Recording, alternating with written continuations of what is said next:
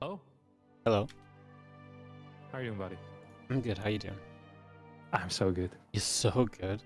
Yeah, we Yeah. haven't cast in such a long time together. No, it's been ages.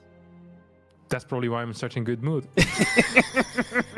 Well, I was gonna make a joke about ZVZ, and you're just out here one step ahead of me, bro. Every time. Absolutely. Cool. Do you wanna stream together as well, Wardy? Yeah. Do you need me to knock on you? Please knock. I will knock. It's like you like a little kid again. It's like gonna go knock on my friend. Yeah. See if he's Nowadays they just text, right? yeah. It's not as cool anymore, you know. Back in the day, we had to go around people's doors knocking. Yeah. Crazy. I've knocked. I think. You've knocked? Okay, I never know where it pops up. Oh, collab request. Decline. Lol. He's so funny. Okay. Can you add the chat together? Yeah, I will do. 1 sec. What tournament is it? It's a great question from the YouTube chat. Today is the WardiTV May. It's not an invitational, it's just WardiTV May. Yeah. This is probably the best group, isn't it? Nah. Ooh. Group A was also very good. Sorry, I was figuring out the chat button. Group A was very good. What was Group A? Oh, Beyond Trigger Sound Bunny. Trigger Sound Yeah, Bunny. that was a good group on paper, but it sucked. Like, the games were... It was, like, done in, like, 2.5 hours.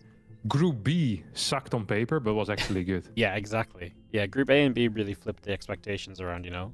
Yeah. And Group C was not a single 2-1, so I assume it sucked. Yeah, there's a couple cool games, but it was kind of expected, I guess, most of it. After Jumi beat Classic. Really, Jumi beating Classic was expected. Jumi beating Scarlet was expected. After Jumi beat Classic. Jumi Scarlet I didn't know about because Scarlet's not been playing much lately, right? She's kind of returning, so... True. So yeah. And then this group, Okay. you know, this group originally had Clem in it. And I was just I went to Clem, I was like, bro, you have to be available on a different day. Because I can't just have all my best players playing on the same day. So Clem graciously moved to Group C. Good guy. Yeah. Cheeky 6L. Wait, I want to ask the boys to make sure that they can hear me on YouTube. Sure, go wild. YouTube boys, can you hear Wardy? Sometimes they don't hear you, and the guys on YouTube, they don't mind if I'm talking to myself, pretending there's something else. And then after like 2 hours, someone will be like, hey, who's he talking to? Big brain. Okay, they can hear you. That's great. Great to hear. Yeah. Incredible. They have very low standards on YouTube for some reason. I don't know why that is. Mate, my YouTube chat 90% of the time ends up in someone challenging someone else to a StarCraft battle, and then for the next half an hour trying to get in the same lobby as each other. Yeah, because they don't even have the game installed majority of the time. We're in heart of the swarm right now, right, guys? You know, I've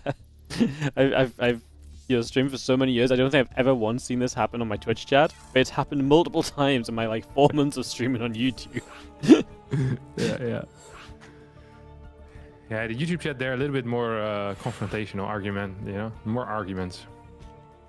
Yeah, absolutely. All right, we're gonna start the day with your favorite matchup, CVZ. Yeah, I don't mind it. I've been playing a lot of Zerg lately, right? Yeah, I watch you stream all the time. Dude, I played so much freaking Zerg. So I'm actually an expert on every matchup except for CVZ. Because there's no other Zergs. No, I'm just not good. It's because at my level, everyone is just like Ling Bane all inning anyway. So we never get into, the nitty gritty roach stuff. Yeah, I think you're about to find that there's Korean ZVZ, so that's pretty much the same thing. Yeah, I've seen some games. It's been interesting to watch. Solar spoiler for the GSL. So you guys have 3 seconds to tune out. 3, 2, 1. Solar got destroyed by Raynor in the GSL. AKA he beat him 2-1 and then lost 2-1 in the return match. Yeah, he went 3-3. He got absolutely destroyed. Owned. He chose the wrong best of 3 to win, which is a rookie error if you think about it. It's pretty simple. Win the one that's more important. It is very common that this happens with like close matches, especially in mirrors. I feel like the return. I hate when this happens to me, and it's happened many, many times. Use all of your good builders in the first best of 3, thinking you're gonna win the winners match, and then for the second best of 3, you have nothing left in pocket anymore. No aces up the sleeve anymore. My sleeves aren't that big, Marty. Yeah, Solar just died to the same kind of, not quite the same every time, but the same idea of like a +1 missiles and just like pretty committed attack off +1 missiles, and he was just never really ready for it the entire 2 series that they played. Yeah, the entire 2 series. What a mistake. What a mistake. Well, he's gonna have to sharpen up today because this is the second biggest event behind the GSL this month. That's happened so far. So That's true. Those are some nice qualifiers there. The second biggest event this month that has happened so far. might be the third biggest actually. I might have to take that back another step. Okay, Yeah. it's a big one though. WardiTV May. This only comes around once a year at most, you know, because May only happens so often. So time to That's true. sharpen up and not die. But what is the prize pool actually? Not a lot. It's like $1,000 tournament. $1,000.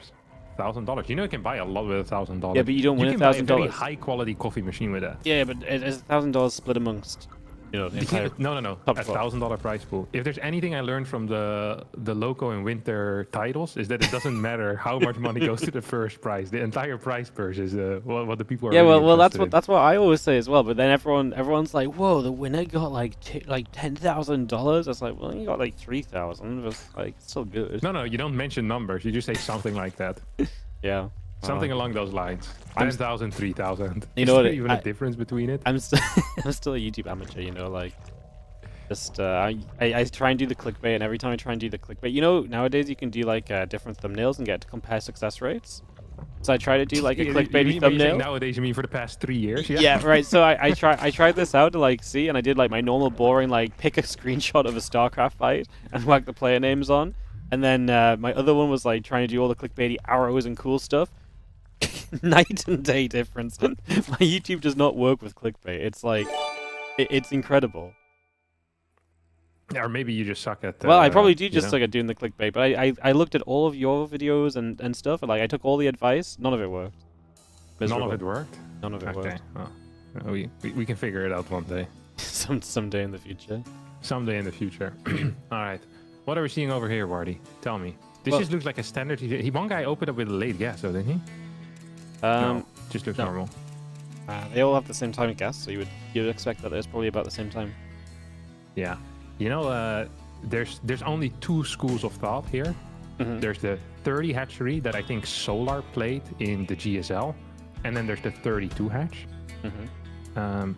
When I asked Lumbo about it, he told me to just play 32 hatch and to not think about the 30 hatch at all. So I don't actually know what the difference is, but I think 32 is just better.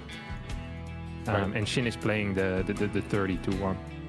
I've never even heard of the 32 versus the 30 hatch, so you're already opening my eyes to things that are still going to be unanswered, but at least my eyes are open to them, Forevermore in the you know it's ZVZ. Yeah, forevermore in the ZVZ, I'm just going to drop the comment of, whoa, interesting 32 hatch choice here, No, that's a normal one. The 31 is the interesting one. That's Yeah, the one but- that Solar Yeah, but it does. doesn't matter, if you just say interesting, it's like interesting he's playing normal, it doesn't matter. Yeah, it's true. And then don't explain, because you don't really know what there is to explain. I mean, to me, it looks exactly the same. The bailing nest timings, I guess, is slightly faster for Solar. But yeah, whatever it is, there is something different here. And Shin is ahead because of it. Shin's also going to have a slightly quicker metabolic boost. Sometimes in like these weird Ling versus Ling battles, it actually matters, but not this time. Bailing nest about to finish up for both. We get 2 defensive banelings out, as Shin has decided for 3 more drones than his opponent. So Solar, ideally make something work with these Ling. Kill a queen, pop a baneling or something along those lines. Get a good deny there on the left side by Shin. There was a baneling morphing on the left. It's gonna get stopped, and now we're gonna get a couple of battles. Ooh, this queen is in danger, Wardy. Yep, that queen's going to be a little bit out in the open, and Solar going to strike. They do slip into the mineral lines, though, so restricting some of the surface area available. And the Lings get up into the main base for a chance to see a little bit of what's going on. I didn't see the cleanup happening from Shin. There's 1 bin left out the front. Don't let that do more than it should. Oh my god. Huge hit. Yeah, it was massive. Shin might actually have... does he have enough... no, he doesn't have enough force for real counter damage. He's going to force a couple of banelings out. Going to actually snipe 1. He's now going to kill a drone as well. Take out 2 more Lings and then piss off. This was nice. Shin has up about 6 workers. We have 12 more Lings on the way for Solar. There's kind of like a panic response, which is usually the last thing you want to do. Overlords are on the way for Shin, who has a second gas mining already. No Evo chamber and is building 5 Overlords. That can only indicate one thing. He's going to follow this up with Roach Bane. No upgrades. Just pure attack mode. So we're going to see Solar coming across. It's going to get Queen is going to catch one of the early roaches and seeing that as well. Good little indicator of what might be on the way. And Solar actually doing a lot with these units. It's that awkward moment where building the first few roaches, they're not quite out, they're not ready to help, and it's going to mean that you're just really lacking. Solar, it's still going to be tough to get this third hatchery, right, with extra roaches popping out. I don't think the Lings should get there, but yeah, I mean, at least you're seeing that the roaches are still popping, and that is, of course, information. Is he actually going to get it? Wow, things are insane. Truly insane. How about a nerf on those guys, huh? Yeah. And the funny thing is that Solar already was building roaches before that, but after clearing that hatch, he just needs the confirmation that whatever is popping out of this larva is going to be another roach. He's never going to drone again. He's up 4 workers, going to be up a base. Roach count is 10 versus 15 in favor of Shin, and Shin also has a couple of Lings here, so this could still be scary right now for Solar. The roaches do start hitting. A couple are moving across the map still as well. 2 queens, of course, to help out. A couple of Lings show up, and I think Solar's going to be just fine here, Wardy. Yeah, again, the Lings in front row is so nice because then they really do tank for the roaches, and keeping that roach number high and healthy is one of the more important things in these trades, especially when the roach numbers are fairly close together. The queens obviously help a little bit as well, and at this point you're only ever reinforcing Lings as Shin because the roaches just take too long to arrive, which means that Solar's getting into a better and better army. There's a few Ravagers here, but you just dodge away from those vials and then it's still your favorable fight. Gonna dive forward, and now, of course, if you get the Ravager kills, that's a huge expense for Shin going down as well. He had to be all in, he had to be committed, but Solar knew that, and so the defense was ready, and it has been looking very good. Yeah, Shin is going to be the first one that really transitions out of this by throwing down that lair. Still building roaches, though. He is afraid of a counterattack. Did Solar build an Evo behind all of this? No, he did not. So there is a possibility here. There's a world in which Solar will try to just counterattack. He has been mining more because of the 4 extra drones. I'm not sure if he has enough to just walk across the map, though, and kill his opponent. He doesn't have roach speed, so the move out in and by itself is going to take quite a while, which is some time in which Shin obviously can respond if he wants to. Shin, however, isn't actually building any drones. He's doing like a... Shin is going for like a defensive all-in, and as a result might actually be okay if Solar decides to attack into him. This is so awkward. Yeah, it's definitely a little funky because like Shin's gonna take that lair advantage, and then Solar's obviously just building units to go. But if you just get enough up, if you kind of create that defense as Shin, then he's got the lair up in his favor. So Solar really has to get something done right now. He is going to try and find overlords with the Ravagers at the moment, but he only fired 3 out of 4 piles, so that overlord lives momentarily, and then we'll. Yeah, you know what's interesting is that Shin also has the info advantage here in that he saw that his opponent doesn't have a lair, so he knows that Solar needs to go. Solar doesn't really know what Shin is doing, so despite Shin actually being down in eco by a little bit, Solar is going to be attacking over here. This third base could be in trouble. A lot of damage instantly on this over here. Concave is very nice as well for Solar. Shin caught out of position is pretty much just going to lose his hatchery here right now. Biles hitting big on Solar's Ravagers though. And supplies are close. Ling's fighting in the back as well. Ling versus Ling, while there's some roach on roach action in the front. Is the defender's advantage here good enough for Shin to hold? I don't think it is, Wardy. It does not look like it. Solar seems to have way too good of a surround, wrapping around and just cleaning out house right now. As the rest of the Roach Ravager gets chased down, the Queen to the side will get grabbed. And what could have maybe been a little scary for Solar in the end, he actually just hits when it didn't really matter still. So he gets in there, he gets the game win, and secures that 1-0 lead in this Battle of the Zergs. And to start off this Group D. Wow, what a guy. What a guy. What a guy. Whoever Well, wins this this is the chosen Zerg as well. Like, they just have to win. So, no pressure. Who has to win? Whoever wins this has to win everything else, because otherwise we have no Zergs in the playoffs, so... Ooh, that would be bad, wouldn't it? Yeah, so, like, whoever wins this really has a lot of pressure on their shoulders. Did Rogue not want to play? He was in GSL when I did invite, so... Ah. I tried to avoid inviting people in GSL. Why? Just invite them. They can say no by themselves, no? I mean, yes, but, like, I just... Like, it was literally, like... I think, like, the groups were, like, the day before his GSL group or something. Like, the group I don't think Rogue cares. Well, he might not, but, like... just trying to invite different people. Rogue is cool. I would always invite Rogue to my parties, to my tournaments. Yeah. I once had dinner with Rogue. Yeah? Where at? Didn't speak with me a single word, but it was a good time. Is this one of those dinners where he sat at the other end of the table with all the Koreans and you're at the other end with all the non-Koreans? No. It was a small dinner as well. It's like 3 people, 4 people. It's like me, True, Rogue. And he just didn't speak at all. It was a foreigner doing here. I don't want to waste any words on this guy. Yeah, fair enough. Maybe that's the secret to his success, man. Well, not talking with me. Yeah. That's why your YouTube thumbnail sucks so hard. You speak too much with me. Yeah, you just sap everything out of us. It's possible. Incredible. All right, Leyline's map 2. Solo takes the first game. And we get ourselves into a second map here to see whether it's going to be a game 3 or whether Solo will become the chosen Zerg in this group. Yeah. It's also possible that both of them advance. Have you considered that possibility? It is possible, but I would like to say it's not as likely. Yeah, I agree. Hard agree. I would love it if they both advanced. You know, watching 2 Zergs losing the round of 8 instead of 1 would be top notch. It would be a treat. Yeah. I mean, Solo is... I honestly think Solo would have a very good chance against anyone he meets in the playoffs as well, so... Shin's been a little bit less consistent lately. Solo's been kind of up on the consistency, so... Yeah. It's always with Shin. Shin is the best in the off-season. He's Yeah. uncanny ability to be an absolute beast when there's no money on the line. Like, it's actually funny. He was at his absolute best straight after EWC, and it's only declined since then. Yeah. And then Dallas and EWC got announced again. It was like, ooh, you know, it would be fun if I just dropped 400 MMR on the ladder in right now. Yeah. That would be very fun, Shin. Yeah. He's going to not qualify for EWC and then win every single Monday Cup for the next 3 months or something. Yeah, I can feel it happening as well. He didn't even qualify for GSL, did he? Nope, lost a trigger on the qualifiers. Yeah, that's freaking rough. That is freaking rough. Yeah. Because if you would have said that like a month ago or a month and a half, I'd be like, ah, come on, don't be ridiculous. Like Shin is 100% quality. Like he's a shoe-in for the GSL, you know? I honestly thought the same about Bunny and Zaun though, and they also didn't make it. Ah, that is... Yeah, well, but Bunny, I think, is a little bit less likely when it's more preparation heavy. I'm not sure how much preparation. But how much there really preparation is goes in into the GSL qualifiers? Yeah. Yeah. How much preparation still goes into GSL in this day and age? Genuine question. You'd be surprised. Yeah. Yeah, I heard Maru's been hiding his build for the past 6 months already. So I hear Maru literally just didn't care about playing in anything, and now GSL's like, he's like, okay, fine, we'll play a little bit. yeah, might be the case. Oh, Overlord's kiss. Oh, barely don't kiss.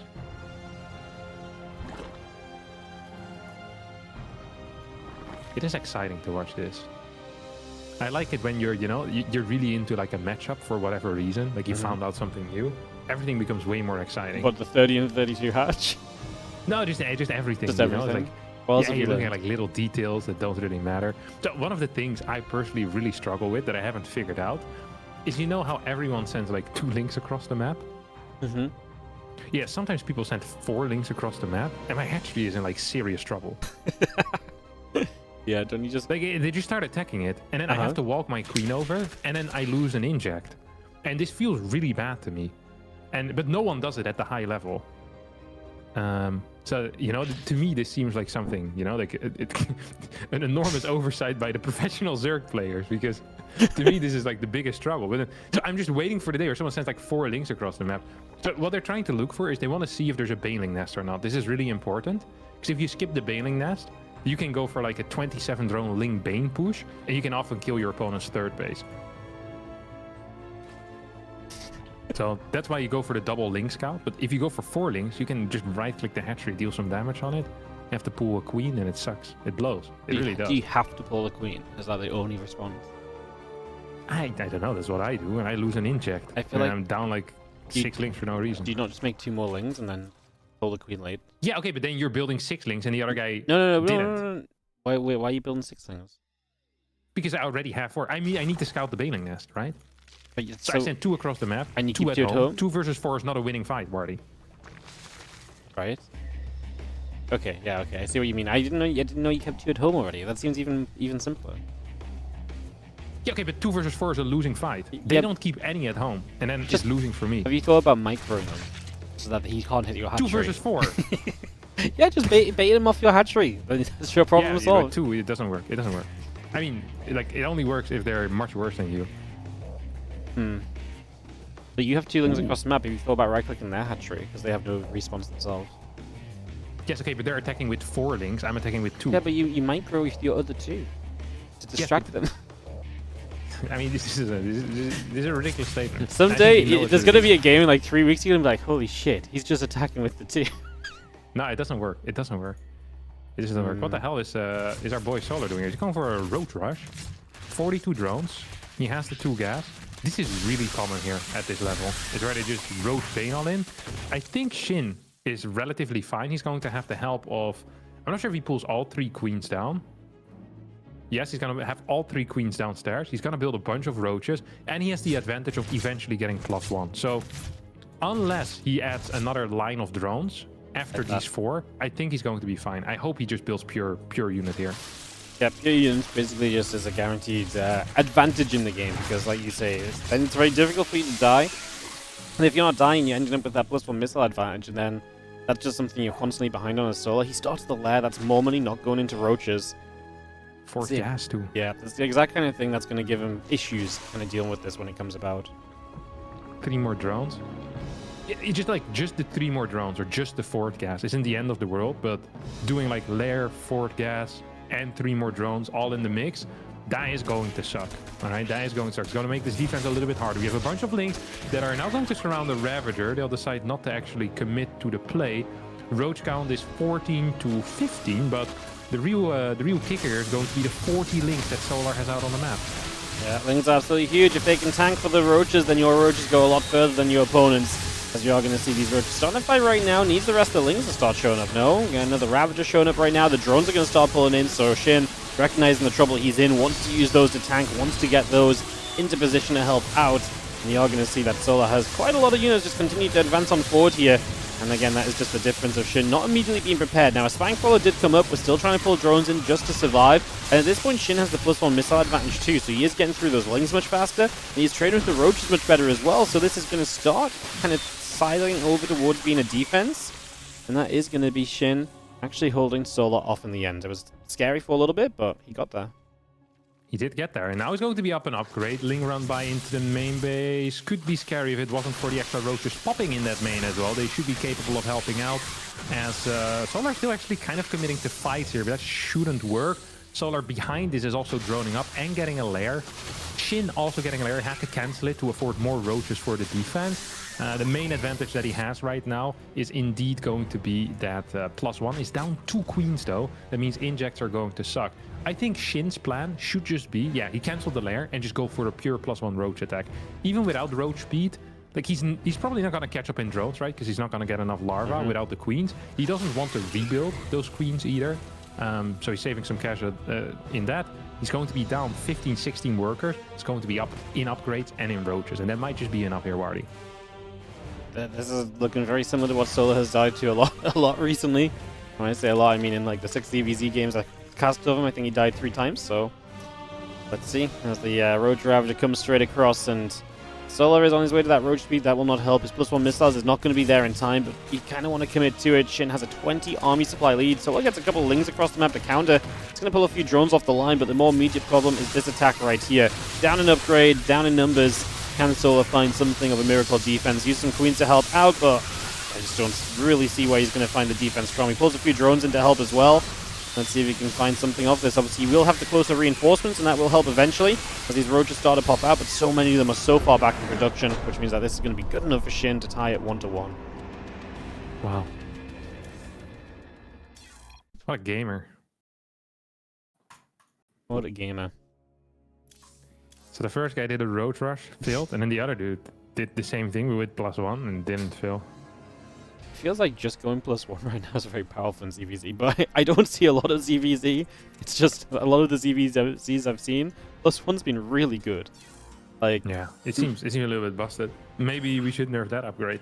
Yeah, maybe we should just take it away. I feel like one of the main issues that Zerg are struggling with right now is the ZVZ matchup. So the faster we change that into a more a state of normalcy, I think it's going to truly improve the the tournament positions we'll see out of Zergs. Yeah.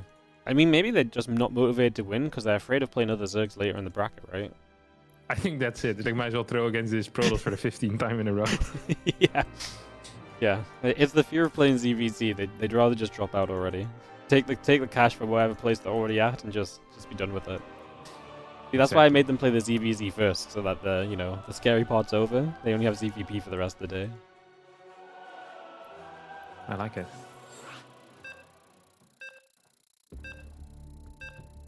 Persephone for map 3.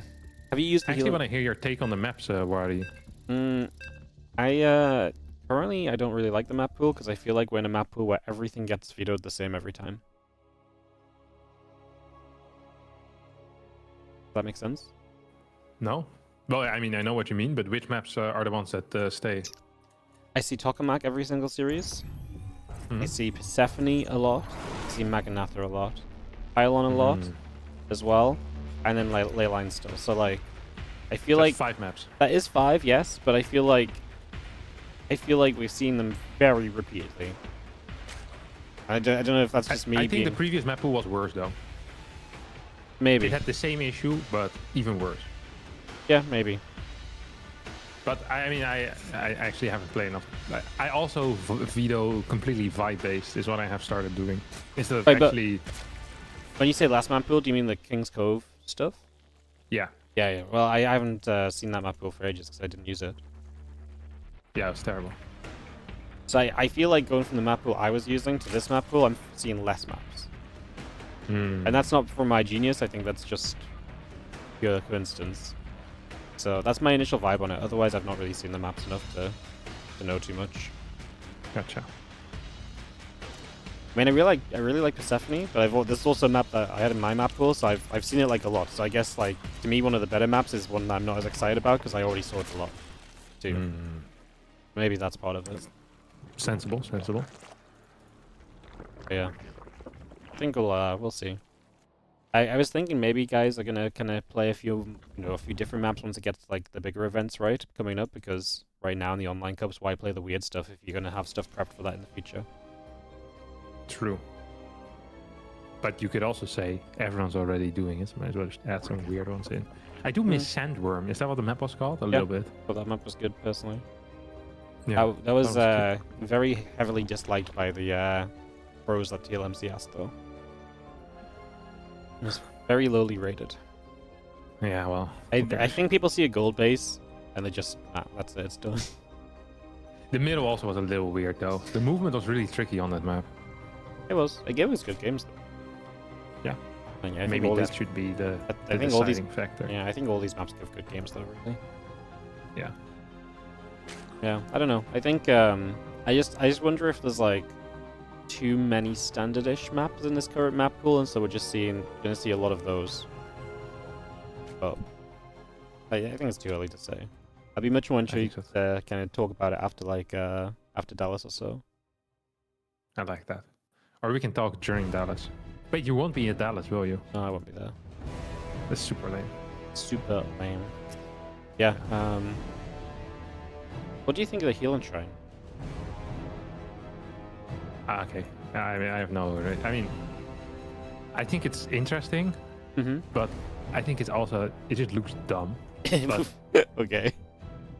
I mean, I think like the way like it heals super fast, you know? Yeah, it does. Like really freaking fast. You think it should take longer? No, I don't know. Like I have no like balanced thoughts on it or something. I just think it looks weird. But I mean, the interactions I've had with it, I've seen some like cool uses of it. There's like a couple of games that actually played around it. I also lost against someone doing a 1-base cyclone all in against me on this map, and then he just sent the cyclones back to the healing shrine. It was like, yeah, that's sick. yeah, it was really cool. And I died, so I was like, that's like double cool. The fact that it worked. You know, having weird cheeses is fun, but it's not as fun if they fail. And it actually worked. I was like, man, that's freaking strong because you don't have to repair it. Like, it's gonna save you a lot of cash, and it looks strong. Shin here's going to snipe a single overlord. That's a pretty big deal. So there's going to have to rebuild that bad boy. We have a Roach Warren on the way here for Shin, who skipped his Baling Nest, seemingly. No, wait, Baling Nest in the main base. So he's going to get a lot of links out, has a Roach Warren. He's now adding in a second gas. I wonder if this is going to be like a Ling Flood initially. Like, what is this, Wardy? He's building a lot of them, isn't he? Yeah, he's just absolutely spamming those lings out, and he's just going to go and just shove some pressure across the map, get a couple of Banes morphed in, and then just follow up behind this. Obviously, he's not currently teched up at all. His drone count's just a little bit behind. My intrigue is, yeah, he's going to keep on building lings. I was wondering if he was just going to kind of back away into something else, but yeah, he's just going to full send the Ling Bane. Yeah. absolutely. That's a lot of freaking banings. He already has 6 on the map. He's going to build 5 more.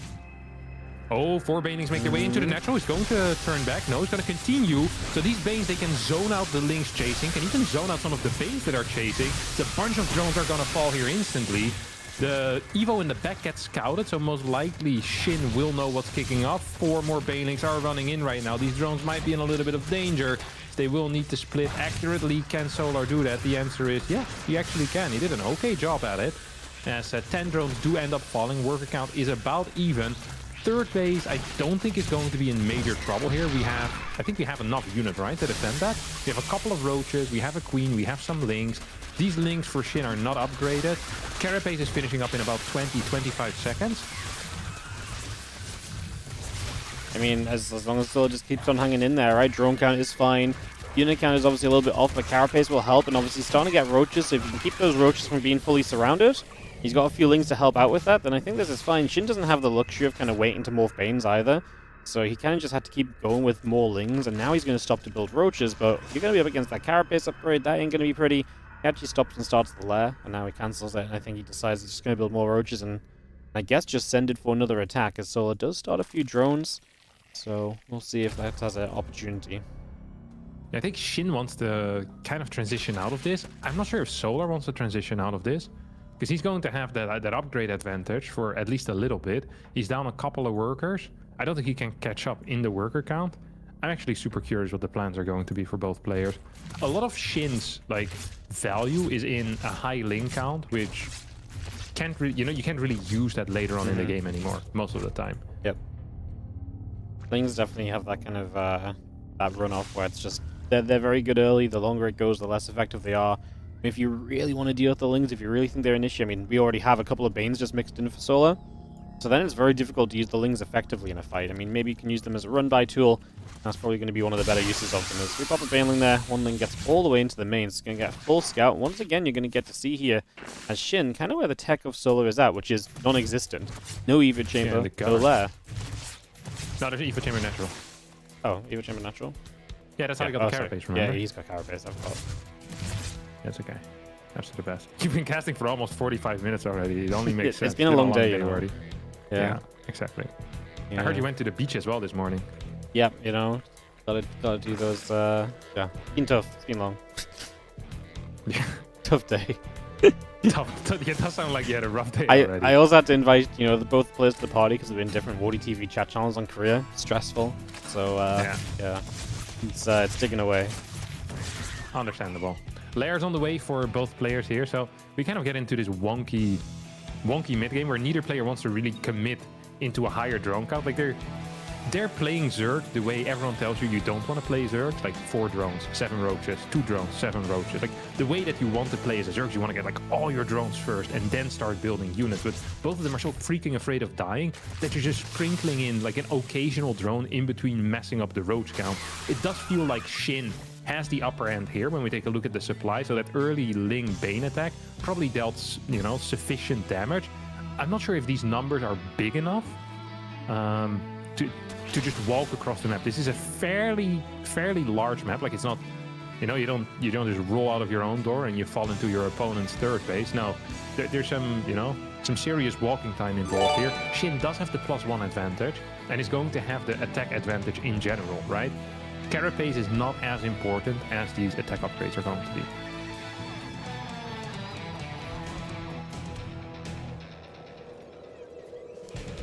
Rusty missiles gonna be nice as well. It's gonna be slowly just continue to head over towards Shin's favor as those upgrades continue through. Gets that overload speed up as well. Gives him some options. If he wants to, you can harass with a drop load even. But it just gives you more chance to kind of move around the map and get vision as well. So nice to have that as an extra addition at this point in time. As the here's gonna be a drop load even. So drop load starts up. Solar has a good roach ravager count, but isn't going anywhere fast. Needs that roach speed to finish, and even when it does, like we've been saying, upgrades are not really there for him. He's not really in a position to do much attacking. Yeah, a lot of Shin's supply still was in those links as well, so that's not entirely what you want. We're gonna see a Baneling drop here, Wardy. I like it. Just a little I way. love it. Yeah, just a little way to mix it up and put a little bit of pressure on, keep Solar looking. thing is, once one bailing drop hits as well, you're constantly got to be on that minimap looking around, and it's so annoying in ZVZ because there's always overlords coming in to scout and stuff. So the difference between like a scout and overlord and a dropping overlord is just one thing you've got to really stay on top of and double check all the time, more so than just checking the minimap, because you are going to be seeing quick response here. A couple of banes drop off, gonna have to split a few drones away. Useful, but yeah, fast response from Solar to minimize the damage taken. Whew. That bailing actually could have killed like 4 more, because there were a couple of damage drones in that mix. As we have a roach versus roach engagement over here in the middle of the map. It is going to be 1-1 for Solar versus just +1 on the side of Shin. Shin probably had to wait until his +2 finished up. Now gonna send the links in to maybe clear the 4th base. Kinda gets caught in a weird spot. I mean, he needs to run away for like 12 more seconds, and he's going to have the fight of a lifetime. Yeah, once that upgrade advantage kicked in, but he's losing so much in the process right now. So he's got a little counterattack going on, but Solar's starting to deal with that and still winning the fight in the center. Now the +2 missile finishes. Are those upgrades enough to overcome what is now a heavy unit deficit? It's going to be difficult. He is streaming some more roaches in. Solar's holding pretty steady in the center. Now the Ravagers, though, begin to be a little bit more exposed. And Shin, does he have a chance to really swing this around? He has a few more roaches from Solar as well coming in, and that's going to mean that once again, he just has the numbers to the point at which the upgrades do not seemingly matter too much. So Solar is going to kind of, again, do very well there. So has to be careful, right? Because as more roaches show up, there's still that upgrade advantage. So you got to kind of respect it. But right now, Solar's still just taking a good enough fight. Numbers are still succeeding for him. Yeah, ooh, that's a bit of a mistake there. Out of Shin's going to lose 3 more roaches for free. This bad boy is also going to fall as he tries to reinforce. Concave here for Shin is being set up very, very well. And he's, sorry, for Solar is being set up very well. And yeah, it's a 40 supply deficit. Despite having the +2, Shin fighting too early with a max versus max army. It's potentially just going to die here. Yep, I mean, he invested into Aspire as well, which is some of the gas he could have used to reinforce down the drain, because that's not even going to be used. And I mean, if nothing else, if he doesn't die, he's going to lose a ton of drones in defending, because he has to pull 19 in. They all die. He still doesn't have the numbers at all. So Solar is just going to push his way to victory. Who needs +2 missiles when you can just let your opponent attack too soon? Yeah. It's just a really weird way to die here for Shin, who seemed to be in control this entire time. Yeah, well, it was definitely a bit of a special circumstance, wasn't it? Yeah. Alright, well, Shin is going to come out unvictorious, and that means that he will be heading into the next series, which is going to be against Maxpax, with a little bit of pressure on his shoulders, because you lose to Maxpax, then you're 0-2, and then you're in a very, very difficult spot of the group, obviously. So, yeah, we'll be hopping over to America and seeing if Shin can pull it back, but yeah, versus Maxpax is never going to be an easy one, right?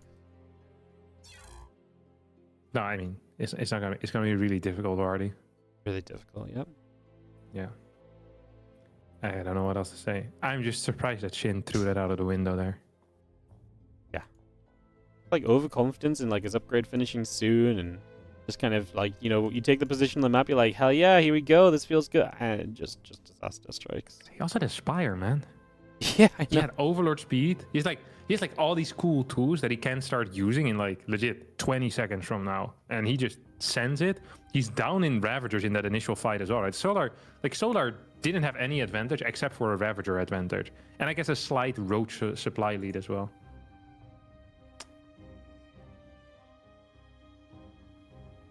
Yeah, blunder. Absolute blunder. Alright, we're just gonna find Maxpax, get him on an A, and get going. Man, my Discord updated this one, and everything's like slightly different. It's like, it's throwing me off when I go over to it. Yeah. You're becoming old. I'm becoming old, yeah. Something gets updated. Something gets up, yeah, I know. On the forums. I'm just like, ugh, can't we just keep it the same? You know, they got rid of Skype this last week or two. It's painful, man. They did get rid of Skype. I was actually very sad. Yeah. We already migrated everything from Skype, though, last month in preparation for this. Because we were afraid of getting caught out, you know? One day you wake up, there's no Skype anymore. I'm not gonna contact my friends. But they did give you a pre-warning, so... Yeah, they gave us a pre... So we moved. We moved actually in April. We finally moved away from Skype. There's like... we had a group chat that was there for like 10 years or something. And it's the only thing keeping Skype alive. The rumor on the streets, we were the last 20 users. I would believe it, man. Like, No one uses it. Every time I mention it, everyone's like Skype. But I used it for like to talk to like 3 people basically. No, there was like 15, 20 of us. Kind of. I didn't talk to you on Skype. No, but there were some people that you could only reach on Skype. Yeah. Never trusted in Discord, you know? Trust the new systems. Yeah. Skype call quality is also god awful, which is crazy because that was literally the only thing they did, you know, just the calling, and they hadn't figured it out. It's like they made it in in like 2010 and never upgraded it. No, they made it worse. Actively made it worse. Yeah. Ever since Bill Gates and the boys took over, it only got worse. There's a couple of updates that really ruined it. It also stopped just synchronizing between devices, like in the past year or so. So it was very spotty. It was not good anymore. They killed its legacy as well. We could have remembered it very positively, but it's been killed. KO'd. Yeah. Oof. Alright, Vito's coming in for Shin and Maxpax. Shin's just going to prove me wrong and Vito Tokamak straight away. He's like, okay, Wardy, you only ever see this map. Instantly vetoed. Yeah, instantly Vito, get out of here, Wardy. I like Tokamak though. I think it's a map that plays out pretty fun because the 5th base is so hard to hold. Yeah, I think Tokamak's a good one. It's fun. I also think Torches is good. I'm very surprised by this because I had the typical bias of like I had to try and get people to play this in TLMC, and everyone vetoed it every single game. So I was, I was immediately just like, this map cannot possibly work. But like, it's actually been pretty fun to watch. Like, it's interesting, and so far doesn't seem overly broken. So yeah, it's funny because the gold side base, like it's kind of like El Dorado. It's it's just an improved version of El Dorado in my mind. Okay. That's what it feels like. Like it's a flipped El Dorado, right? Like, but we can imagine kind of how it would be El Dorado-ish. If you like rotate it 90 degrees. Yeah. But then there's like the shared gold, right? It's kind of different. Yeah, 2 shared golds. Yeah, I mean that's why I said improved. Like it has some cool, some cool functions. El Dorado, like the bottom part is less important, and there's no watchtower, right? I can't think, but yeah, I think so. No, so much. Like I feel like watchtowers almost never make a map better. Almost every map that has a watchtower would be better without the watchtower. Even so sometimes maps are good with a watchtower despite it. Even if the watchtower's like right off in the corner and stuff? Yeah, it sucks. Because then often the late game revolves around the watchtower and camping around it. How many games have you seen in TVZ where the watchtower literally makes it impossible for the Zerg to attack? Too often. Seems fine to me, man. I hate watchtowers. I find them disgusting. What about destructible watchtowers? They're fun, right? Yeah, because you can destroy them. They're not fun. It's good because you can destroy it. You can take advantage and then remove the advantage. Just get rid of them altogether? Okay. Nah. None of this stuff, man. None of this stuff. These guys are vetoing all the maps I've seen a lot of, apart from Last Fantasy. Although this could still just end up being like ley lines and Ultra Love, right?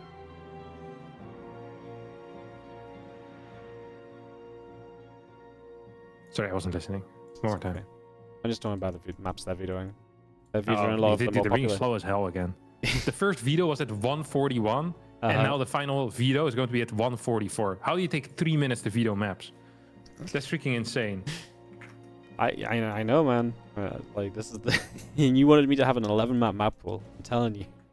Yeah, and I also told you to just implement a penalty the prize pool penalty. Yeah, You're on the clock. I mean, they're being freaking slow as hell. What is wrong with them? It would be fixed. It would be fixed within 2 days if you tell them you're going to deduct 5% every single time, you know, they go over 2 minutes in the map veto. Like, I gave you the tools to fix this, and instead of implementing anything, you're just sitting here complaining about it not working. I know, but then I have to like start a timer and track it. Then I actually have to track the deductions, and I have to deal with players being pissed off at me. You know. Look, everyone's already angry with you most of the time anyway, Barty. It really doesn't matter. Since when? What? Well, last week I heard there was a big push for Harstem to be invited into the WardiTV May. And it just didn't happen. Big push, bro. There's no invite spaces for Protoss players. You know this. Okay, well, try explaining that to my parents. Yeah, again, no Harstem in a WardiTV tournament. That's insane. They even asked me, "Isn't he your friend?" And I was like, "Yeah, I thought so too." Then my dad said, "Nepotism is truly dead." I was like, "Yeah, I don't know what this is." I mean, like, you know, what can I say? There were Yeah. multiple open qualifiers for you to take part, and you could even message me and just be like, "Hey, you got an invite?" I would have said yes. Yeah. Yeah. You know, well, I didn't know that. some people have figured this out, right? Where they're just like, they've recognized the fact that they recognize the fact that sometimes if they just ask me if they can have a spot, they'll get a spot more frequently than if they don't say anything. It's very Yeah, clever. yeah. It's very clever. Very clever. Did Maxpax just pick Tokamak despite No. it being vetoed? Good catch. Good catch.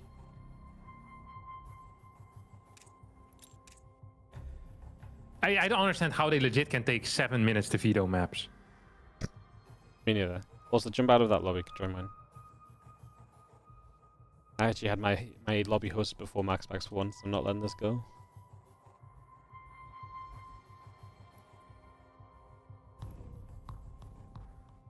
Maybe this is why they take 7 minutes, because you know, they actually don't know which maps are being vetoed or not at any point. This is insane. Insane. Torture second, Maganatha third. Alright. Ready GLHF gets called. We get ready for some ZVP here. There's definitely a time when I felt like Shin could be very competitive against Maxpax in the off season, but more recently I definitely think this is a very tough matchup for our Zerg player. True. And when I say tough, I mean, I'm not giving Shin more than 15% to win this series. 15%, that's low.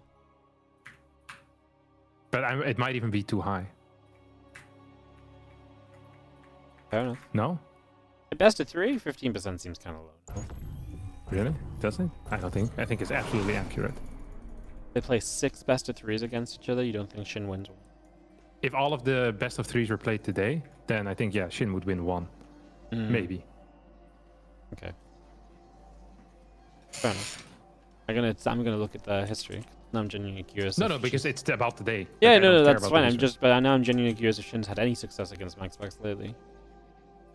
He had some success, like in like December and stuff, you know. They had like a best of 9 or like a best of 7 somewhere. I remember that Shin won like 4-1, 3-1, 5-1. Best 7, OSC mid-season championship finals. That was a terrible series. Yeah, I don't think Shin. Okay, also I don't think Shin would agree. Shin was rocking Maxpax in December. He also beat him in the Christmas Day games. Yeah, I told you. But December was a good month for Shin. Yeah, Dude, it was. He was peak back then. But then he lost. He actually looked scary as hell. He lost 2 best of 3s against Maxpax since then, and then he won the most recent one. So I guess we'll see what's gonna happen. Shin got a 47-second hatchery. 47-second. What does that mean? Early? So the fastest possible one, if you have perfect micro, I'm not sure if it's true on this map actually, is 43 seconds. I think on this map it might be like 44 and a half. So that means his early game is 2.5, 3 seconds late. It's quite the delay. Yeah, but I mean 45 is still fine. Like 44, 45 is fine. I think these are numbers we're happy with as Zerg players. Look at what this guy's doing. Maxpax, no scout, absolute beast. Just greeding it up. Yeah, I'm a huge fan of this. This is a very hostile play. Yeah, there's some people who I haven't scouted in like legit like 25, 30 games and they never 12 pull me. You feel like there's such a huge mental edge. And then I check the Aligi luck and I realize I haven't beaten him since 2017. I'm looking at you, Cyril. Even with the mental edge, it remains difficult. It's a tough life out there in the wild StarCraft. That ain't easy. Okay, let's see what the boys are up to though. No chrono here on the Adept, so it's most likely just going to be something that's been really popular as of late is like the fast third base, right? 1, 2 Adepts, boom, instant third base, pre-second gateway. It's something we could see. Just gonna have to wait for it. Ooh, what the hell? Shin completely skipped all links here. I guess it was a no scout, so fair play, but This is I always wonder if this is fine for the TOS or not. I think economically it's actually better for the Zerg player to skip the initial 2 links than the no scout is for the Protoss. So I always still like going for a late scout so you can try and block the 3rd base. Force out at least like a set of links or 4 links or however many they think they need.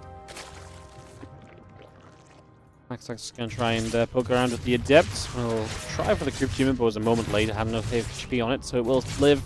A nice bit of micro backward with that first circling as well. Just going to keep that at bay. Stop that from going down to the Adept right there. First Oracle on the way. Indeed, we're going to get a second gate skip into a Nexus here. Void Ray first. That is interesting. There are 3 Overlords on the map, by the way, Wardy. So if he goes and clears the first Overlord, that's defensively for Shin, and then he goes back home to clear 2 more, that is 300 minerals that you kill. That is more than any Oracle would ever deal nowadays, right?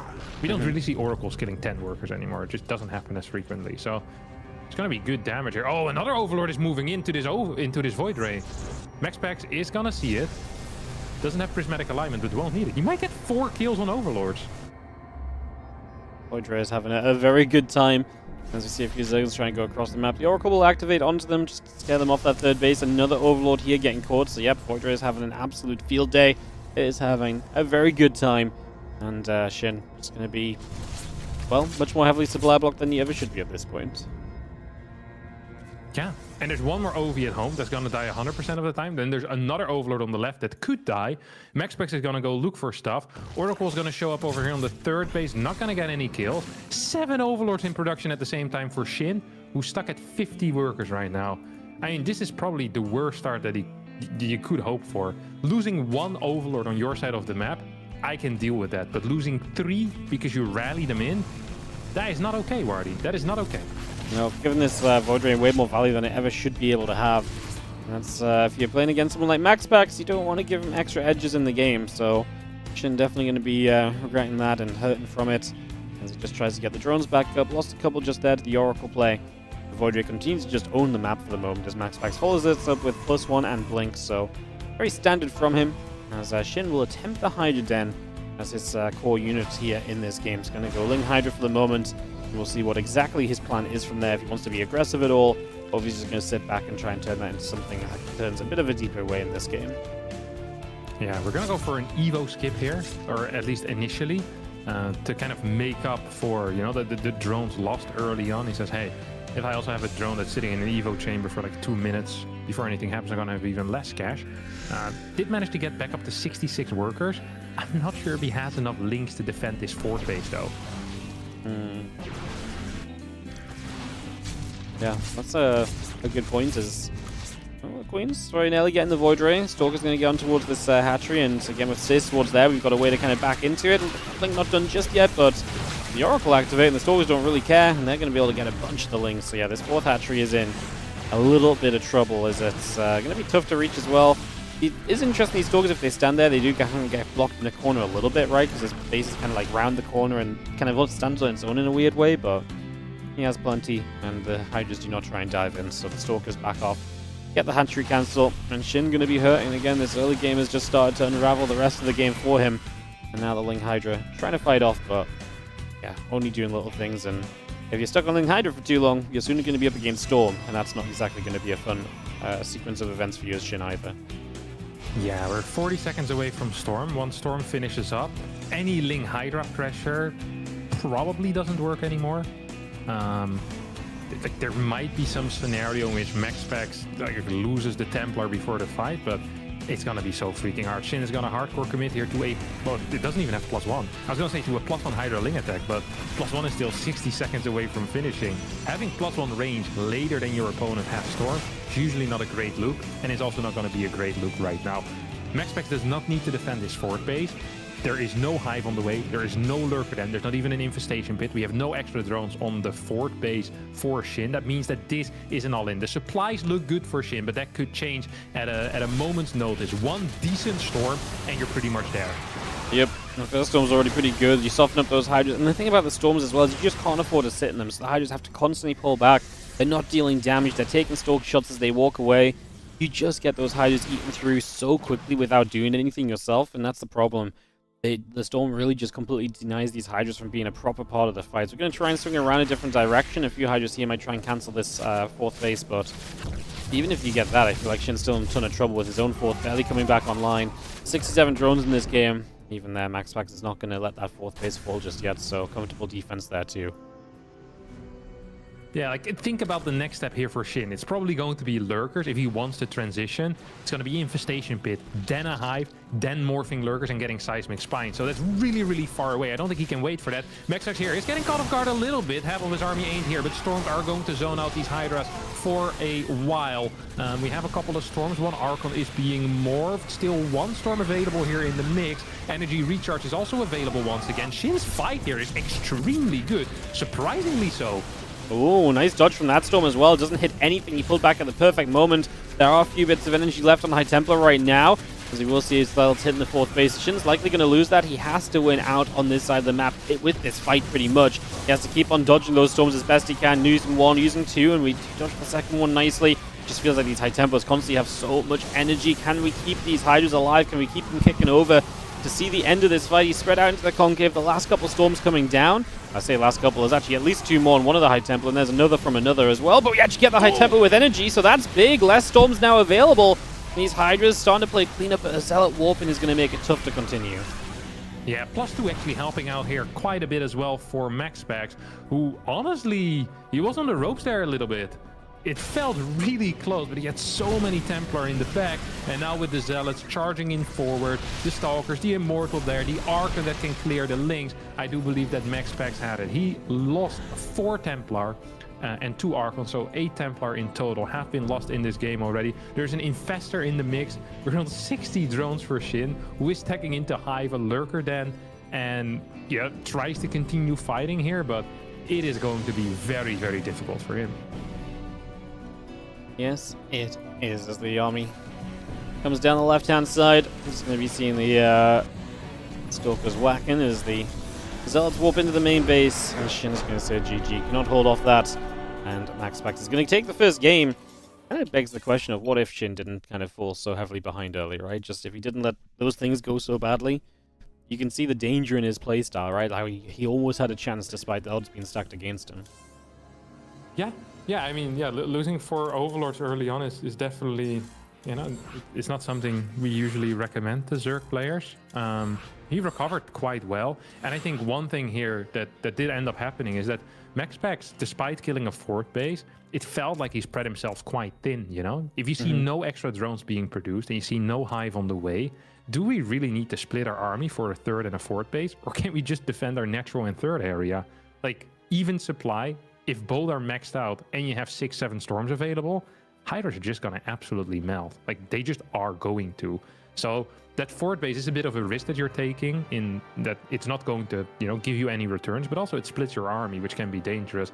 Now, one note is that Shin had to play the first game on the Central United States server, which is a little bit worse for him than West is. So if he continues playing like this and his early game, you know, gets a little tighter, might be fine.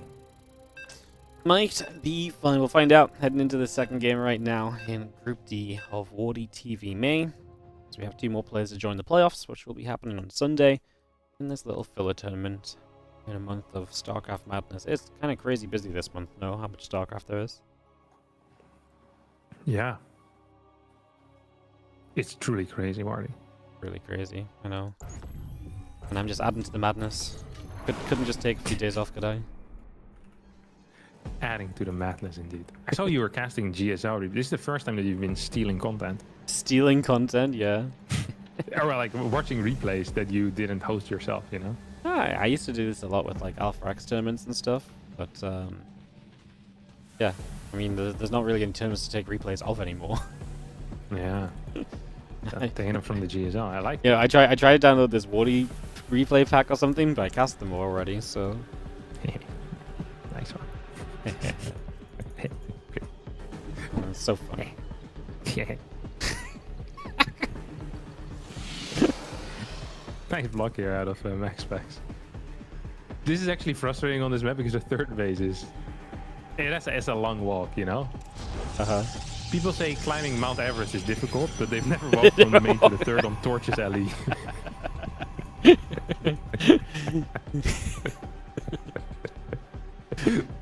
Have you ever met someone that climbed Mount Everest? No, I have not. Yeah, neither have I, but I know that people that do that, you know, Mount Everest takes a long time to climb, right? Yeah, it takes you know about how long? like weeks, no? Yeah, weeks. Okay, I thought it was like days or something like that. So when I was reading up on it, it's like, man, this is like a serious like endeavor, and like something like 3% of the people that do it die. I think it's more than that. Well, No, nowadays I think it's nowadays getting lower. 3? Okay. Yeah. It's because they're also, I think, being more picky in who they send up. So yeah, it's not easy to do. You know, it takes very long, and people often get sick. So like their first attempt they'll fail, or their second attempt they'll fail because they have to go down because they get like the height sickness or whatever it's called. So I figured that if I ever meet someone that like climbed Mount Everest, you know, they're going to be bragging a little bit about it. They're going to be quite proud. I think a good thing to do is to then compare what they did with less impressive feats, like running like a half marathon, or like I did a 10K in like 45 minutes the other day. So I'm a bit of an athlete as well. I think it would really get to them. I already have it prepared in case I meet them, you know? I feel like it's good to get under their nails, like preemptively, pretty much. So if someone here was watching that climb Mount Everest, they're like, what? Walk from the main to the third on Sturgis isn't that hard. Spent 4 weeks in a little tent in the snow. My left toe froze off.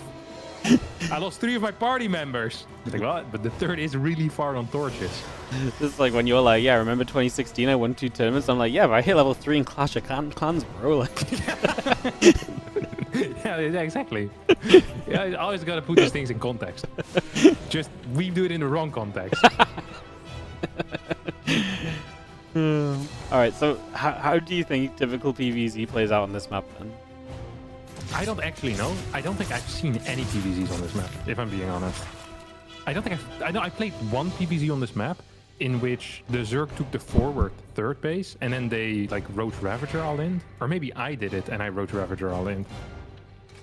It's weird. I'm not even sure if the line base is correct, because it does feel very far away. You have to go down a ramp, up a ramp, you know, it's like, it's a hassle. Oh, the links are too late! Oh, That's a sick block though. Evo plus, don't mind that.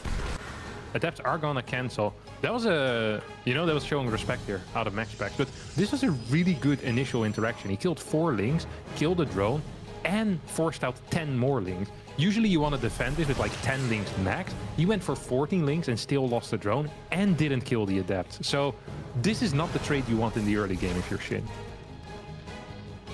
definitely not ideal as the Oracle production continues, and Adepts will back off for the moment, but Shin obviously having to have dealt with this. Just again, a little bit of a knock early, and that's the kind of thing we want to try and tidy up on, right? Just get into that mid game as strong as possible. If you want to hit timings from there, then they're going to be as strong as possible. That's when you're really going to have opportunities against Maxpax and PvZ. Is Shin on crack? He didn't have a 4th queen yet.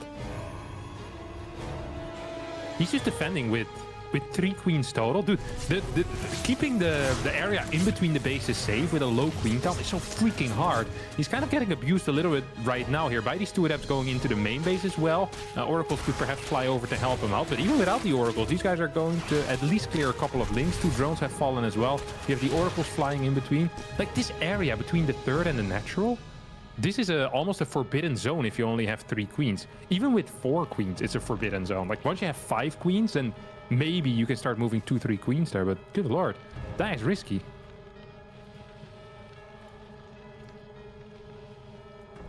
Meanwhile, Maxpax just gets his blink started, so no surprises from him. Blink to forge the gates. His third back base will be done, but Shin has not exactly shown any signs of putting pressure onto that, so Maxpax should be absolutely fine there.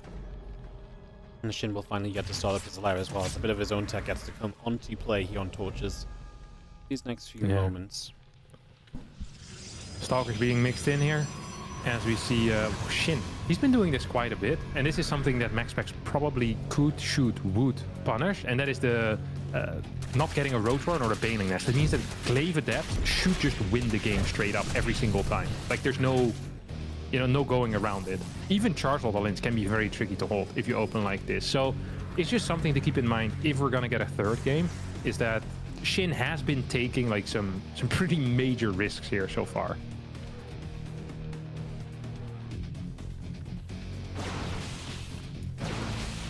That's our melee upgrade started as well. So going to try and play melee focus from here. We'll actually try and catch these Stalkers pre-blink.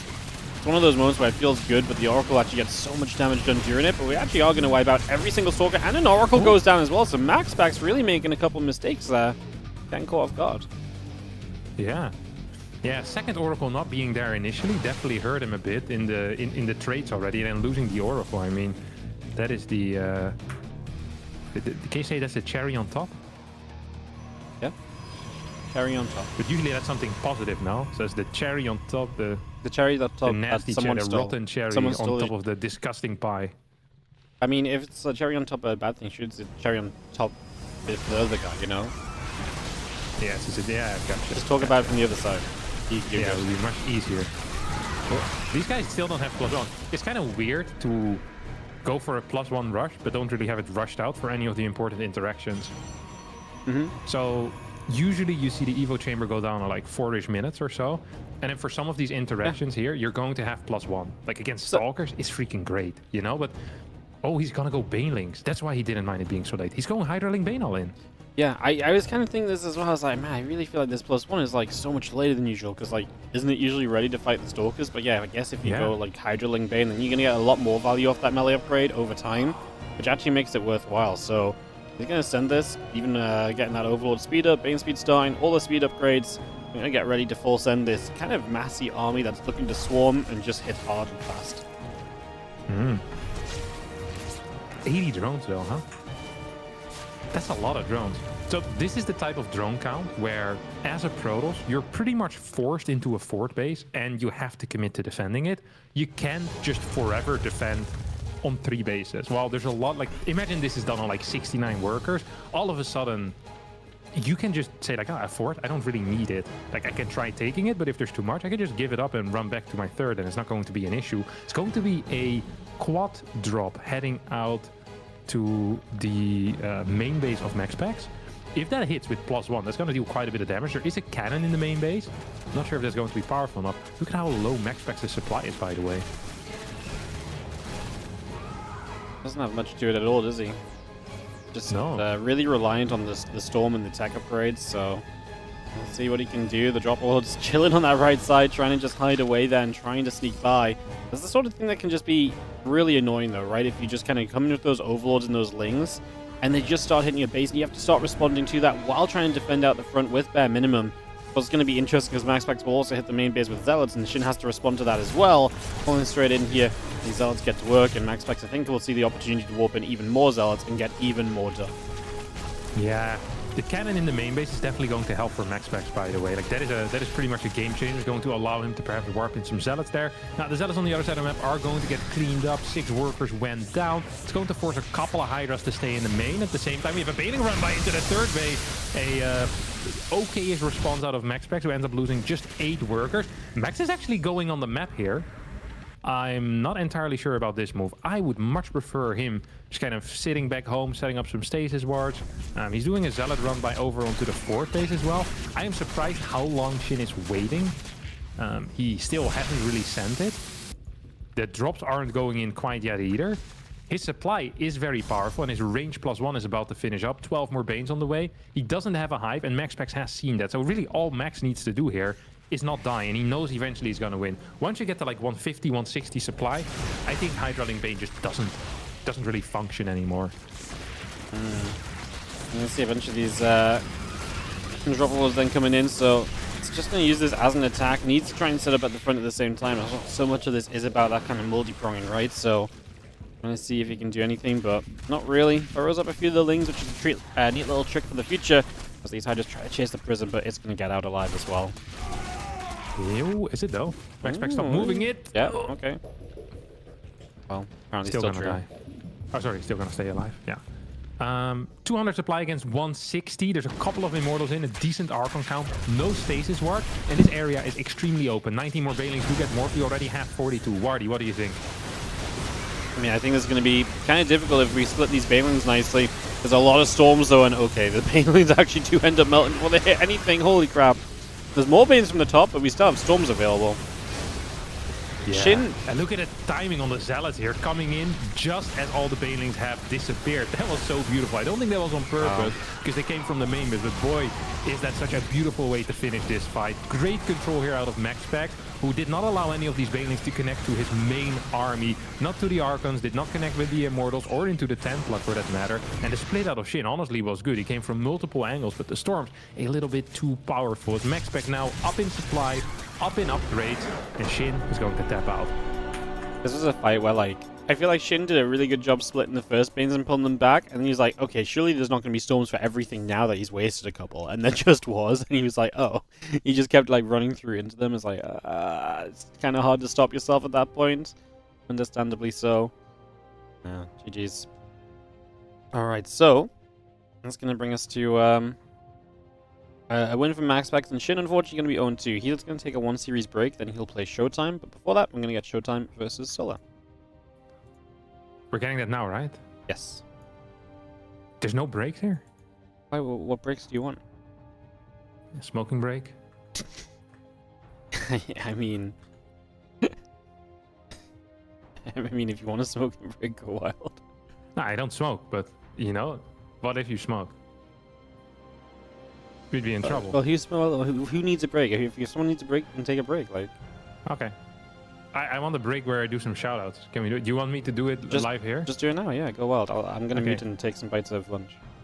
Catbird Sis gave 65 Swedish kroner and said, shout out to Wardy. He donated to the wrong stream, brother, but shout out to you as well. Let's see if Wardy had anything here going up. No one subscribed to Wardy. Not a single person. That's hilarious. I guess no one has any Prime available anymore for you. That's crazy. They're saving it to use it on my channel, is what I heard. I've had some subs today, no? I've had 3. No, none. No, none. You got 0. 0? Yeah. That's really sad. Actually devastating. Jesus. How much longer can Wardy carry the scene on his shoulders if no one subscribes to him? These are the hard-hitting questions that should be asked. Mm-hmm. Do you have a Patreon, by the way? Yeah, but more importantly, I have the Indiegogo crowdfunder right now. The Indiegogo crowdfunder? Tell me more about it. Do you want me to tell about it? I can read it if you want. Go wild. I have it in my favorites. You have it in your favorites? Yeah, of course. Indiegogo.com/project/WardiTV. Item 2025, item StarCraft, item 2, item tournament, item series, #/. That's the link. The WardiTV 2025 StarCraft 2 Tournament Series. A series of StarCraft 2 tournaments culminating in the WardiTV 2025 Championship. Wardy had to Google the word culminating because he didn't know what it meant. It means to reach a climax or a point of highest development. An example sentence of culminating would be weeks of violence culminated in the brutal murder of a magistrate. Magistrate? Magistrate. What the hell is that? Okay, sorry, back to the Indiegogo. The WardiTV 2025 series is a series of tournaments by WardiTV which led into the WardiTV 2025 championships, creating regular opportunities for players and viewers to enjoy participating or watching high-level competitive 1v1 StarCraft 2. I have been running and streaming StarCraft 2 events for almost 15 years and have already had multiple successful crowdfunding campaigns to support previous events. What's different about this crowdfunder? Instead of raising funds to run one specific tournament, this is a crowdfunder to help bolster the prize pools and impact of multiple tournaments. I'm already intending to run the majority of events in the WardiTV 2025 series, but with additional financial backing ahead of the events, I believe it is possible to take these events to a higher level, benefiting the StarCraft 2 scene in a number of ways. That should be plural, it's ways. Typo. The number one priority is to help players have a reason to continue playing StarCraft 2. As such, 100% of any pledge to this campaign will end up in a tournament prize pool and hence into the pockets of players. I will even be making up the difference in any transaction fees on top of the money I have already set aside for the tournament series from WardiTV funds. Wardy legitimately the worst businessman in the world. His accountant warned him against this. It's like, you're going to cover transaction fees and all of the money you're making, you're sending to other people. You're a charity, Wardy. You could file taxes differently if you wanted. That's what your accountant told you. You said no. Because I intend to run a business. Wardy's been paying out of pocket for the past 25 years.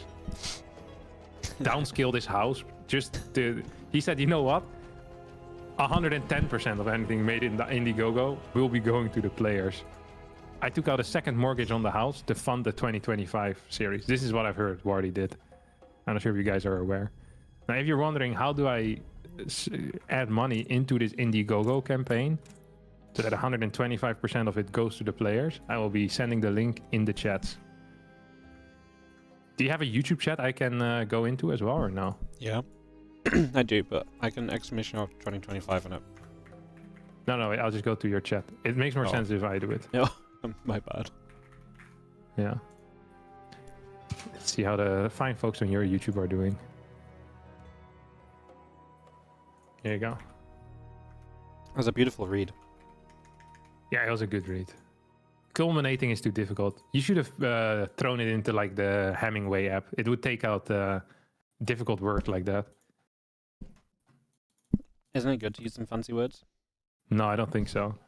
Also, you use the word hens, and hens into the pockets of players. It's like...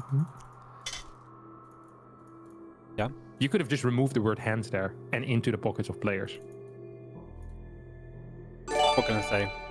I just try to be fancy with my words. That is true.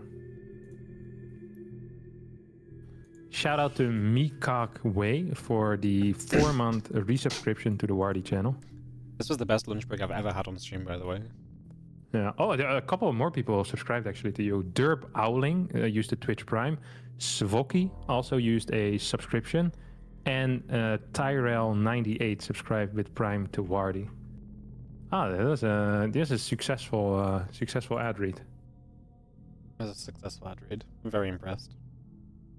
Yeah, that's it. But the Indiegogo is really what we care about, right? Yeah, because it's time gated. Like, there's a Patreon too, if you prefer Patreon, but the Indiegogo is what we're using the sellout time on at the minute. It's 5,966 right now. So today is the 6K mark, and you hit 66% of your campaign. Yeah. Of your flexible goal. Mm-hmm. Well, yeah. So and it's only 80 backers. Oh my god, that's an average donation is really high. Yeah, that's because of the special content creator tier. That's definitely reaching a lot of content creators.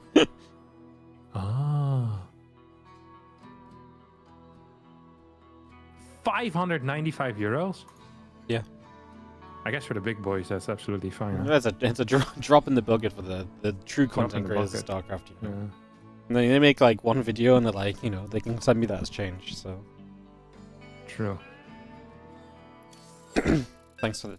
Wardy should promise to burn any money donated to him personally.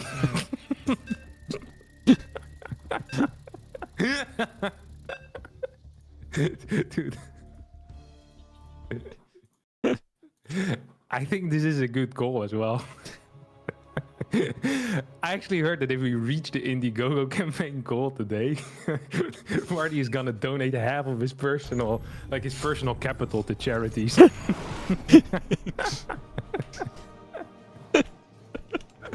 I love that. If we double the amount, he will burn down his own house for no real reason. People only donate if it hurts you, Wardy. They don't care about the benefits. They just want to see you struggle. Put this guy back on the streets. If we raise $20,000, I'll actually just cast from a tent in the garden of what used to be my house. StarCraft 2 can't be saved without Wardy living back at his parents' house. Bring back the good old days of my dad just like walking past with food in the background and like eating very loudly. Exactly. That's what the people miss. That's what the stream is missing. The original experience. The OG original experience. That's a long time ago now, man. Holy, that is a long time ago. Alright. We actually have a game again, Wardy. Maybe we should talk about it a little bit instead of just making jokes here and talking about money. I know where your head is. When am I not talking about money, Yeah. I was saying this yesterday. I was like, what if I finally found something new to talk about? It's a crowdfunder. Who would have guessed? Yeah, that's crazy. That is crazy, though. Actually crazy. All right. Showtime versus Solar. That is these are what we call tier 2 players, Wardy. they're not in the top 10 right now. I think Solar's probably rank. What would we say? No, actually, Solar is in the top 10. Isn't he? Like rank 9, 10. Do you want me to check the illegal log real fast? Solar's 9. Showtime's like 15, I bet, or 13. Showtime is 14. So 9 versus 14. Thoughts on that? Showtime's 9? No, what? Showtime is 14. Showtime's 14. Showtime's Sorry, been in the top 10 in a long time. Yeah, no, I think it's about fair. Showtime can absolutely challenge anyone in the top 10, but I still feel like he struggles to win. Can anyone? Can he challenge Clem in the top 10? Yes, he beat Clem 2-0 last time. Yeah, that's true. Yeah, that's true. No, so like, but that's still an oddity, right? Like that's still the less likely outcome. Yeah. But yeah, I mean, I'm very much so a believer of like anytime I go into a series with Showtime, I would never count him out. Like, do I favor Clem versus Showtime? Yes, absolutely. But do I count Showtime out? I don't think so. I'm always believing. Did you buy the 2K monitors, by the way? No, I told you I was gonna. I can't afford anything until I get married. Ah, okay. I have to pay for things until then. Right. It's not easy when like 50% of your income. This is a production cost, though. Yeah, but like that's great, but like I still need to have the money to. A production, I think it's a. Like it's fine, and it's the Indigo as well. I think it's fair to because it would actually upgrade the experience for a lot of people that will be watching the VODs.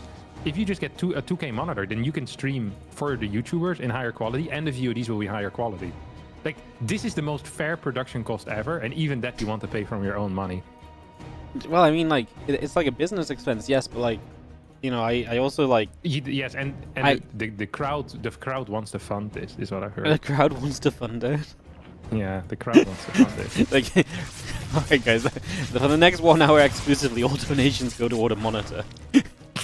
yeah, well, it's completely fair. This is 2K quality is a huge upgrade. You don't realize how annoying it is to have to watch in the ugly 1080p if you have a 2K or a 4K. Well, no, because I don't have a 2K monitor, so I've got no idea. That's why I said you don't know. Yeah, of course I don't know. Yeah, I don't know. Yeah. So I only realized recently because certain people kept bugging me about it. And I was like, alright, this is too much. I'm going to have to spend the cashery now. It's just, Shopify refunded me though, so it's not really me spending the cash. The thing is as well though, it's like, I wouldn't mind buying one monitor, but like, they're all completely different styles to my other monitors. Like, you don't have this problem because you have one monitor somehow still in 2025 and you just haven't moved off of that. No, I have multiple monitors, I only use one. Yeah, so you have one on your desk at one point in time, right? Yeah. Exactly. So, to you, it doesn't matter if you just get a new monitor. If I get a new monitor, it's going to make the other 2 monitors look really out of place, and that really is going to bug me. Who cares? No one sees it except for you. No, it's going to bug me. I have to look at them all day. They're going to be different. So, like, right now, they're, like, nicely lined up, and they look the same. No one cares. Like, actually, no I one care. It's not about what other people think. It's about what I have to look at. It's going to bug me. Tough. Sucks to suck, Wardy. Sucks to suck, yeah.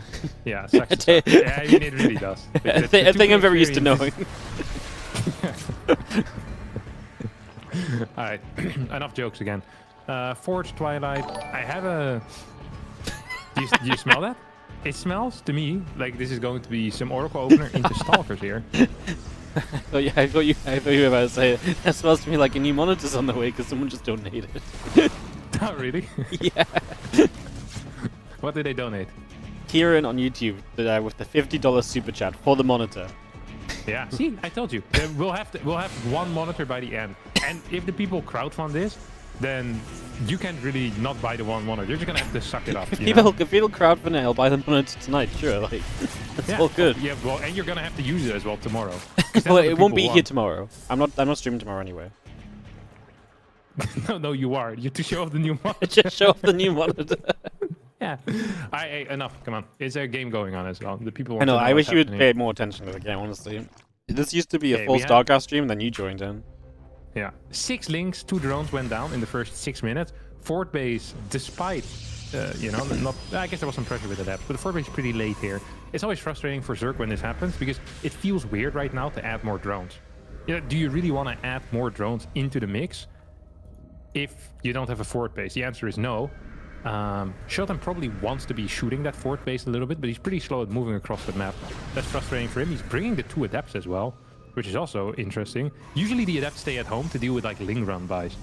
You know, that gives the Ling something to nibble on while the probes continue mining.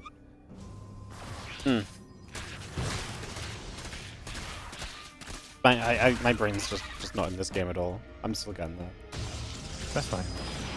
I'll continue speaking by myself then. Thank you.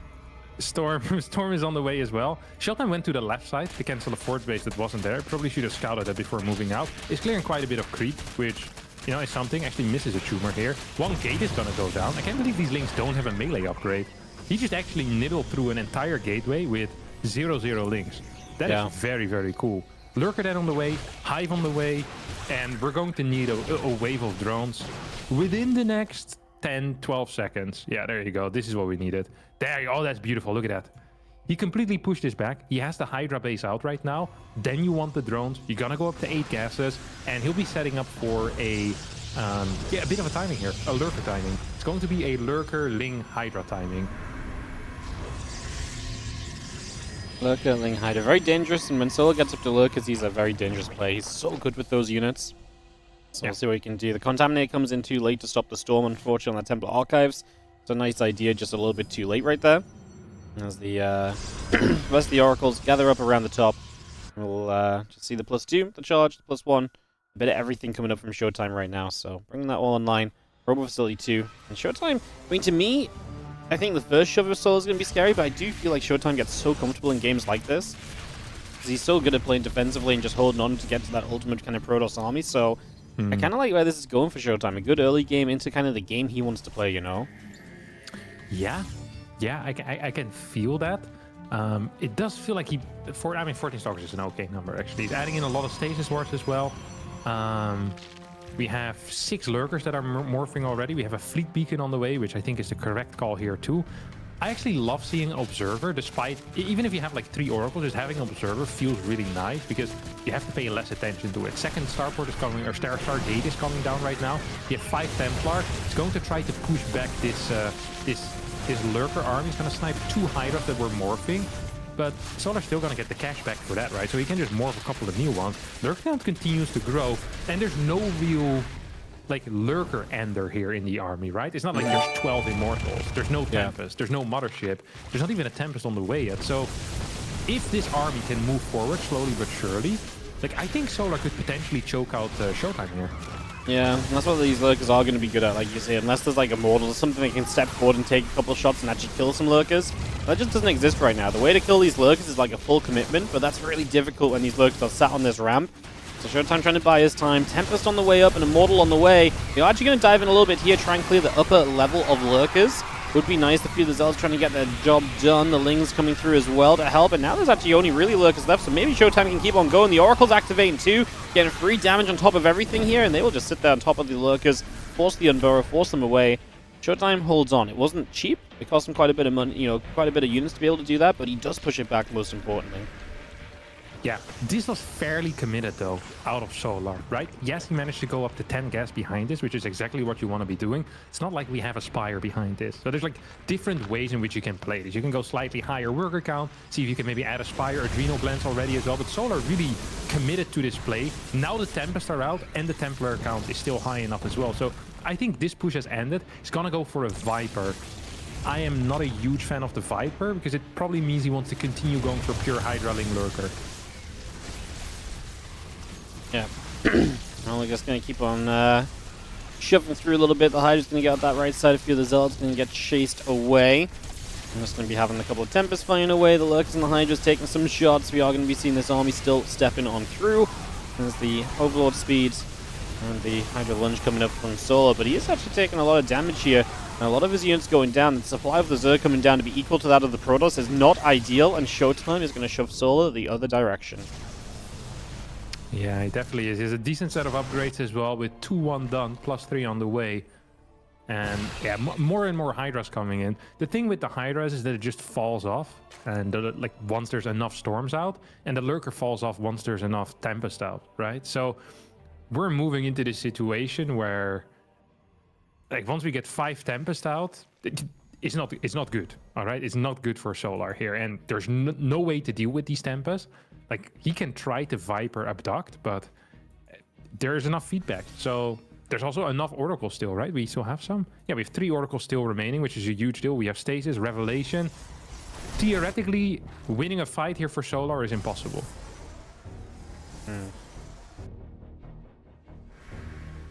So what do you think he has to do? I mean, he's gonna need to get Aspired at some point, and he probably needs to win a lot of time, see if he can base trade somehow, some way. He's gonna try to run in here, get a couple of storms out. We have the Viper now coming in, has not been revealed quite yet. If he can pick up like 2 Tempest here, that's a big deal. That's 1, that's 2. Okay, that's a pretty big deal here right now. Well, I'm just going to see the Hydras actually go lunging forward, and Oracle and Tempest going down very quickly, so damage being dealt. These Zealots and Archons still coming through, Immortals around the back coming over as well. We are going to be seeing, obviously this is going to be the full commitment from Showtime punching on through this. The last few Hydras try and get away from Solar, and they do manage to lunge out of there, but Showtime gets the cleanup, and again, his army just continues to improve and improve.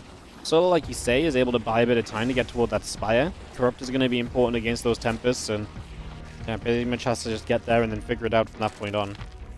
Yeah, but no +3, still no Adrenal. And whenever you're playing Hydra Ling Lurker, you know, the word Ling in there does mean that Lings probably need to contribute a little more into the composition. They're really nice to try and deny a 5th base before cannons are up, but if he can't deny this 5th base from going up, I think Solar is going to be forced to play an actual late game, and the Immortal count is going to continue growing. There's a Mothership. There's going to be Tempest out. There's no Overseer with this army, so that's the end of this little push. I mean, it's just not possible, right? The Mothership can actually just invisibility. He can. There's no Okay, Overseer now shows up. There was a point in time there for like 10 seconds where I think Showtime should have stopped this. Yeah, should have been able to just kind of get in there, like you say, use that Mothership to his advantage.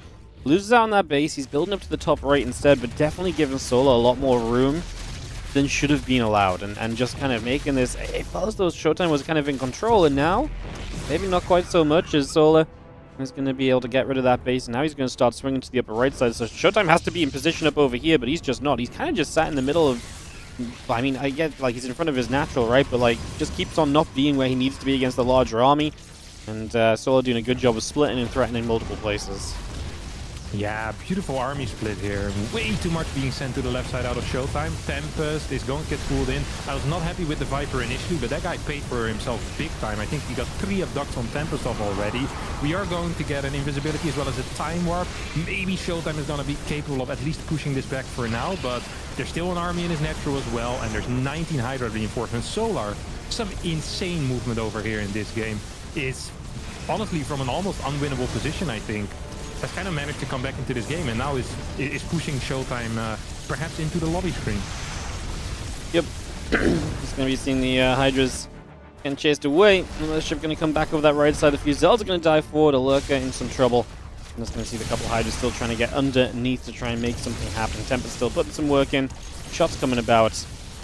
And trying to play cleanup. But again, Showtime's army is a lot worse than what it used to be. It used to be such a stronghold in this game. And now almost feels like drips and drabs, like 3 Tempests, 4 Templar, Mothership. It's just not as, you know, what it once was size-wise. It is going to be a problem as these Hydras do commit to that upper right side. Are going to kind of get backed into that corner. And Showtime going to find a commitment here, and is going to get a good storm to start off with as well. So he might get a cleanup here. See how he does, as the Lurker's going to show up pretty late, but they just wander in. Not going to burrow at all. Feedback's the Viper as well laid on here. Will kill that off too, so good cleanup from Showtime. This is definitely the kind of fight you're needing to stay in this. Yeah, Blunder City out of Solar, though, losing 4 Lurkers absolutely for free there. It's not quite what you want. These Lings still don't have Adrenal, by the way. There's a Lurker in the natural that's causing quite a bit of a stir there, as there was no Observer. Tempest are going to clean that up. The problem without Adrenal Gland is that Zealot Warpins are always going to be good enough, right? You're just not killing stuff quick enough. Like, it just doesn't really die. So yeah, you're gonna try to go in here, maybe get a couple of worker kills. Showtime meanwhile is trying to push forward. I'm not sure on how much of a timer Showtime is, but his natural is actually being cleared right now. No Zealot Warp in there. He gets a split up of 4 Zealots. 6 extra Zealots in the main base as well. Will eventually clean this up, but natural goes down. We get some depowered gateways, depowered fleet beacon as well, which I don't think is really gonna matter much, but still noteworthy. Yep. We continue to go across as we just have Raptors, Lurkers gathering in. A couple of Archons wolfing in from Showtime as well, as he gets a couple more units that are going to really help him out here. can he really go pushing into the Zerg side of the map? I mean, he's going to give it a go. He's going to start kind of poking down, but yeah, as Lurkers power up, I feel like it's going to be very difficult to truly justify an attack in, especially as Corruptors show up to hit these Tempests. We Viper abduct one of the Tempests forward as well, so it's going to make it an easier grab. Viper's out of energy now. Showtime might just feel like he has to go for it anyway, and he is starting to just try and chip through a couple more Lurkers before he has to truly commit, if he's going to commit. Yeah, I understand that he feels like he needs to do something, and I don't mind him staying on the edge of creep, but he can't afford to lose units. Like, he could potentially go to like 180, 190 supply, staying on the edge of creep, poking with Tempest, committing into positions right now with this army feels very scary. The Corruptor count is looking healthy as well at 11. Ooh, a couple of Corruptors though being split up, taking a lot of damage. 2 of them dying as well. More of them are on the way, as well as 6 more Lurkers. Showtime is just maneuvering around the map, clearing creep everywhere he goes. There's no secondary army for Solar on the map. It's really difficult once you get a decent Corruptor count to have like a Hydra Lurker run by still going on, but it can feel very powerful to still have that on the map, you know? It's not like all of Showtime's bases are so well defended. Well, Queen's going to be getting hit as the transfusions will keep them alive, though. Solar wanting to maybe think about diving in again with those Corruptors. Just got to be careful as long as those Archons are underneath. If the Lurkers aren't close enough, then those Archons can absolutely get a lot done. We're going to be seeing these Zards running in here, and the one single Lurker defensively is nice. We, again, think about committing into Showtime, but he backs away after dropping the Time Warp. I'm just going to leave the Zards to pick up this base on that right side, still threatening around that bottom left. That's where the majority of the action will be as this base falls.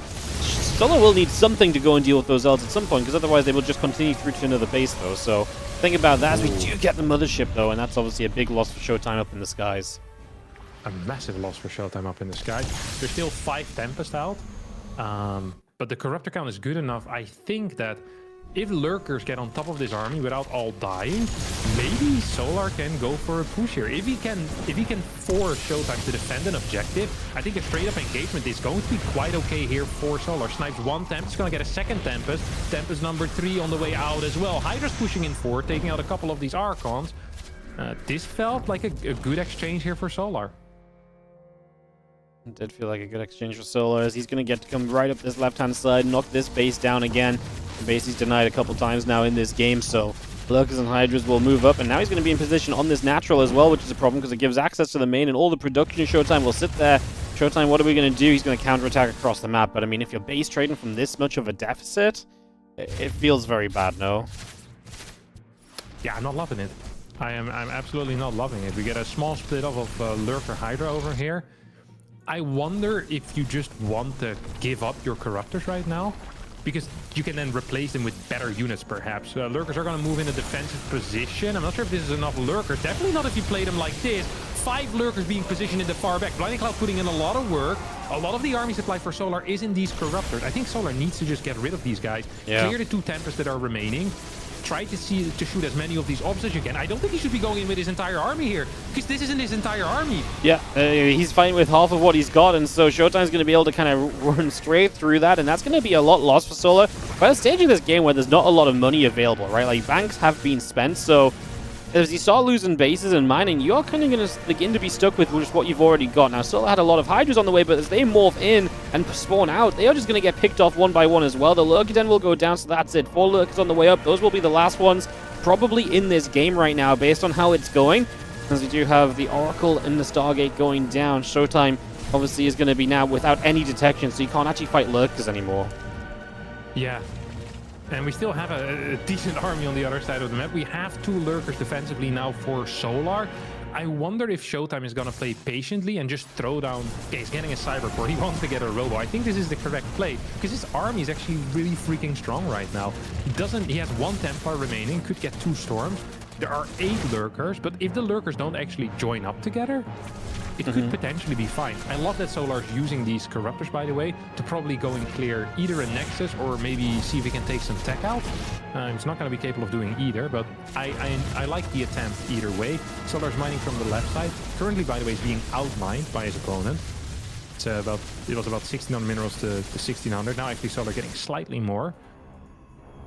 3 Archons, what is this, like 22 Zealots? 30 Zealots. An Immortal and 1 Templar. Yep.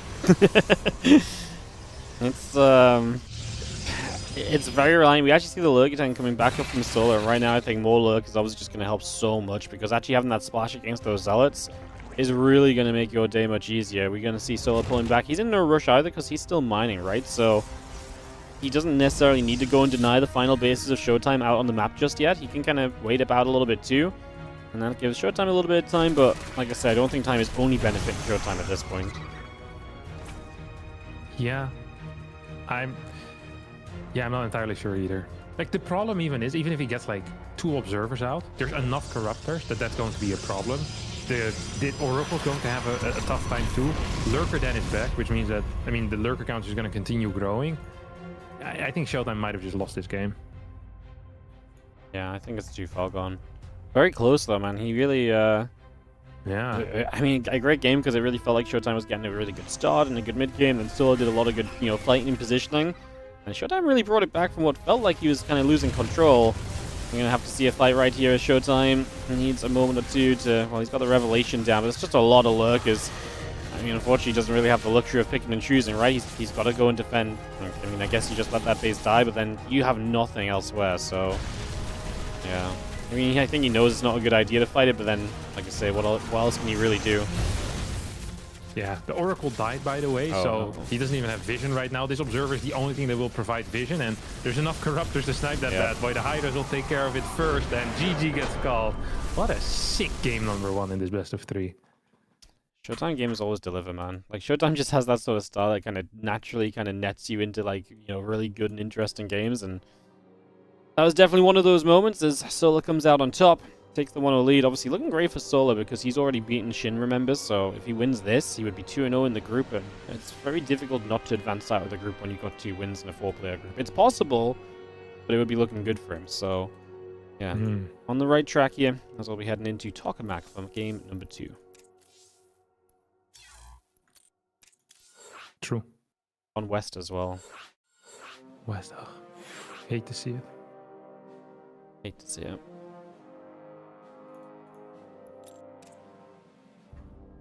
Did you hear that Clem is in Korea right now? I did hear that Clem is in Korea, yeah. I think he might be playing GSL Season 2. He's not. He's not? No. Then why the hell would he go to Korea? I don't know, just to practice?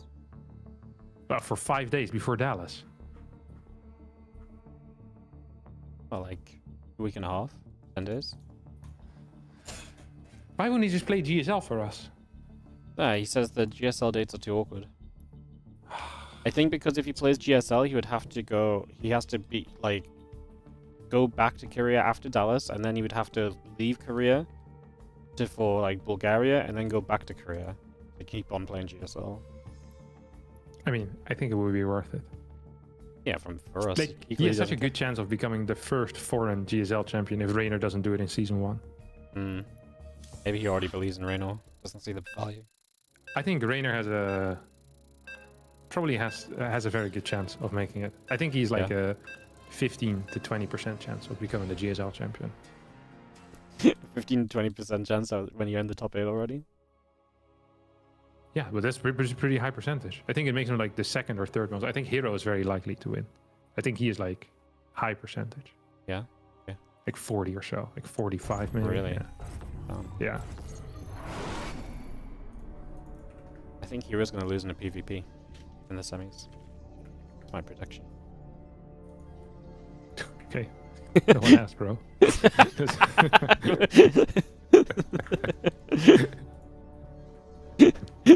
Maybe you should set up an Indiegogo for your predictions. See if anyone wants to donate for that. I don't think so. I'm having a hard time getting them to donate for what I do well, man. Never mind anything else. Yeah. Stick to your craft. I'm actually gonna take a quick snack. Can you take care of the people? I can take care of the people. Alright, on the left hand side, Red Bros player is Showtime in the top right. Our Blue Zerg is Solar. As we get Gate and a Simulator and a Hatchery on the way for game number 2 of this best of 3. As I mentioned before, pretty important matchup because if Solar wins this, he's got a very good chance of just advancing through the group already. Whereas, obviously, if Showtime wins this, it's going to set him off in a great place. He's got all of his matches to play after this as well, so, yeah. kind of low-key cheering on Solo a little bit because I really do want to Zerg in the playoffs, but it's always fun to see Showtime, and it's not like we're overloaded with Protoss in the playoffs either, so good run from Showtime. Enjoyable as well. Of course, he's still got some Maxpax games to come as well. It's a fun day here in Group D of the WardiTV May. Swanning Pool is down, and with the Nexus starting from Showtime back at home, he's obviously just going to keep poking around and nibbling with this probe for the early stages. That will be his early game. Just poking, prodding, and obviously getting set up for the next 2 minutes or so. As that cyber core comes in, we can confirm if he's going to be going into that Stargate as we expect him to, and see if there are any twists and turns out of Showtime, who is probably one of the players who really does like to just stick by his build as well. Really does like to just kind of go into, you know, if he finds something that works, like if he likes the 2 Oracle opener or so, he will just do that again and again and again. He mixes it up sometimes, but again, if he is one of those players who, if he finds a good tendency, tends to stick by it. So we'll see if he wants to mix it up. Obviously, the early game last time was pretty spot on for him. Got a few drones, got a few lings, didn't lose anything in the process. That was not the issue for him. The issue was once Solo got those lurkers out and started pushing forward, and then just started taking control of the bases, and Showtime struggling to kind of meet those lurkers in front of the bases and having a good answer to those on time. So if there's any adjustment necessary, that's probably what we're asking for from Showtime, an adjustment in that kind of way rather than anything else. Probe gets forced home, and the Adept will take its place out onto the map. So we'll follow this across the map instead and see if there's any chance for some early grabs. Although a single Adept shouldn't be too threatening. There's the Shade, which will attempt to see if there's an opportunity. We'll see the Queen as he goes past there, and he is going to cancel that Shade and just bring that back a little bit. So no commitment just yet, as the Stargate will be done in a moment. The only thing you could really mix up now is going Void Ray first instead of the Oracle straight away. A way to kind of deny some scouting and also give you just a little bit of a different way of setting up. Sometimes Showtime goes Void Ray into that Glaives after as well, something a lot of people do, but Showtime has not been against doing it in the past. Hello? Yeah.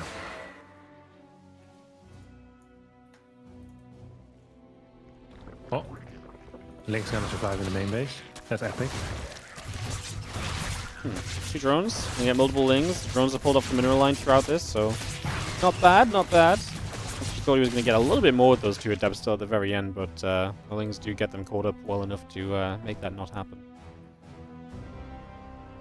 I think Showtime is okay with how this went, right? Yeah, I think so. Couple drones. It took a little while for Solo to clean it up as well, right? So that mining time loss is kind of extended more so than you might expect. The Oracle, a little slow to activate there, but we'll activate in time to save the Nexus. Yeah, he was baiting. He was pretending to activate it, and he forced the Lings back a couple of times, so that was nice. But end of the day, does need to activate. Lose a little bit of energy, not the end of the world. It's gonna go triple Oracle here. See what the follow-up's gonna be. Most likely Blink. Out of triple Oracle, seeing someone go Glaives is like, oof. I can't remember the last time I've seen that, to be honest. It's very, very rare. That seems kind of wild. Yeah, I mean, it is. Oracle's gonna pop out. We have a second gateway on the way already for Showtime. No tech quite yet. There's 3 queens in between the ways. It's gonna go 6 queen here. Very old school. 5 queen is the new school, 6 queen is the old school. You sometimes do it if you play against like glaive openers, but against this, it is rare because it just destroys your eco a little bit more now that the queens are more expensive. Doublet's gonna shade in towards the natural. There are links that are close enough. I think you should have hidden those links. Yeah. I mean, it is scary because, you know, you hide them too long, you lose 5 works. Like, it's not the greatest thing you could have done, but I sometimes feel like we don't hide the links enough as the Zergs. 2 Adepts also going to enter from the other side over here. So we have 2 Adepts on the right, 2 Adepts on the left. As the triple Oracle is going to fly by into the 3rd base over here. See what you got, little buddy. Okay, it's going to snipe 1 drone, 2 drones, full drone away from this mineral line as well. 3 drones for 2 Adepts, and it's playable, I guess. At the same time, triple Oracle is going to take out 3 drones as well.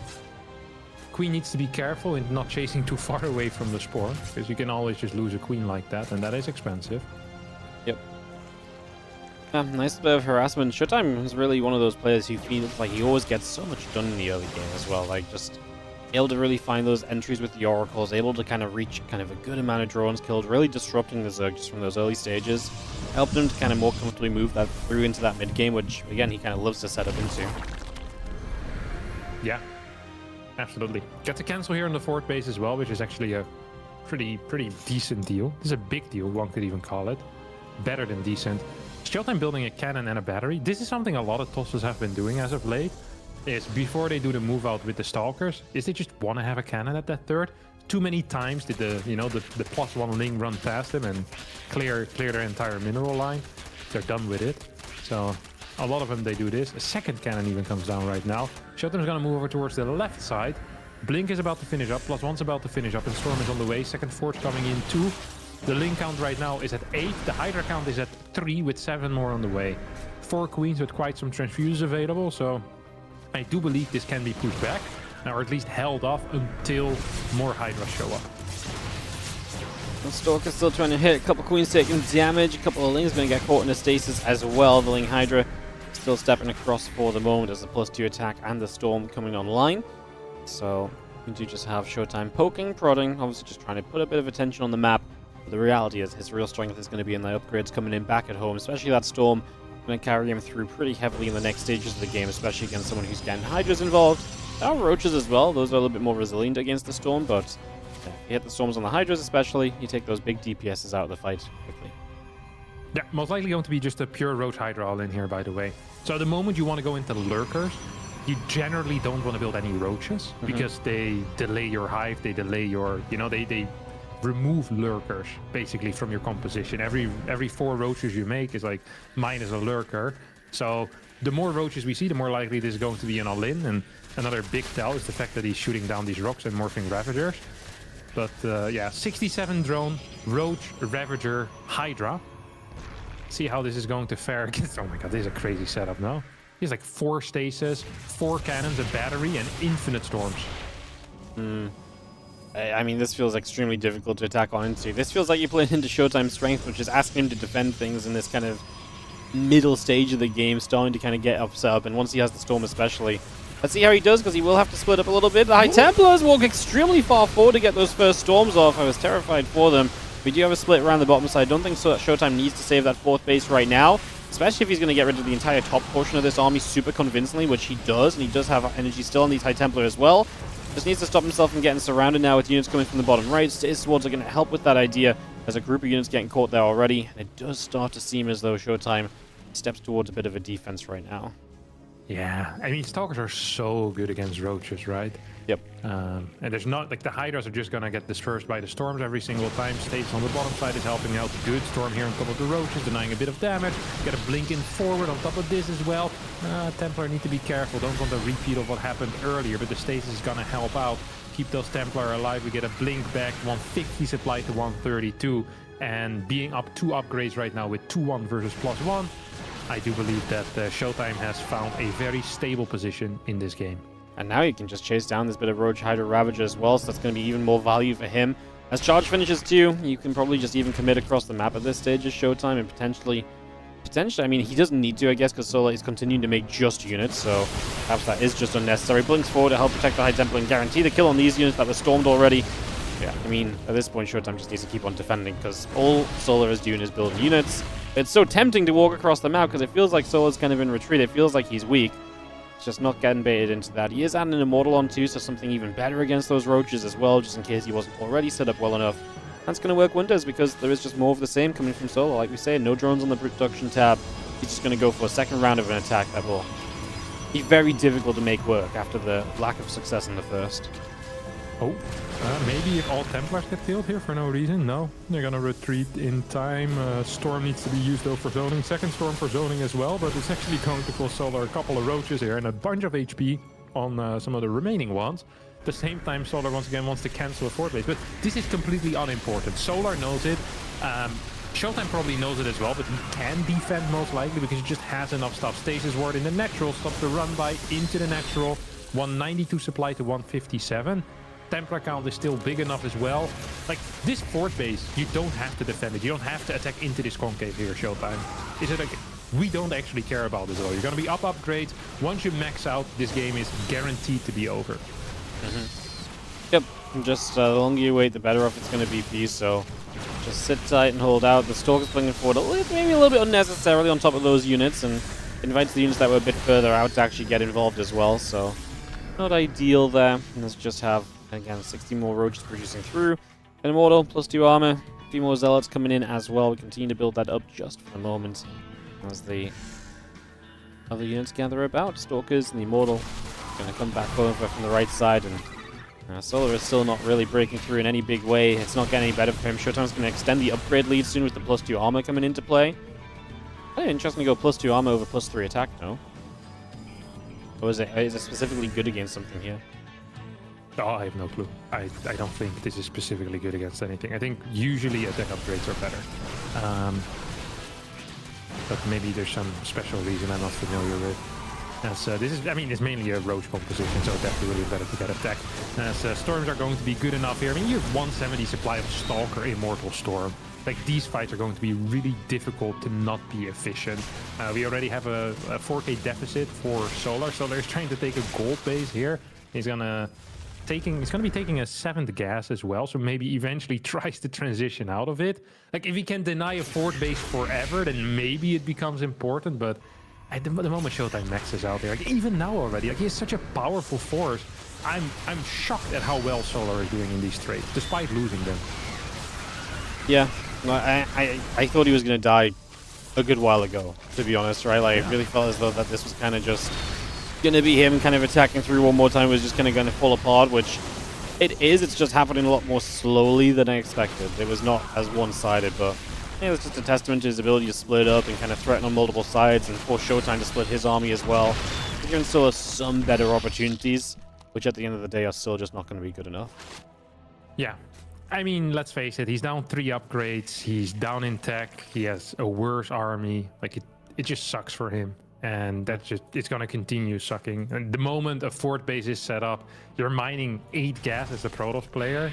Like, you can do whatever you like. You can throw down a fleet beacon, you can add 10 more cannons at each base, a Templar per base, and you can just aim move across the map. The only danger that you're even considering at this moment is going to be a base trade. So you need to make sure that you don't move out and you lose your 3rd base, and then you go back home to defend, and then the other guy runs away, then you move out and you lose your 4th base. Like, that is a sequence that could happen and has happened before. So Showtime is playing this kind of careful, lots of stasis at these extra bases. It's now going to blink on forward on one of the side armies. His missile attack level 2 is about to finish up, but that still means that Solar is down 2 upgrades, because there's also 2 armor upgrades here for Showtime, and Showtime is just up 20 supply. I mean, this is impossible to win for Solar.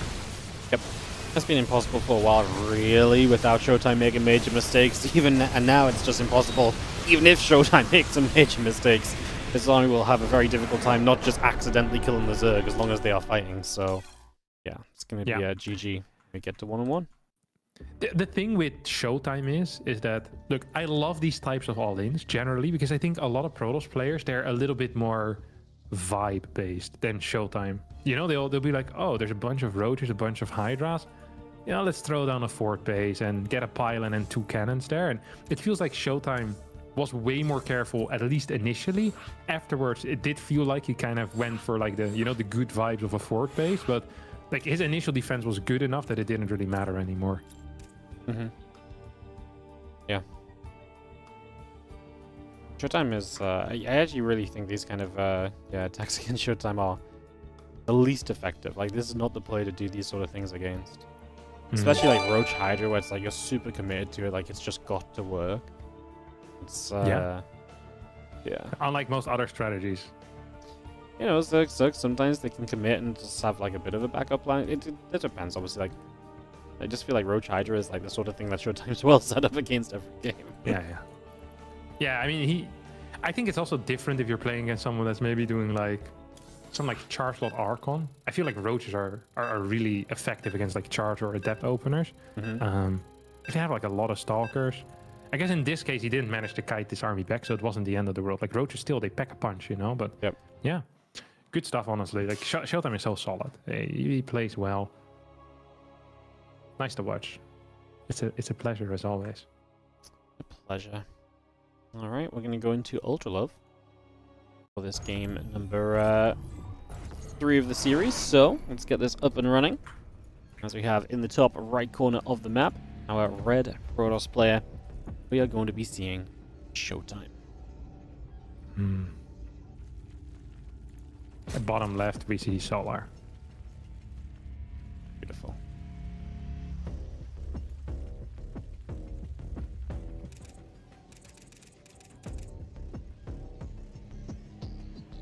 You happy Third that? time he's gonna get a hatch block off, by the way. Hmm. That's nice. Yeah, what if you're Showtime? Yes. If you're Solar, I mean, it's a Still little a no. frustrating. Yeah. It's funny that always Ooh. good for the pros, not for the Zerg. He's gonna try and Ooh, come back Solar. and expand. What's he doing, Wardy? I hate this so much. Yeah. He's just delaying it and delaying it and delaying it and just and now it's like it's so late to the point like is it even good for you? Like the 19 hatch? You don't really have 19 hatches, do you? It's not a common build order, no. I don't know if it's better or worse. My gut tells me that this is worse, but maybe it's more comfortable. And sometimes just being more comfortable is good enough, you know? It's true. I would understand Like, it fair more play to against him. I'd understand it more against someone who really tries to get more done with the adepts and so on though, but I guess Showtime is still good with the adepts, just I don't feel like he's less reliant about making you kind of run around between bases and stuff, you know. Yeah. Yeah, I know what you mean. Yeah, if you're doing this against Hero, I'd say, Yeah. understandable. Yeah, exactly. I mean, yeah. Showtime has been performing quite well, though, with the adepts. You know? Yeah, it's not like he He's gets been nothing done, doing okay. but I don't know. I feel like some of the guys would like see the hatches out of position, and it's like the chances that they really commit to try and do damage is like up there. Showtime's just kind of like, okay. Gotcha. Yeah. All right. Let's see what Bossman's up to here, Mr. Showtime. I'm expecting a very similar opener once again, and I wonder if Solar has a different play here this time. So he did one all-in, he lost. He played one macro game and he won. The logic dictates that we should play another macro game then, Wardy. That's what you would suggest, but then you could argue that macro game initially, well, maybe there's even more points on your board because the macro game didn't initially look good, and then it still kind of went bad even after it was good for you, so Yeah. maybe there's some scary factors there as the Stargate comes up and online from Showtime initially, so that's going to be about halfway done. Hope getting the Adept coming up. And yeah, still expecting just the Oracles. Like, yeah, I'm with you. I think Showtime, when he finds something that's working for him in a series, really is just very happy to stick by it and just kind of play it on repeat, really. Yeah. Hey, what are your thoughts on canned fruits? Canned fruit or food or fruit? Fruit. Fruit? Like peaches, Yeah, pineapple. I mean, I don't really eat canned fruit, but like, I have nothing against it. I like canned pineapple when I get it. I just wouldn't get it very often, you know. Yeah, I've been getting into the canned peach as of late, really. I think canned peach, yeah, it's freaking delicious. Because they always get the big, round orange peaches, you know? Like, they're huge. They're so much bigger than the peaches I can buy in the shop. Yeah. I wonder why that is. And they've been consistent for like 20 years. When I was a kid, the canned peach looks the same, you know? Yeah, it's never changing. Yeah, it's never changing. I mean, and why would you? Because it freaking works. And I kind of forgot about, you know, that they existed. And I watched a TV show where it's like a zombie apocalypse. And one of the characters has like some canned peaches that he eats. You know, it calms him down. I was like, oh, canned peaches. Just like last year. And now every single week I go to the shop, I buy like 1 or 2, you know, cans of peaches. And I'm not saying it's life-changing, but it's been nice to be remembered of this type of stuff, you know? Yeah. No, I mean, like I said, nothing against it. Just, I mean, I don't really like peaches. But I like kind of Really? canned, yeah, I like canned pineapple though. So Yeah, I don't mind that either. I don't mind that either at all. I actually think it's more consistent than behind the pineapple. Ah, really? No way. Yeah, like maybe- fresh pineapple. I Yeah. think the quality of the fresh pineapple I get is very good. Hey, we live in I'm the always UK. surprised We by get how all the cheap shit. pineapple Like, is as well. it's a UK What do you say? problem. It's a UK problem. Ah, yeah, probably. Yeah. Yeah. Brexit means Brexit. No more pineapples for you. Good quality. Yeah. They're trying to grow these Got the things blue down in London or passport? something, mate. Like, Yeah. This, by the way, is interesting out of Showtime. He opening up with Glaive Adapts. I do believe that Solar is one of the consistently solid type of players. Well, he'll throw down that like 430 Roach Warren almost every single time, right? Also, Showtime, I think Solar might actually be wanting to go for some type of all-in off of this. I'm not sure if that was intended already or if this is a response to seeing the adepts. This is hitting like an absolute truck. Single Oracle, 12 Adept coming in, 525. There's no wall quite yet. That is a blunder out of Solar. He should have been preparing with a wall in my mind. A couple of roaches being pulled in here. How many more roaches are on the way? I'm not sure if there's enough in the main here, Wardy. Yeah, we're going to shade up, and all these drones are still here as well, so free reign for these adepts. The drones are just going to pull away. Showtime will settle for dealing some kind of mining time loss damage by forcing those drones off the line, and, well, just going to keep on moving around with these adepts, trying to find as much as he can. Finding an okay fight against those roaches as well. Blink on the way to follow this up as well, of course, as here the adepts get caught a little bit out of position, so they're not going to be able to threaten the shade with as many of these adepts as he was doing so before. Yeah, 5 drones end up falling. I think the bigger deal here is that Solar is pretty much all in at this point, right? Solar cannot really transition out of a 40 drone setup against 57 workers of his opponent. We already have 2 warp-in cycles for Showtime on Stalker, so that means he's going to have 8 Stalkers out. He probably should be adding in oracles as well, if I'm being real honest. If you can go up to like 2, 3, 4 oracles with the energy recharge, eventually you can just clear all the queens and then the ravagers. That is not what's happening. He's producing with all of his buildings except for the Stargate, and that might be a very, very expensive mistake here. Blink not quite done, but it will be done soon. Roaches are still without speed. Blinks are gonna try to come in here. Stasis Ward on the right is gonna catch a lot of these units, Wardy. Massive time buyer for Showtime. He's just kiting away, still trying to get additional batteries up, running with those Stalkers. He is so close to having Blink, which obviously increases the value of those Stalkers so heavily. The one Oracle that's left has used its energy already. That Stasis really is doing some amazing work for Showtime.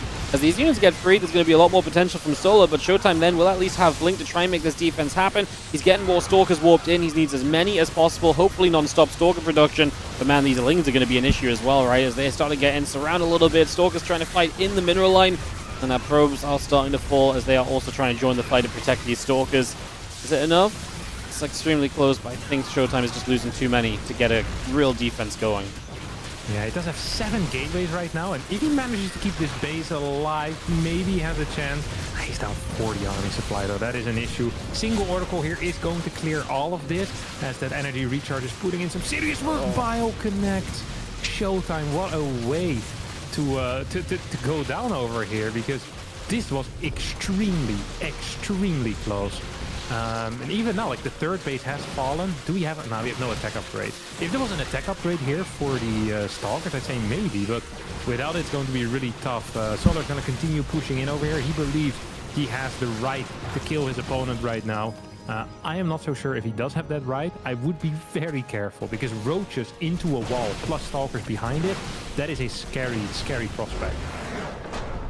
Showtime just going to GG. He's feeling as though he's taking a bit too much damage to recover from, so he will tap out and give Solar the 2-1 victory in this best of 3. So it's going to be Solar getting up to the 2-0 in this group after another pretty great series. This group is definitely delivering so far.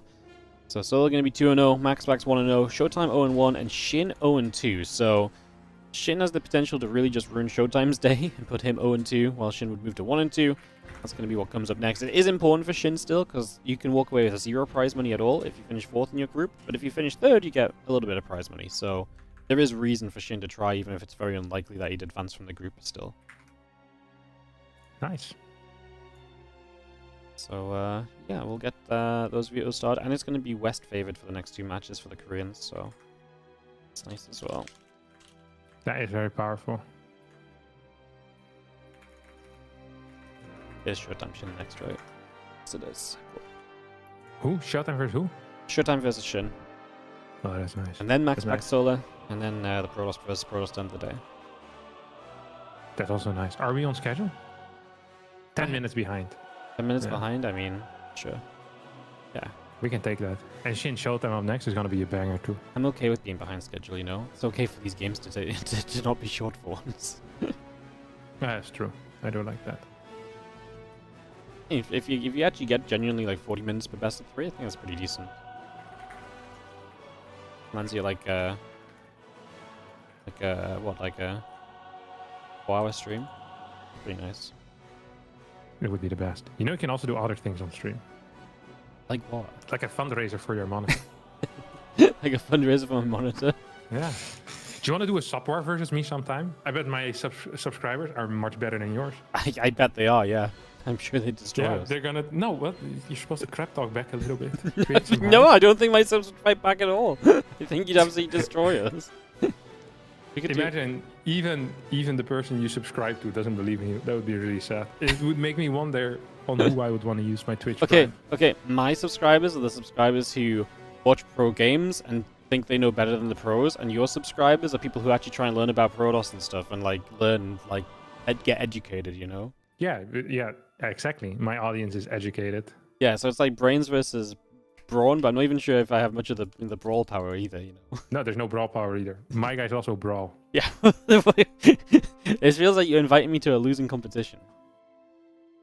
Yeah, why would I invite you to something I think you could beat me at? There's absolutely zero chance. Yeah, that sounds terrible. That does sound terrible. But you're down, theoretically? Theoretically, sure. Okay, I like it. Maybe in like June, when like everyone wants to practice for like bigger events, or July, like around then. It'd be good. I like it. Yeah. Unless you also want to practice for the bigger events around then. Yeah. I'm also gonna be fighting between Twitch and YouTube Oh yeah, on my own audience. nice. Who do you think's Last gonna win time Twitch won, but barely. It was really there? close. Really? Yeah. Yeah, it surprised me too. I didn't think the YouTube boys had any power in them, but there's some serious star power there. My YouTube chat's usually very quiet. I don't know if they'd be able to put up a team. Apart from the guys that then try and fight each other, I guess, but I don't know if I want them to represent me.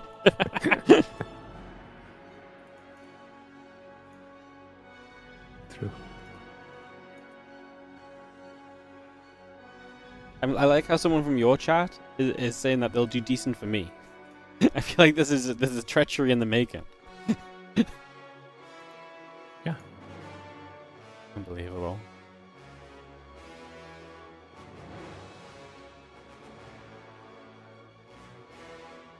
What happens? Yeah, what happens if they're subscribed to both of us?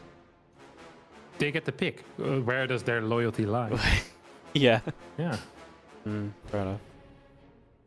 And then I ban them from my Discord. I was gonna say this feels like it's a question of who has more power here. Like I don't really have anywhere to remove them from, you know. No, you could just stop them from watching your stream. Oh yeah, that's really a win-win for me, isn't it? Yeah. It's like, well, Yeah, I mean, I'm also not winning if I banish them from my community. It's about sending a message. People that are just like- willy-nilly like- with their loyalty, I don't want on my side. so not only are they gonna beat me in the sub war, they're also no longer gonna support me on Twitch. So I lose twice. Yeah, lose twice, but you make your community more pure. You know, it's more real Wardy fans will More real Wardy stay fans. behind. I think we're at the Yeah. point where we just need any Wardy fans, mate. Like, Nah, I think you have plenty. There's plenty to go around for everyone. But you're down. We could make it like, I think it would be fun to have like 2v2s as well, you know, stuff like that. And then we just match. So we match MMR on like every player. Do like a best of 5 there. Have like a 2v2, a 3v3, a 4v4, an Archon team with like 8 versus 8. And then that's it. And then whoever wins, wins. I lost track of some of that, but Yeah, don't worry. I'll Sounds figure good. it out. Yeah, I'll be doing the organizer. I'll be starting Indiegogo for this. Indigo, go for the support. Yeah, Indiegogo. No, for the prize pool. The prize Which pool. will go to the team captain. Yeah, team captains only. Obviously. You wouldn't think I'd be doing this stuff for free, would I now? Oh, maybe you get an influx of subs because people want to represent you so badly. Yeah, we'll see about that. I think I might lose a couple. Subs aren't easy to come by anymore. No. Back in my Skin day, they pickers. used to flood around, but now they're all gone. Yeah. If I win, I get monitor money. Nice. I do think it would be a good play. Good play. I can't believe that one guy just donated 50 for the monitor, though. Yeah, we had one legend donate 50 for the monitor, and it's like, well, I don't know what monitor we can buy for the 50, but we'll do our best. I'll keep it. I'll keep it in a You're not popular happy side. because you didn't donate the full 400 at No. once. Like, there was one guy who really committed hard to the effort, and everyone else really let that guy down. Is what I'm saying. You know. Yeah. But that's okay. I'll keep it in a little pot to the side until I get the monitor, and when I The get it, monitor money. I'll think of Yeah. think of our boy who donated. It's like a college fund, but for a 2K monitor, 4K monitor. Yeah, I exactly. like that. It's a good move. Are you in this lobby? Are you here? Yeah. I think so. Yeah, Yeah, I think everyone's here. Keep losing. I feel like the amount of casters keeps changing today. Yeah, it was like 12 earlier or something. Yeah, now it's 8. But I actually think like it's actually always been 8. It's just I've been scrolled down a different amount. You know what doesn't help is the French stream. Half the time, like half the Yeah, I French hate streamers those like guys. disappear and they just aren't there and they're still in the last game. And I'm like, Oh, that's why it is. Like I just just thought hate them. We're just gonna yeah, just because of their French. You just I hate thought them, they're yeah. just some good British patriotism here. I thought. yeah, I hate those French guys. Fucking, I hate them too, Hardy. yeah, Finally, something we agree on. Finally. We have to give a reason. incredible. Hey, you know, I saw something that was very heartbreaking earlier today, right? So Tell me. I was reading the RuneScape subreddit, Okay. and there was like a crossover post, which it was a post that was just titled Count Raynor, and it was like a Jim Raynor outfit with like a RuneScape character in it, right? And it was like funny, it made sense. I go to the comments, and like one of the top comments is like, "Wow, I can't believe it! A crossover of my 2 favorite games. I almost thought I was in the Hearthstone subreddit." I legitimately like stopped. And like I actually like this I think the first time I've really felt myself die a little inside. Because I was so excited. I was like, wow, I'm gonna see if anyone's in here who plays RuneScape and StarCraft. And like this guy, like the top comment or like the second top comment's literally like, Hearthstone, let's go. Oh, painful, man. Honestly, Hearthstone players are kind of the French of the gaming community. Like, everyone just knows it. You can't necessarily specify what's off with them, but they're a little bit off, you know? It's a Hearthstone. I really hate that game. It has done nothing good for us. They're the French of the gaming community. I would actually be down. Someone in chat suggested a just like a clan war versus the French. I think that would be good too, like a sub war versus the French. We could fight different country streamers. You'd be representing Britain. I'd be representing the Netherlands. The French could be representing the French. Take could be for the Germans. You know, it's kind of like a nation war, but with lower level players. Yeah, only my viewers probably aren't all from the UK. You know.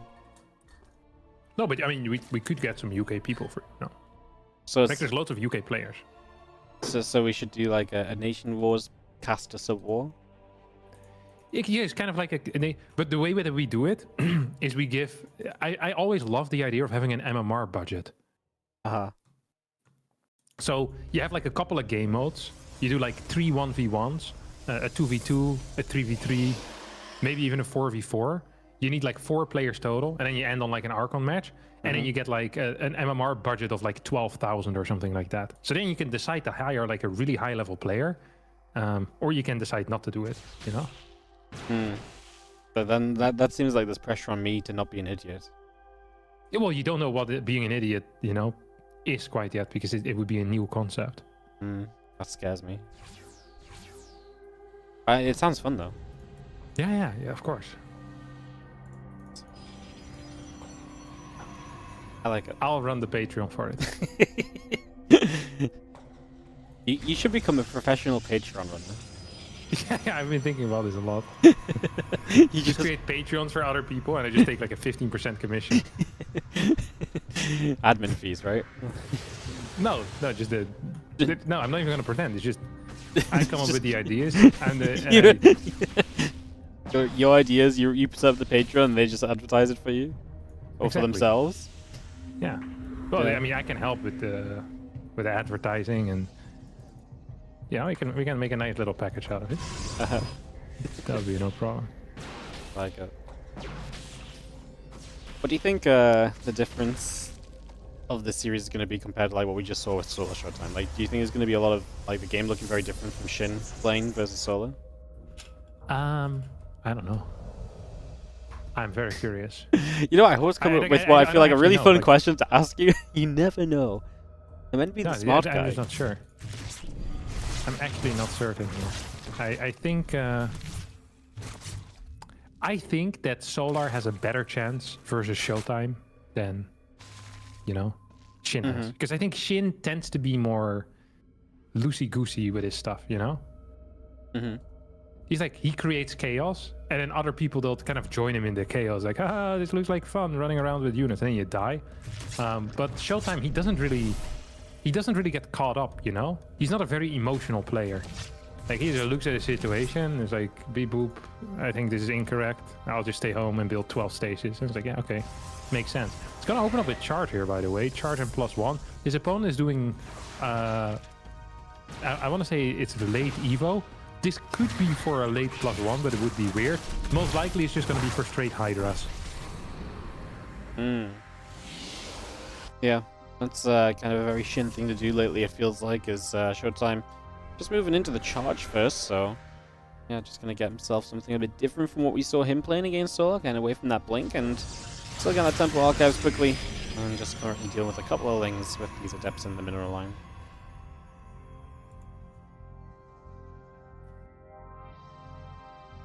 It's gonna be straight Hydras indeed. We have some oversaturation in the main. Okay, Shin fixed it. We're gonna go up to 6 gas, 7, 9. 9 more drones. So Shin got the confirmation as to what this is. There's 2 things he can do here. I think he could just throw down an instant infestation pit right now. And I would kind of like that. Because he's seen what he's up against. He knows there's not going to be like a huge commitment. He can probably survive everything with the queen count that he currently has. And by building like 6 Hydras. So an infestation pit here, I think, would be phenomenal. He can also decide to go for like a +1 timing attack, which it is kind of starting to feel like here, Wardy. Yeah, just getting that +1 and then just kind of sending it and seeing what you can do. But he drops the infestation pit down. Yeah, it's like 10 seconds, 15 seconds later than he could have, but it's still going to be really fast. Like his worker count is good as well here, right? Yeah. Like it's a really nice worker count, 74 already, 630 in the game. That is pretty sick. It's going to go up to 8 gases right now too, so Shin is feeling comfortable. He understands what is going on. This is the only scary moment, but it doesn't feel that scary. It's like, what, 8, 9 Zealots? He has 18 Links, 10 Hydras, and more importantly, the 6 Queens as well. So, yeah, I think Shin is safe to basically tech into Hive and set up a Lurker timing if he wants to. Yeah, I think so too. He's going to be able to get that Hive on the way and get towards that scariest stage of the game with that Lurker Den potentially looming into the production tab shortly. Yeah. I'm just going around that right side. Comes about +2 and Storm on the way as well from Showtime currently, so we get that going. A couple of results going to be found by the Ling, so nice for Shin to recognize that Showtime's already trying to play around with that Prism a little bit, so getting that information nice and quickly as the Immortal continues out of the Robo here for now as well.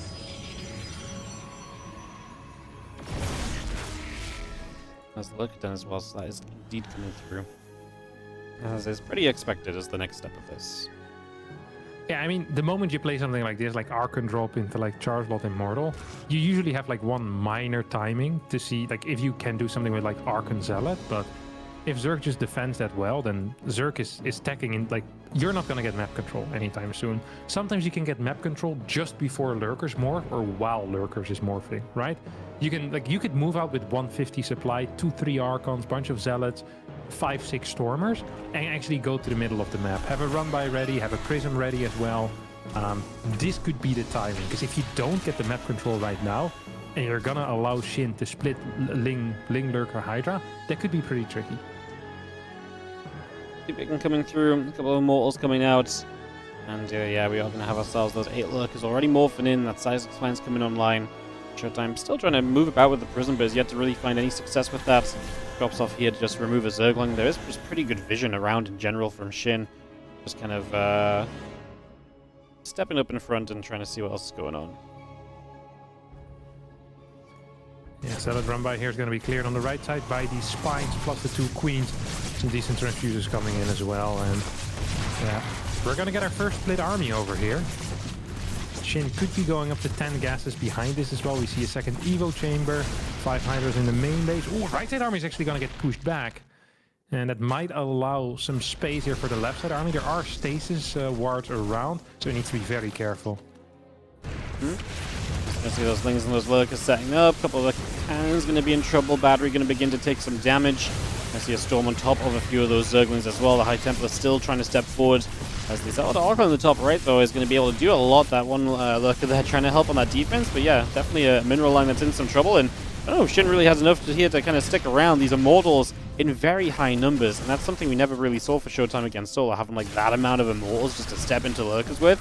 That's obviously a very scary proposition. And he's doing very well in the top right as well. So yeah, good job all around by Showtime. Yeah, he lost some workers, but I like what he's been able to do here. And he's continuing to chase across the map. And if those Lurkers never get supported by anything, Showtime's going to get a base on the left side too. Looks as though he will stop chasing now, though.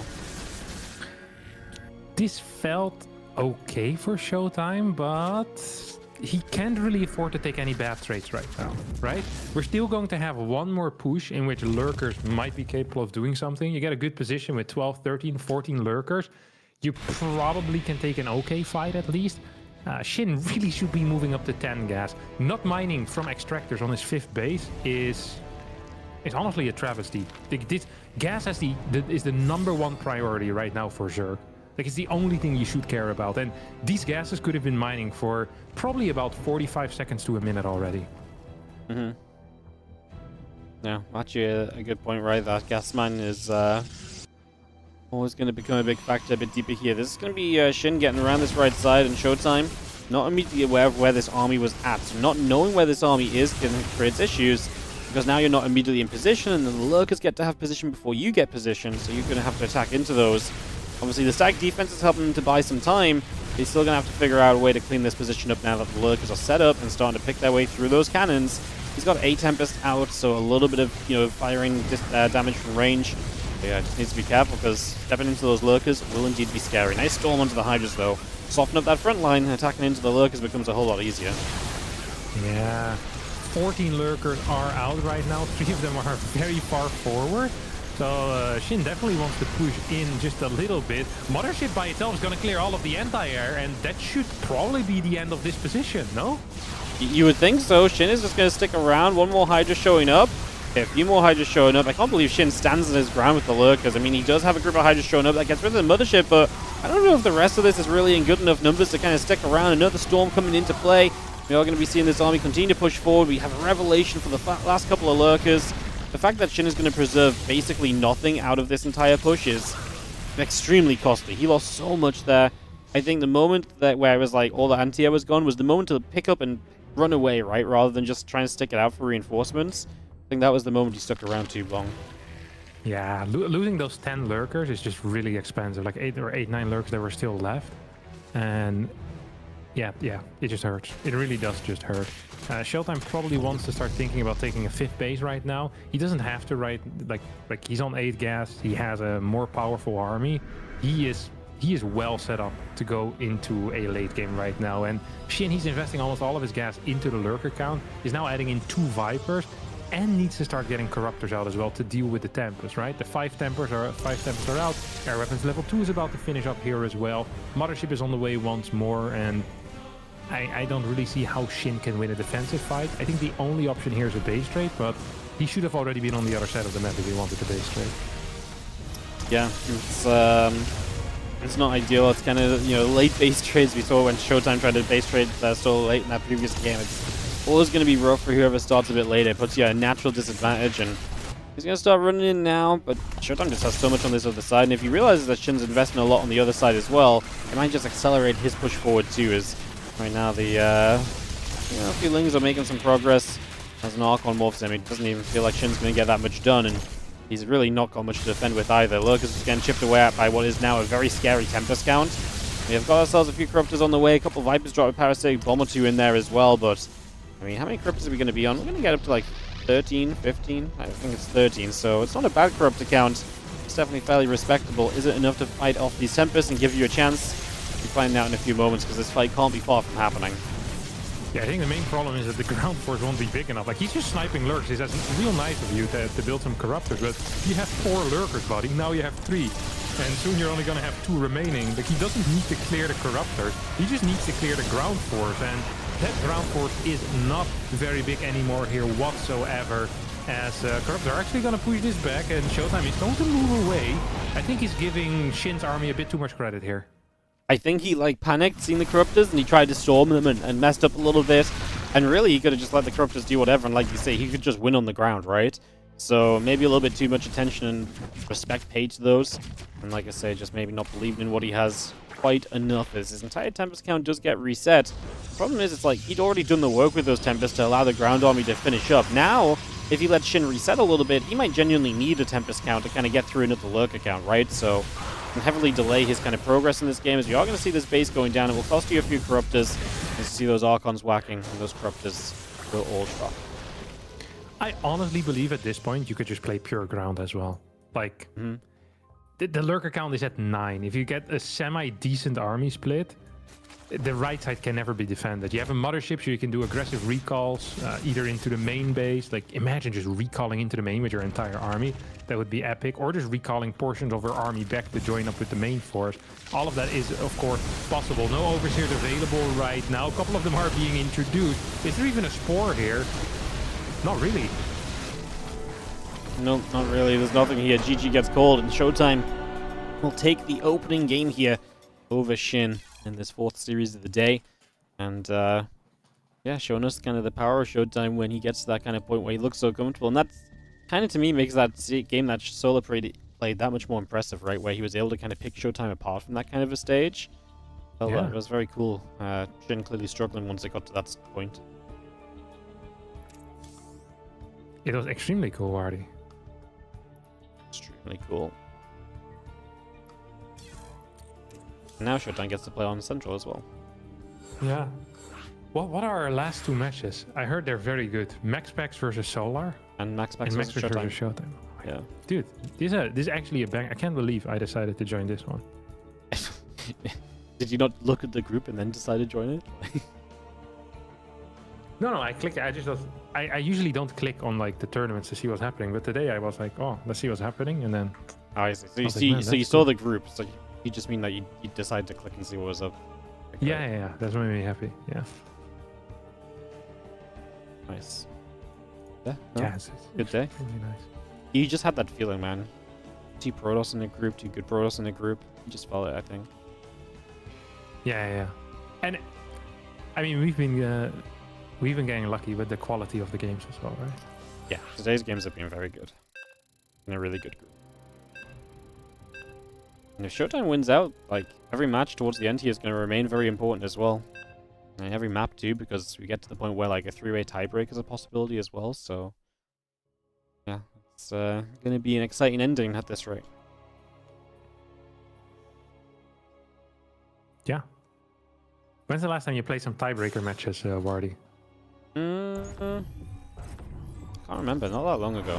I feel like Maxpax, Shin, and Gumiho played some tiebreaker matches maybe back in probably like November or something now. I can't remember. Oh, it's a long time. Could do some research if you're invested into the answer. No, I'm not. Didn't think so. Didn't think so. Do we see Pylon often? Not really, right? This one gets picked a lot. You know what this map reminds me of? Frostline. Frostline, yeah. Like far away 3rd and 4th bases. Mm-hmm. Very difficult 5th. Lots of attack paths. Only the watchtower. Did Frostline have a watchtower? No, right? You had the weird side bases on that map. I think this is the best map in the map pool currently. Because of the difficulty of the expansion. Yeah, difficulty of the expansions. You have like an interestingly positioned rich Vespine geyser base. Usually the hard to hold rich Vespine geysers and gold bases are not actually hard to hold. But this map pool is doing it pretty okay. Like on what is the map called? I'm forgetting it. Okay, the Persephone Gold, for example. Yeah. I think that one is really interesting. Yeah. The one on the right side. Yeah. And then you have the 2 shared bases. On what map is that? That is on Tokamak, no? No. So what do you mean by shared bases? The shared gold bases. Torches? Is that Torches? The Eldorado clone. Yeah, torches. Yeah, torches. Yeah. Yeah, good stuff. Good stuff. Tokamak has the interesting gold-blue half base, where if you knock down the rock tower, you can destroy the blue minerals. Yeah, true. That one's fun as well. It's a weird concept. I've never once mined from that the blue minerals on that map yet. I actually saw someone mining from the blue minerals, and the opponent actually specifically knocked down the tower to stop them. Like, Yeah, I mean, that's what I mean. Whenever you Yeah. see someone takes that base, you just knock down the rocks. Well, yeah, you have to, right? Why would you let them have free money? Yeah, but I mean, like it's so hard to defend it, you know? Yeah, I mean, you can't stop it happening. Unless Yeah. you take it early enough and to keep map control. You know, it would be cool if you could clear the rocks that cleared the minerals, and the mineral patches come back, and then the rocks go back into the tower. So it's like, Constant war.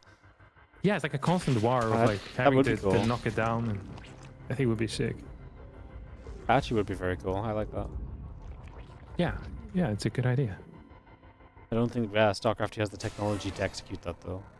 Absolutely has the technology. You think? I'm not sure if Blizzard wants to implement a map that has that in it. Mm. We'll have to wait and see. Yeah, that would be very cool, actually, done well. Be a very Yeah. interesting way to kind of consistently have fights on the map.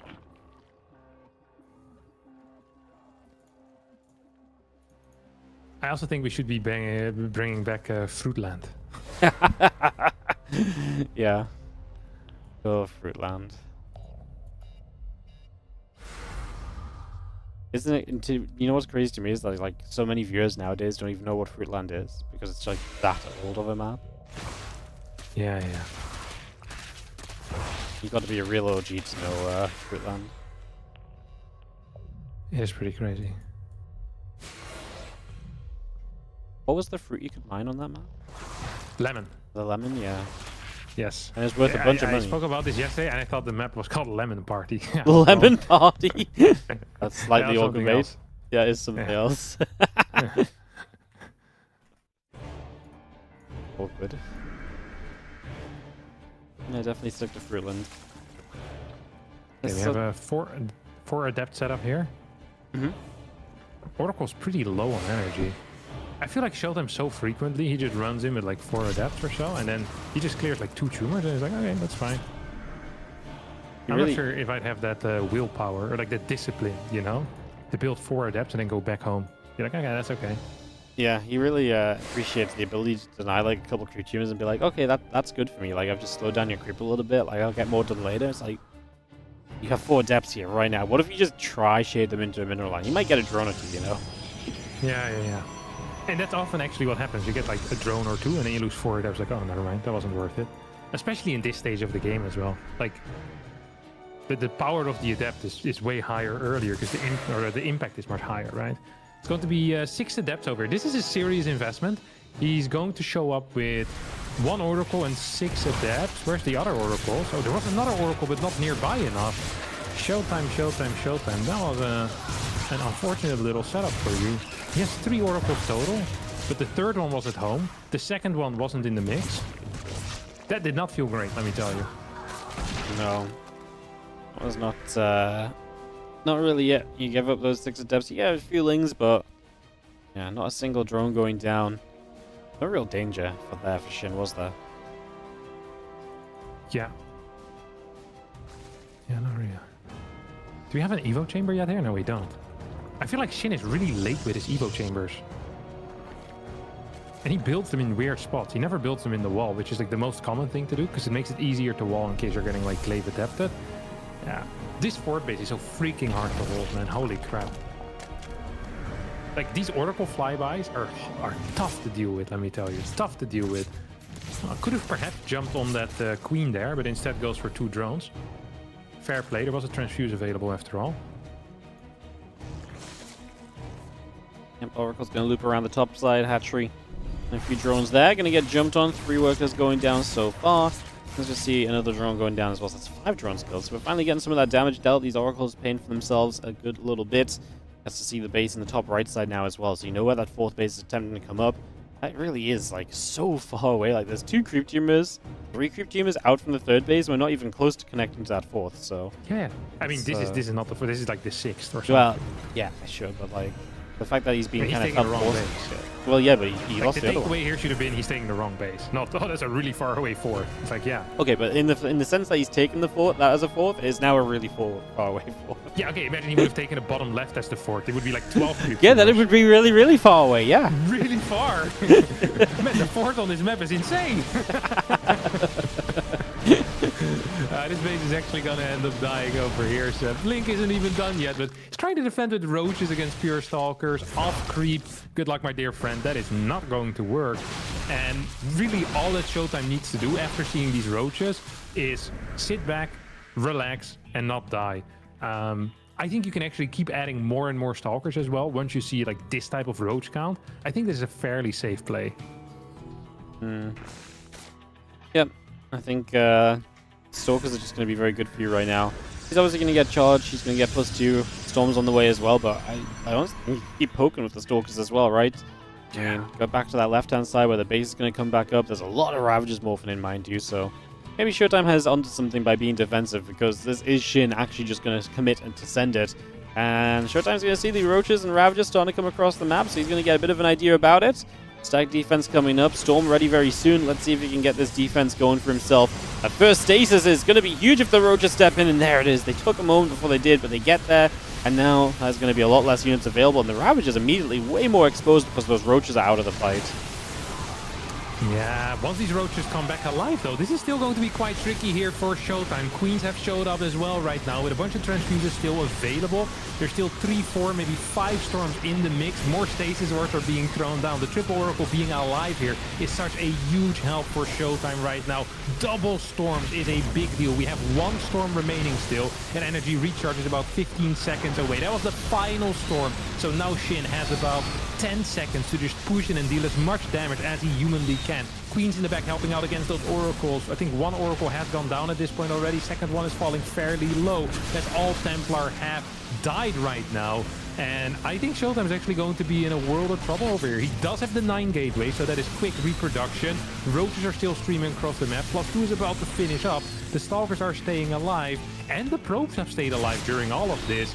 Taking out a 3rd base, I think, is going to be good enough if you also clear a couple of workers. Yep, Showtime though gets more Stalkers up. Can he continue this defense right now? Can he stop Shin from getting too much done to make this all worthwhile? Stalker's going to continue to try and fight a single Roach, and that stasis will come out and rejoin the battle to die. +2 is very close as well, so Stalker's about to get even better, and we can of course just keep on warping in Stalkers, but it's 80 to 30 army supply, and Shin is obviously slowly but surely picking away at that Nexus, as you mentioned, because, well, as the Stalkers step back, he gets a few shots on it, and the Stalkers try and fight again. Again, trying to utilize that blink. We are going to see a few Zealots showing up as well, a little bit of tankiness for in front of the Stalkers. We even target fire down a Ravager in the background. Showtime's just not going to have enough, and Shin is going to tie us up 1-1 and take us to another Game 3 today. Yeah, good series so far. One thing that you mentioned was that Showtime probably should just be out on the map here.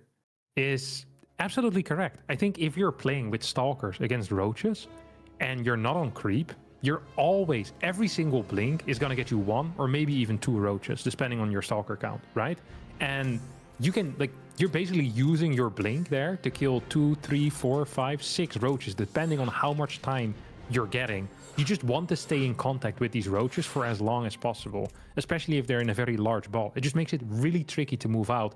Away from creep, you always have the help of Oracles as well. You can see the Ravager count early on, and I actually believe that if you see Roaches at any point as a Protoss player, you shouldn't stop building Stalkers until you stop seeing Roaches, basically. I think this is a very good rule to use for yourself. Just Stalkers versus Roaches?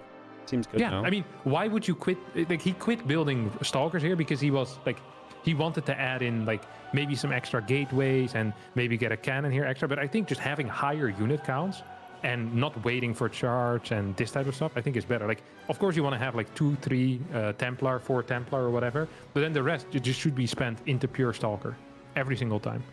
I think that's a very, very fair statement. Showtime is taking a moment, Shin's taking a moment, so we'll just be an extra moment or 2 before we jump into this one. Any Smoke shout break, outs to maybe. catch up? Yeah, lots of shoutouts. Go for it. Let me see. Trombiolo, Twitch Prime for 3 months. Shout out to you. Shout out. If you're still here. We haven't done shout outs in a long time. Do you have any? I don't know. I always ignore them when we're co-casting. Gotcha. No, I'll just tell everyone to do the good old like and subscribe on the YouTube. You know, always a good one. In this day and age, Yeah. I'm on the very, very, very, very slow road to 50,000 YouTube subs. 50? Yeah. Oh, but what do you mean? How slow is this? You're 45.5 right now. Yeah, it's been a very slow road for about a year. I get like 300. Oh, but you're streaming there now as well. Surely that gives you some subs, no? Yeah, I get like 300 a month. So like so that's in about 2 years. a year and a half, I'll get to 50k. Yeah, that's what I mean. It's a slow road. But that's also the next real kind of milestone, you know. So, but you never know. Do you have the bleed purple statues yet or no? Yeah, I do. Both of them? I know. I don't have the second one. The second one's extremely difficult to get. How many viewed hours do you have? I'm about 3 times the one you need for the purple, so I'm like at 15 million. 15. And then I 15. think yeah, but I think the second one's like 50 million view hours, right? Yeah. If I'm not mistaken. I think it's like 50 and then 250.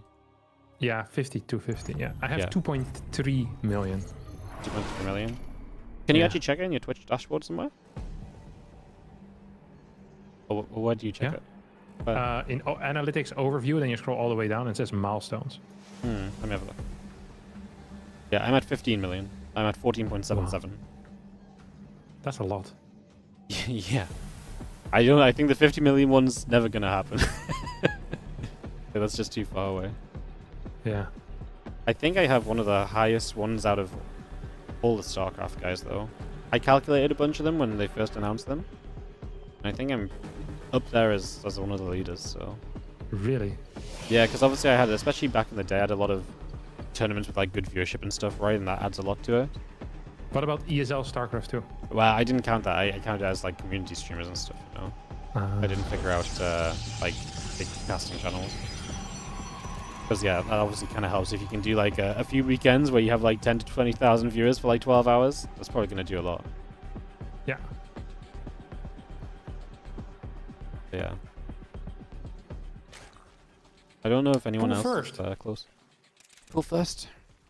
StarCraft. Pool first into hatch on the natural. We actually never see pool first anymore, Wardy. No, you really don't, do you? You know why? Because it sucks. Yeah. It blows balls big time. Yeah, I knew that one. Yeah, I think that's one of those that is one of those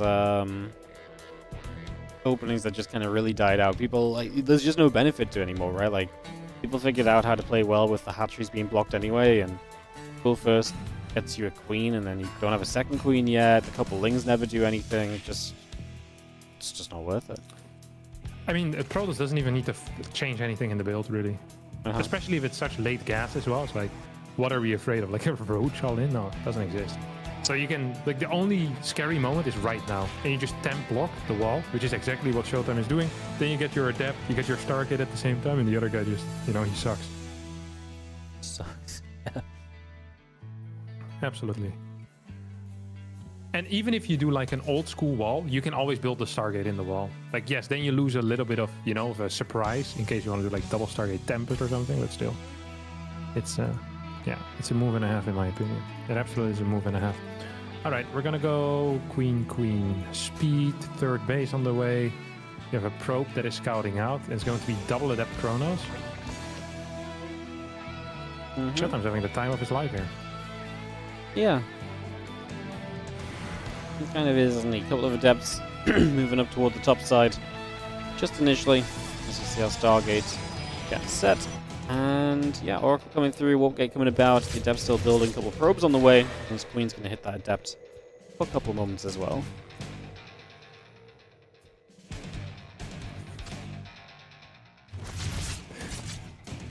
Wardy reminds me of my math teacher sometimes. Monotone cadence, would fall asleep every class. Sorry. What is the point? This is just needlessly mean, no? I find it interesting because I feel like I don't have a monotone cadence. Like, for some things I do, right? Like, some points of the game, I'm just like, yeah, this is happening. It's like, you know, when you do the 2 + 2 = 4 part, like, comes out kind of monotone. But then you do some really interesting math, and then it gets more exciting, no? Yeah, I think so too. Obviously, we don't know this guy's math teacher. Yeah, that's true. Maybe this But guy's fine, math speak teacher is every actually time very he's messed up. interesting, and he just finds interesting people boring as well, you know? Messed up. Truly messed up. Hey, you know the problem is you let these types of things slide. That Was is this guy from my community or your community? it's from your channel, no? Oh, really? Okay, we let him in then. Acceptable. If someone would crap talk me like this, and he comes in, and this is the type of stuff he says, he's freaking out. He's not coming back either. Uh-huh. I always recommend them to put in the, what you call it, like the unbanned request, and then I instant deny it as well. Someone messaged me the other day on Discord. They're like, hey, I think I got banned. It's been like 5 years. I was like, what's your Twitch name? So I looked at what they said. They got banned 5 years ago for being like, how come Protoss players never use their intelligence to create actual builds? They just spam units. They got banned. Must have been a bad day. Just got banned for 5 years. Yeah. I think it's good to sometimes ban people without any good reason, just so people are scared to speak. People are afraid. Yeah. Yeah, people are afraid. I think it's good. Keep them back. Yeah. Yeah.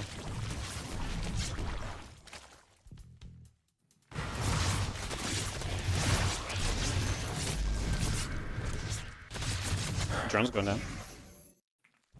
Yeah. Dude, he's being real freaking annoying with these stasis orbs. Mm-hmm.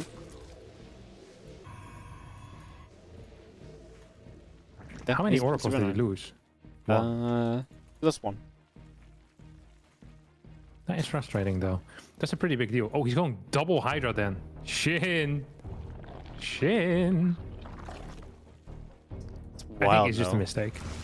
Yeah, it's just a mistake.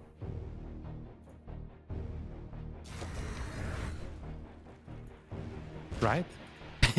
That's what you think until he saws the double upgrades and hits the sickest time, and he's like, "I'm Shin, baby." Oh, he does. Yeah. This guy's a beast. Yep. There you go. No messing around, man.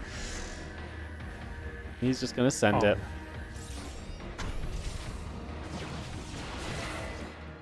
There's absolutely no way. It's like, how important is having both of those upgrades to this timing? Well, extremely important to Shin. Well, yeah, to Shin obviously very important, but how This is the how most realistically important important thing right now in his is it? life. Yeah. Yeah. Dude, he's gonna hit like a truck. His +1 won't even be done yet. Uh-huh. This is gonna be a very interesting timing with +1 halfway done. He's going into a Spire. Oh my god. Dude, if Shin ends up winning this game, Winter's gonna title this. He's gonna say, Shin completely changes the Zerg meta game. And then the thumbnail will say new meta and 2 Hydra Dent and a Spire.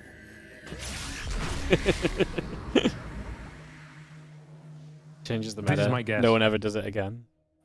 Yeah, no, it's true. And this would actually be accurate. Look at this. He's hitting with 50 links. He's gonna kill these cannons. This makes absolutely 0 sense. Do we have Storm? We don't have Storm. Storm wasn't done yet. No, we don't have Storm. So no Storm comes in, but does it matter? Like, the Zealot Stalker's doing pretty well here. These few lings are going to be annoying. We've got 2 Archons. Oh no, the Archons are stuck! The Archons can't get out of the pylon and the battery, so he has to use the fight backwards to let the Archons do anything. We could still warp in a Templar and energy recharge it, by the way, here, if we want to. Uh-huh. We could theoretically still do that right now. As I'm not sure how far Showtime wants to chase. He's getting 2-1 upgrades. Look at the bank, though, for Shin. What do we see there, Wardy? We see freaking 1,200 gas in the bank. Yeah. So well, the follow-up here is going to be the 12 Mutalist.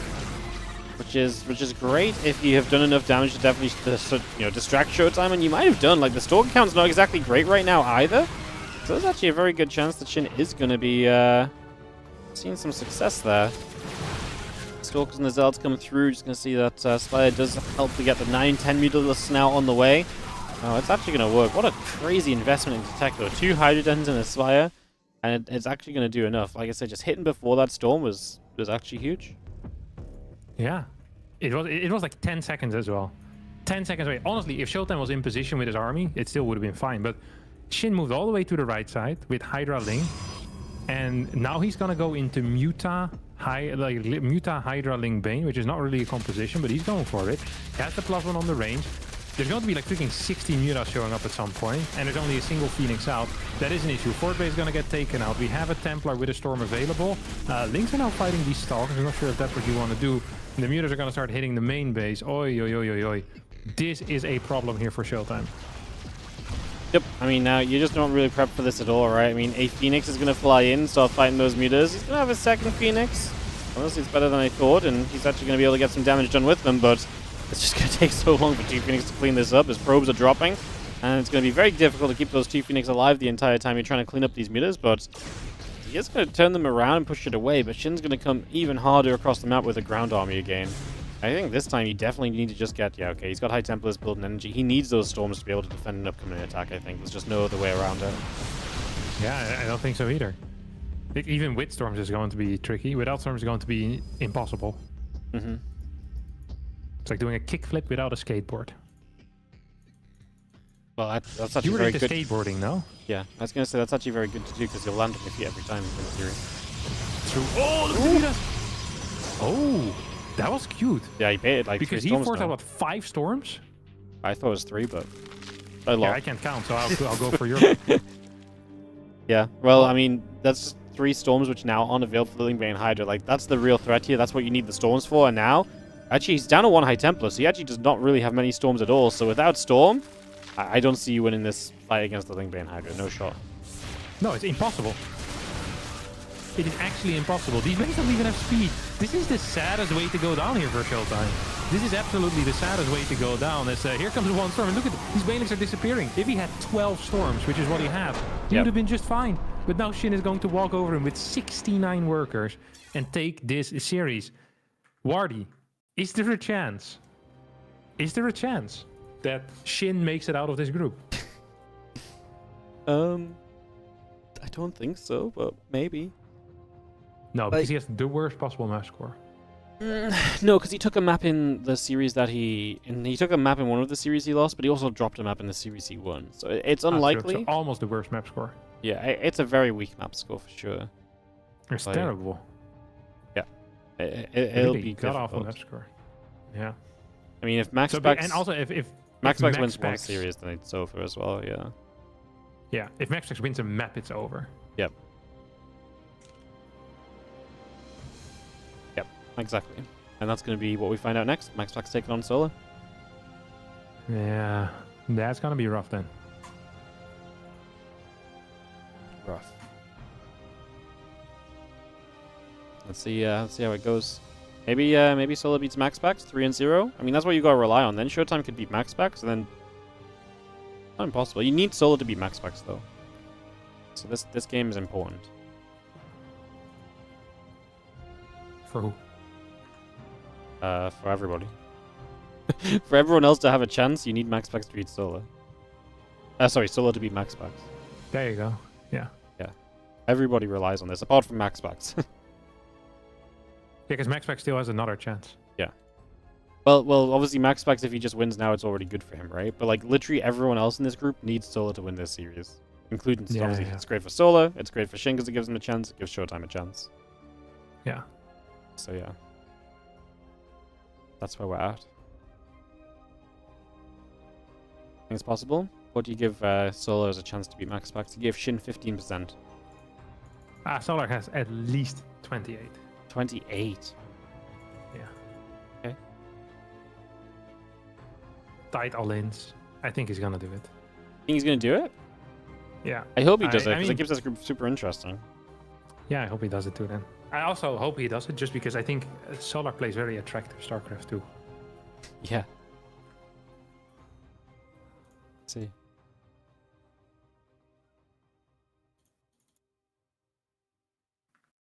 Do you think it's really very attractive StarCraft? I feel like Slow's quite a scrappy player, no? Solar's a scrappy player. Yeah, I feel like he has to scrap together to stay alive until he gets to lurkers. Then he plays very well. I feel like he's always trying to. Yeah, but it's attractive games often. Like he's not afraid of base trades. He's not afraid of run buys. And those are the games you find attractive. Yeah, well, fun, attractive. Yeah, it's attractive StarCraft to me. Absolutely. Yeah. Okay. Fair enough. When's the quarterfinals? A question asked by Wei Phil. Sunday, as well as the On semifinals and finals. Everything. Oh wow! So Everything's we on do. Sunday. What are we doing tomorrow then? Day off. And the day after? GSL replays. Oh, and the day after? GSL replays. Oh. And then Saturday, day off. I've got to become a Pokemon champion again on Saturday. Oh, you're playing the Pokemon stuff? Yeah, nothing serious though. Just a little thing. The new set comes out, so you get to play with the new cards for the first time. They really have figured it out, haven't they? They just release new cards like every 3 months. Yeah, but the funny thing now is that you can't actually get any of the cards because everyone buys them out and hoards them. Oh, they're scalpers, right? Yeah, yeah, it's really bad. As someone who's like super invested and like is signed up everywhere and everything, like literally can't buy cards. That is so stupid. It's an expensive hobby. Yeah, it is. Well, playing's actually pretty cheap if you don't try and buy the cards like sealed. If you just buy the cards you need to play. But playing Pokemon's actually very cheap.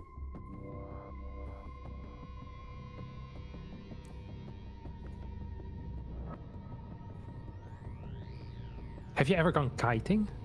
Kiting? Or like Is that what you call it? Like playing with a kite? Do you call it kiting? Not since I was young. I don't know. What would I say? I guess I would just call it flying a kite, not kiting. Ah, flying a kite. There you go. Yeah. I remember I went once to the beach, like one of these. You know how you have the lame ones with just like a single rope and you can't really control it. It's just there. Mm-hmm. Yeah, we had a cool one with like 2 ropes where you could steer it to go down and stuff. And we played with it once. I'm not sure if it belonged to us because it seems weird to only play with it once. I kind of enjoyed it too. I think I must have had a kite when I was a kid. This seems like a very common thing to do when you're a child, to have a kite. But then I've never had a kite since then. Yeah, me neither. I was thinking about it the other day. I was like, I think it would be pretty fun to do. Do you know like the sport where they cut each other's line with the kite? No. It's like when you like basically you have to cut the other guy's line with your kite, with your own line. I don't quite know how it works. I just watched the movie Kite Runner. They did it there. I see. I didn't realize that was a sport. Well, I'm not sure. Like, it was an activity at least they did, and then you can like collect the other guy's kite. Basically, it's like your trophy. I guess is flying a kite typically something you do at a beach as well? I see it frequently, but maybe that's just because people go kite surfing. Yeah. Kite boarding. Yeah. No, that's wild. I tell you what I saw at the beach a couple months ago. That was very exciting. These guys had remote control jet planes.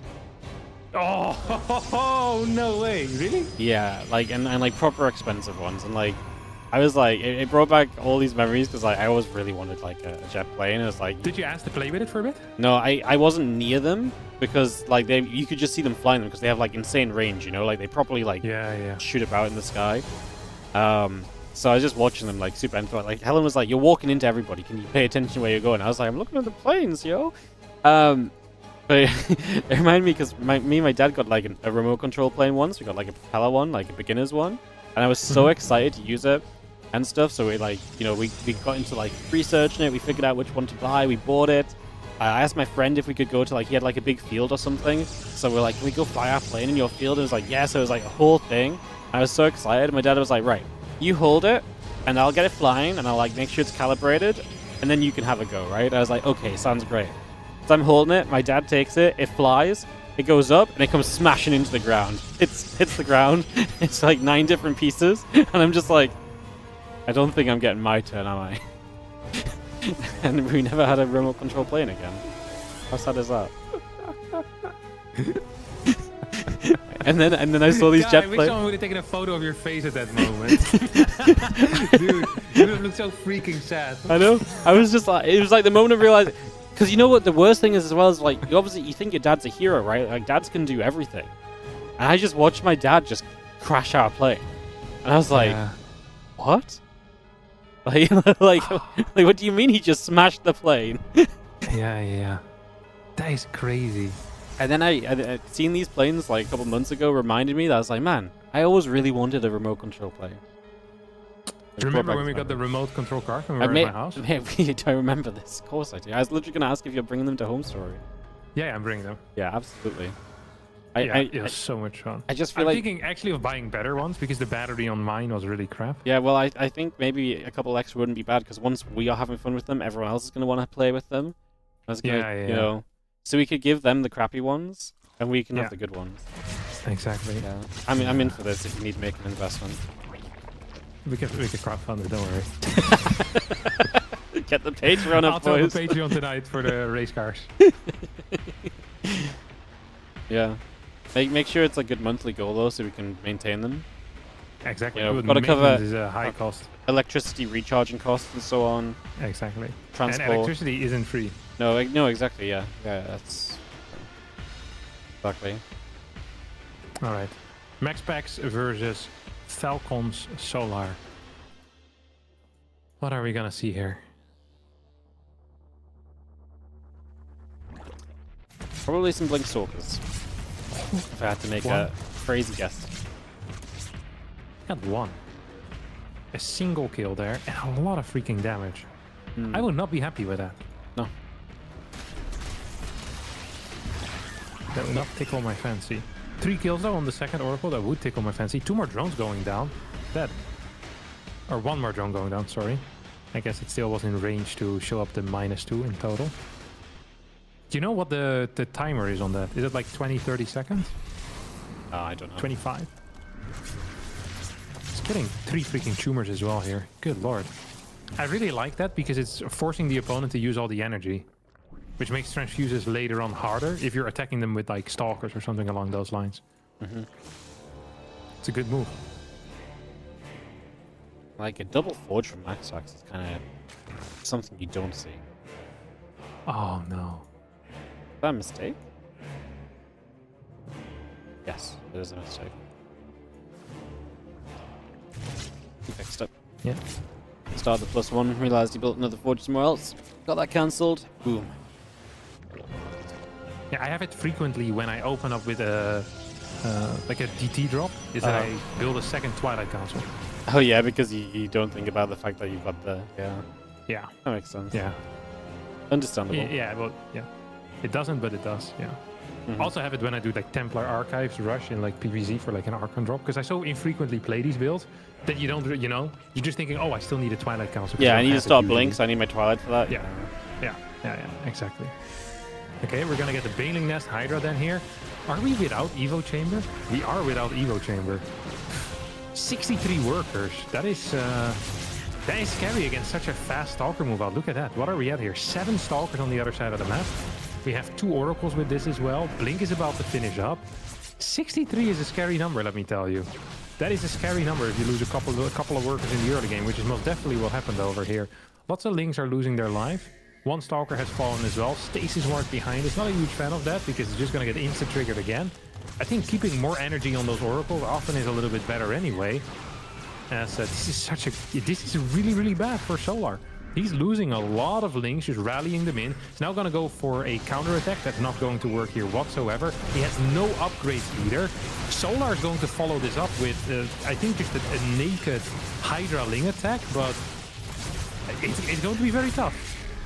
Yeah, it's going to be one of those attacks that has to get a lot done. These few Lings going to try and catch a couple of low HP Stalkers, but Blink is going to be back, so nothing going to actually be lost here. That's a good little bit of movement from Maxpax to ensure that no trouble is going to come of this. As the Stalkers are going to find the Overseer overhead there as well, so able to start chipping away, doing some damage, putting some work in. 6 gateways and a 4th base all at the same time. This is probably not how you want to be spending your minerals at this point if you're being no upgrade all in. Like, adding 2 or 4 gateways, all right, but the rest definitely should be going into cannons, into extra batteries, and not at cannons and batteries at the fort base. This is probably the only thing that could help Solar take this game here. Banelings are morphing already. Storm is about, 20 seconds away from finishing up. I am not sure if it's going to finish up in time. There's no Baneling speed here. Dude, these Banelings, they will die if the Templar just sneezes in the direction of them. Yep, well, they can't sneeze just yet. Again, that upgrade is still for 1 more second. Now it's available. Yep, there we go. And the Banelings are dead, so...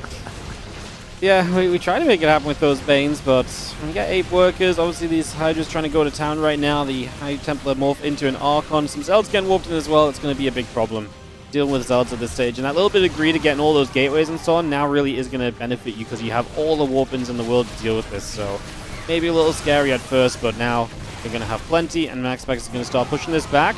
They're looking to put himself up 1-0 in this best of 3 and beginning to catapult himself into the playoffs. Yes, very well done by him. Yes, yeah, big W for him. Probably could have been defensively executed a little bit better, but his early game trades were good enough that having not the tightest response was going to be just fine. That was a solid game, though. Just yeah, he hit so tight with these Stalker timings as well, right? Like 540s on the other side of the map, like 7-8 Stalkers. And you notice it immediately that Solar's just struggling to stop like a very basic push out. Like you lose 5-6 workers and you go up to 63, it becomes really tricky. Mm-hmm. How often do you think... Still though, if like these Banelings manage to hit like the Stalkers just a little bit, I actually wonder if rather than chasing, like going into the mineral line, he just chases the Stalkers with the Banes and he sends like 5-6 Hydras to the right side to deal with the Templar, if he can just win, because he still had like 18 Banelings. And even if they all die without dealing like damage, they're tanking so many Stalker shots. Yeah, that's true. Hard to say. Yeah, hard to say. I feel like and hindsight, as always, is 2020. Yeah, I feel like he was probably in trouble either way. I don't feel like the Bane's going for the Stalkers would have. Because then you have more Storms for the Hydras anyway, right, as well? Yeah, but because you're splitting off Hydras, and there's no defense in front of him, right? It's true. Like, it's not like there's a cannon or like 12 Zealots that can be warped in. Like, I feel like maybe you can do something, but... One of those moments where you need to rewind. I would love to rewind that. Maybe another day. So Maxpax is up 1. Again, if he wins this, him and Solar are both going to the playoffs. And I guess the last match is still important for Maxpax to potentially get first seed, avoid Clem, for example, in the round of 8 and so on. So some work to be done there.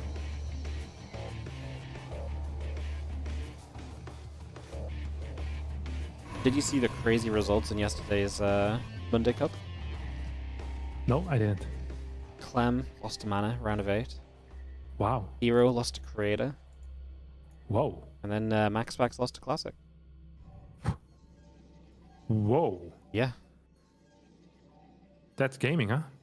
It was. You know, we had PvP for like the top 4, like only PvP, and it was legitimately probably the worst 7 or 8 games of PvP in a row into one kind of cool game that was the last game of PvP of the day. I was just like, it was not pretty, but some fun results. Just the PvPs that led to was not so great. Yeah. Hate to see it. Whew. All right, what do you think Max is gonna do here? I think he's just gonna play something similar. Yeah, I mean, I think if it's working, why move away from something that's standard and safe, you know? Especially when it put you into such a convincingly good position. Challenge your opponent to step up before you do things differently yourself. Yeah. His Stalker count is so good so early. I think his build order is really quite powerful. He delays his force with a tiny tap, and then he just hits like a freaking truck, man. It's beautiful. It really is beautiful in my mind. Yeah, Solar's struggling there. I wonder if we're gonna see double chronos here. I mean, he did get the block off, so might as well double chrono it, right? Yeah. Might as well. Get it out ASAP. Mm-hmm. Get it on the map.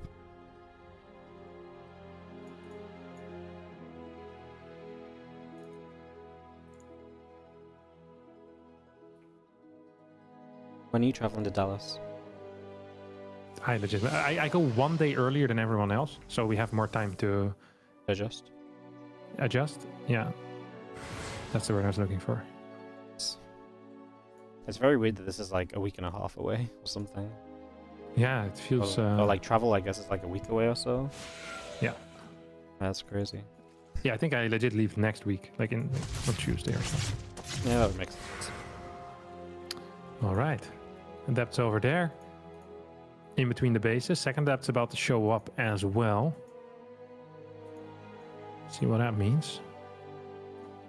I wonder which base he's gonna go to. Main base is a single queen. It's gonna have 6 links. This base is gonna have a single queen. It's also going to have 6 links. Second queen is about to follow. We get a cancel on these Adepts. Metabolic boost about to finish up.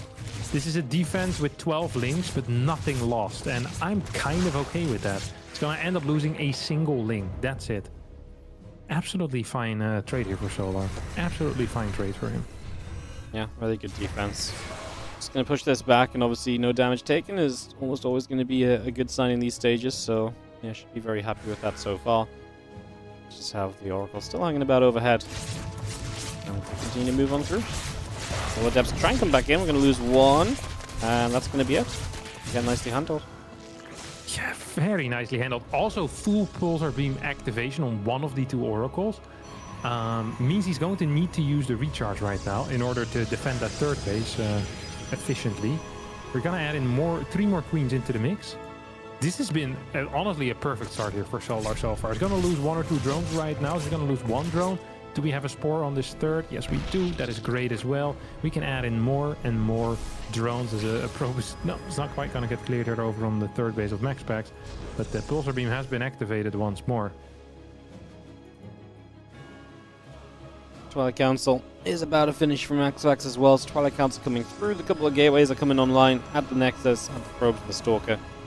And he gets his follow-up ready, but Solo really couldn't have asked for much of a smoother early stage of this game. He's going to threaten there to make sure the Oracles activate that Pulsar Beam as well, just trying to drain energy. So Overlord will go down. But otherwise, yeah, Solar is on his way up to the lair and gets to play into the mid-game he wants to because he's not really been pressured in any way, shape, or form. Definitely not going to have his hand forced in this one. He just goes straight up to 4 additional gases as well. Yeah, it looks good now. Mm-hmm. Oh, no, it's a beautiful start. I feel like it's really rare that someone like Zerg gets like this kind of a start against Maxpax. Like, he's so good at finding damage usually. To be completely denied like this is an absolute rarity. Yeah, it is a 6 queen though, so you know he's made life a little bit easier for himself. Most Zergs nowadays play the 5 queen. Solar seems to be a huge fan of the 6 queen still, which is the more old school approach to it. You know, pre-patch when the queen was back in my day when inflation hadn't hit quite yet on royalty.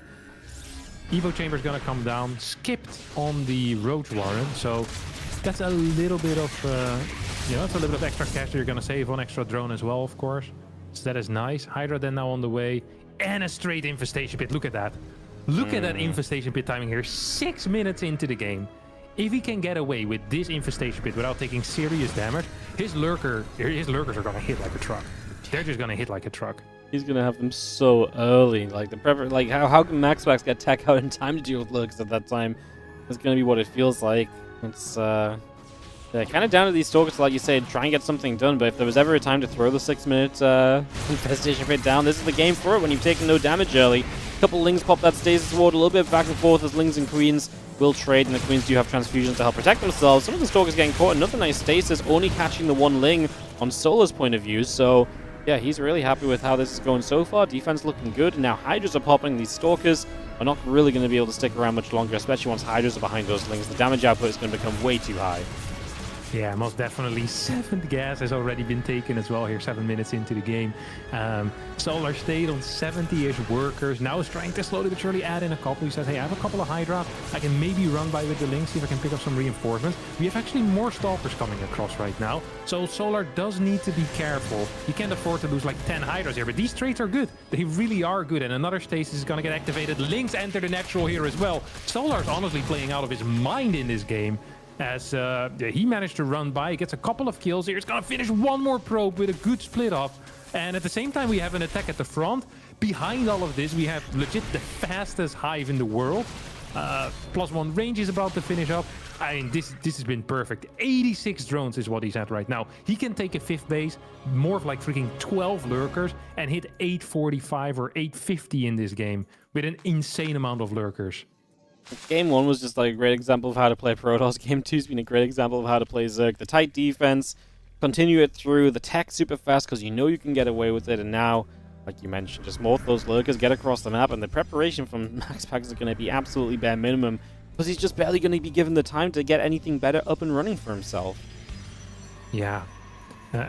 Yeah, I mean, this has just been honestly textbook Zerg. Actually textbook Zerg. 8 lurkers are out already, 2 more on the way. Dude, he's legit just gonna hit 850, like on the freaking dot. There's not even a prism out right now. This prism is meant to keep these pushes back home. You're like, oh no, there's a prism, I can't move out. But he's already at your base before the prism even is there. He just barely got storm, and he's like, wait a second, these guys are gonna have the +2 range upgrade already? That does not look great for me. 174 supply against 125. Link flank coming in as well. Seismic Spine's finishing up in 3 seconds. Couple of lurkers are going down right now. Still some storms available. The storms are good. The blink is even better. Maxpax is staying alive for now. The prism is about to make its way into his opponent's main base. Charge has finished up, so we're gonna get a Zealot warp in. No, Spore is going to stop that for now. Lurkers continue pressing on in the front. There's still 4 lurkers remaining. We have 1 storm here that is going to help out against these link counts. Hydras have disappeared largely as well. Their first aggressive Zealot warp in is probably gonna hit this 4th base. A lot of lurkers have fallen here, Wardy. A lot of lurkers have fallen. Yep, they really have, as we are going to be seeing the Stalkers blinking in and going to try and get the cleanup here, as we are going to see Maxpax able to push this army entirely back. So Solar gets cleaned up, pushed away. At the same time, he is denying the Prism from doing too much, but a great defense from Maxpax in a scenario we painted out. It'd be very difficult for him. He steps into the challenge and really holds his own. Yeah, did this on 66 drone, by the way. Did not dare probing, or probe, not drone, sorry. 66 probes. Did not dare probing up any further. Now he's going to add those probes. So this is an extremely tight defense. I think if Solar had waited for 10 more seconds and started engaging with Seismic Spines, this would have been a very different game. For now, though, he's still in an okay spot. I mean, he's up in workers. Yes, he lost a lot of workers. Resources lost does not look to be in his favor, but he still has another try. He hit so quick initially that despite, it not going so well, he's probably going to have another timing this game before Tempest. Absolutely, because Fleet Beacon just now is starting. Have the Prism is going to get the warp in before it goes down, at least, so those extra Zealots will force a few more units to show up defensively. The Queens and the Hydras together will try and make that defense. Already a lot of Lings going down. Now we're pushing onto the creep spread as well, as Maxpax is feeling confident in the front. The Zealots going down will allow Solar to fully focus back on the defense in the front positions and see if he can really handle this, as the Fleet Beacon is going to be done soon, so the tech continues to grow from Maxpax as this game progresses onward. And again, the Lurk is in a good position on the high ground playing defense for now. Look at this, though. Freaking 15 lurkers out on the map, only 2 at home.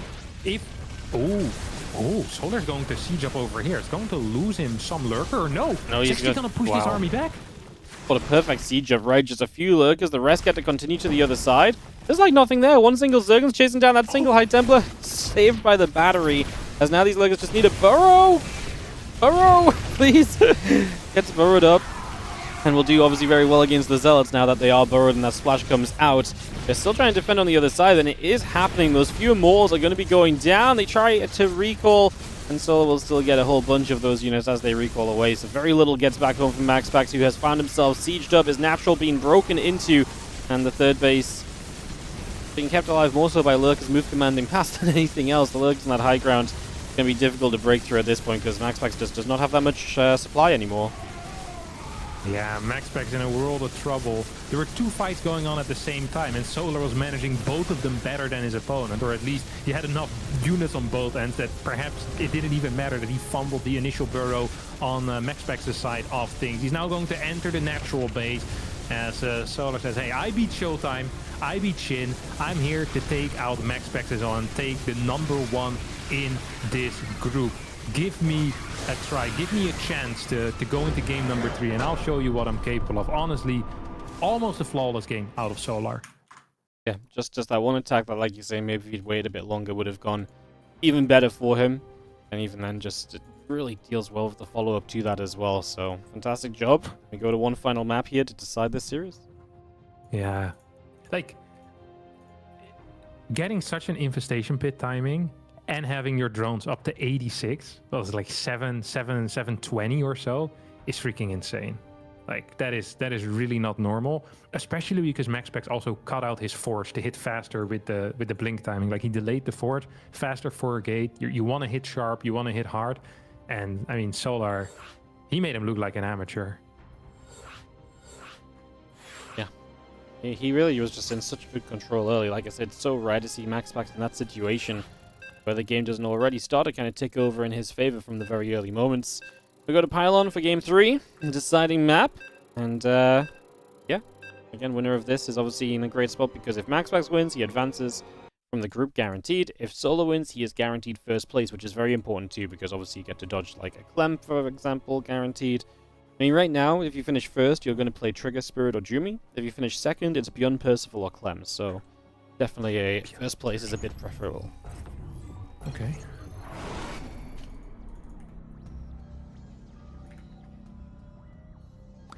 This map is going to be so much harder, though, for Solar, no? Like, I feel like... bases. Yeah. Like, especially if he takes the top right side as the fourth. Right, well, I mean, that is not the usual fourth. It just wasn't that game. Maybe he'll try to take the forward one with the Rich Vespine guys, or just to mess with your head. Make us ask all the wrong questions. Yeah. Have you seen the Dark response to being hatch blocked, by the way? No. He'll just send the drone across the map and proxy hatch his opponent. So as a result, a lot of Protoss players now, when they manage to get the probe block off, they'll send the probe down earlier. So it will be down to block his opponent's hatch block. Very fun. How cool is that? Very cool. I think so too. Did anyone else do it apart from Dark? I think Shin has done it in the past, yeah. But Dark is like, he was very consistent with it for a while, where he did it like 70% of the time, and then every now and again what ended up happening is he would show up and then he couldn't block it, or someone goes like a 90 Nexus and it's like, oh, that's awkward. Yeah. Steer just down there. So, yeah, good stuff. You know, Dark, today's the day Dark finally goes to the military. Really? Yeah. I'll believe it once I see a picture of his shaved head, because I've been hearing stories of Dark entering the military for 5 years now. Yeah, no. Really? He tweeted, he's going, man. Oh, that sucks. It's Dark official. Yeah, it does suck. No, I don't like that. No, me neither. We kind of need to do anything that doesn't involve losing Zerg. Yeah. Kind of going the wrong way right now. See if we can bribe some government officials. Yeah. But we have to do something, man. Like, you know. We can send a Protoss for a second time if you want. How about we send 2 Protoss and we keep our 1 Zerg? It's a good trade deal. Yeah, I don't think they'll like it. Ah, that really sucks for him. Yeah. It's not fun. Everyone that I talked to, they didn't really enjoy the experience very much. Well, yeah. It seems like an enormous waste of talent and time. Yeah. Absolutely. Solo's got to be at that Dark point. Also has a kid, man. That must be super tough. Yeah. But I mean, maybe he gets to do something that's like close to home, so he can like return on the weekends and stuff. Yeah. I don't know. I think they're pretty strict with this. No, but like I think if you have like special circumstances, maybe having a kid lets you, you know. Yeah, it's possible. Get a better job. Yeah, I think usually the only special circumstances I heard of were like having like some type of disability that stopped you from doing it. A couple of drones already going. I mean, this is going much better for Maxpax than the previous game, right? Well, 2 drones is already much better than before, yeah. And these adepts yeah, still also alive. 4 links. Yeah. So like the adepts can probably remain somewhat active here. This map is really difficult. Like it is a very, very tricky map to defend on. It's just true. Oh, he's gonna lose a couple more links for free. Oh no. That's what 8 total have gone right now. 6 more links in production. 2 drones have fallen as well. But those 6 links also could have been drones, right? So that is basically 3 more drones that you just lost. These 2 adepts have dealt like 5 drones worth already, and now they're in between. Oh, Oracle's gonna fly over. I think this is on. I think at this level, this is the equivalent of being game over. Like losing 2 workers on top of the initial ones, losing full mining. More of these links are falling as well. We get the adept shade to finish into the main. 7 worker kills in 4 minutes and 20 seconds. Maxpax, he flipped the switch after that last game. Like, he made me look like a fool. And now the Oracle, the second Oracle shows up at the 3rd base. I mean, what is this? Worker counts are supposed to be even at this point. Zerk is supposed to catch up right now. In the early 40s, late 30s, we want to have 40-40 drone count, 38-38 drone count. That is good. He's not even going to catch up by the time that Maxpax is freaking 60 workers. He's going to just be building links to not die against the incoming Stalker push. Well, links to go with this link Queenal and he goes across the map. I mean, that's just very much so let's give it a go. I mean, it's probably his best shot, right? Rather than trying to play catch up on drones, so. I mean, will it work?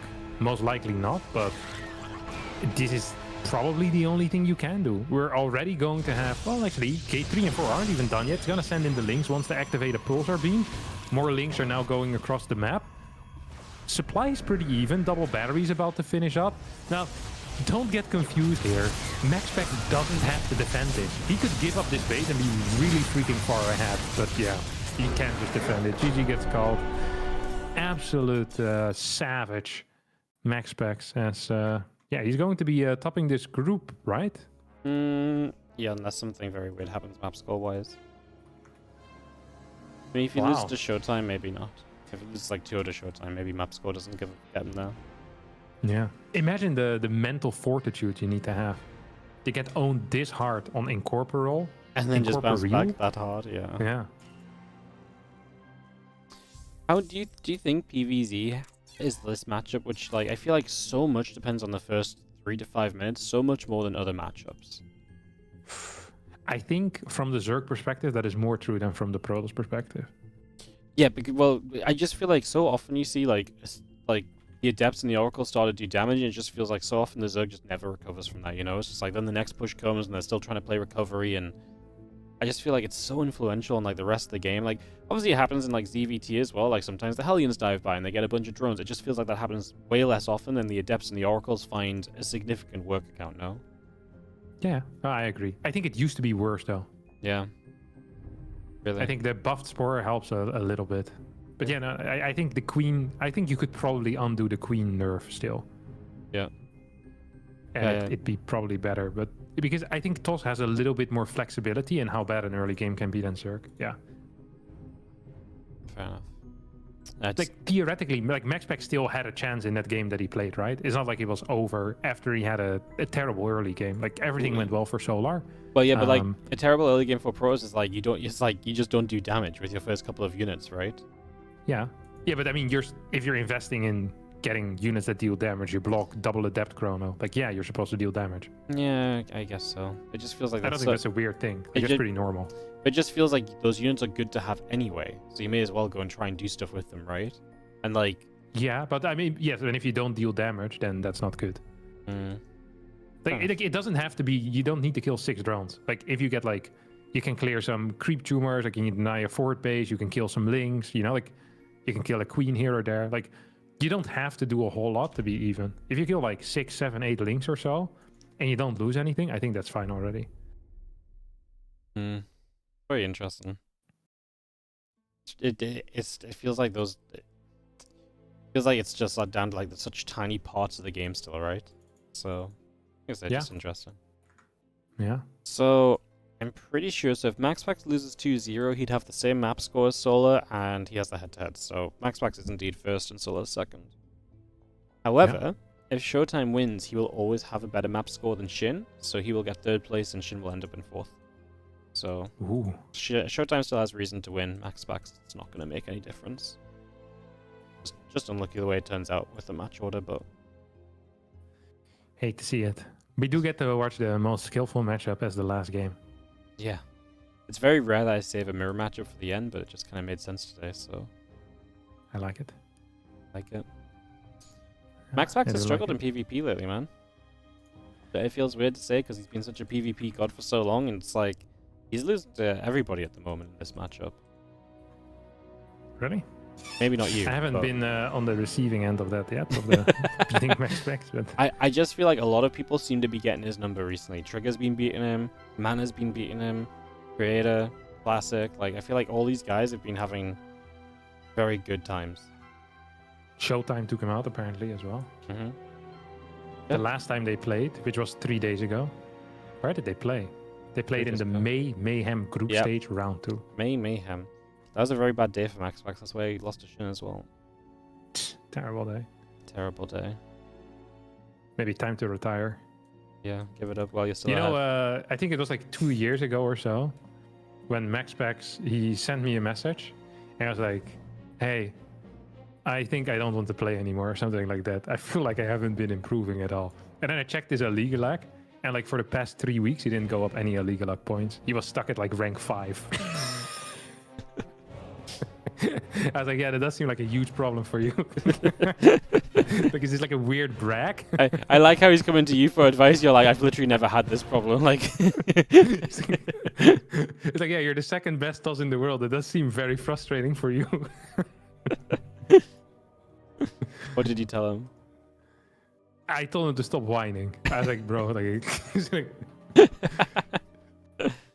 well, that makes sense. You should have said I had this problem once too, you know, back in 2016.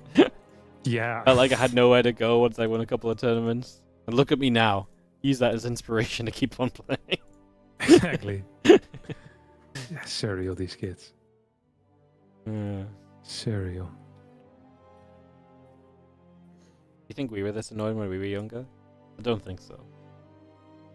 No, I was way worse. I think Maxpax is one of the most well-adjusted young people I've met in my life.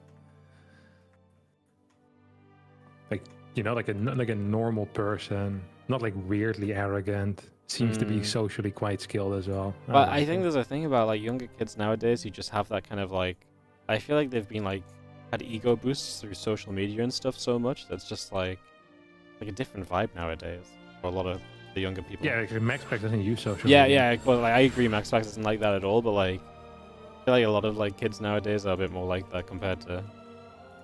Well, I don't know. Everyone I used to know was a. Dick when they were Maybe I young. don't hang out with kids as much as you do, Wardy. I'm not really an expert. Like, I'm just thinking back to when I was younger. Ay, ay, ay. Unbelievable.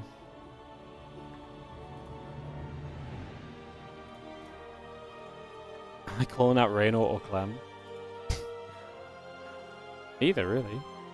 I'm more talking about just general, like, you know, experience of young people in this day and age. They walk past my house every day going to school. I sit on my porch and swear at them. Yeah, I don't really know a lot of young people that are Well, like. like I said, I don't know young people. I just see young people, you know. You see that they're messed up from a distance. Yeah, like you just see their like their behavior like all around. It doesn't help that we're in the UK. Like the standards of being a good person in the UK is pretty low anyway. So you add being a child onto that, and it's just like, you know, we're fucked. Yeah, it's awful. Yeah, pretty much. Yeah. Do you guys also have the fat bikes or no? The fat bikes? What do you mean? What's a fat bike? Because maybe we do It's is like just it's like an electric. It's like an e-bike, but it's like really fat wheels. like a dirt bike. No. No, It's like an e-bike. e-bike. No, probably not. Sounds very Dutch. Yeah. Okay. This is like all kids right now have freaking fat bikes, and they're roaming around on them, causing mayhem in the cities. Okay, well, we have this problem, but with dirt bikes. All the kids seem to have dirt bikes that you're not meant to be able to like ride on the roads and stuff with, right? Because they're not licensed vehicles. But like they just go steaming along all the roads. They like drive past really loudly all the time.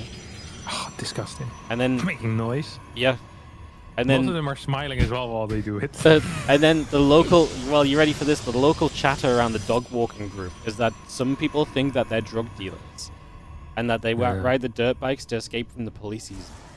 And now it's hard to disagree with this because the last couple of times we've seen them, they've been wearing ski masks. So like, What?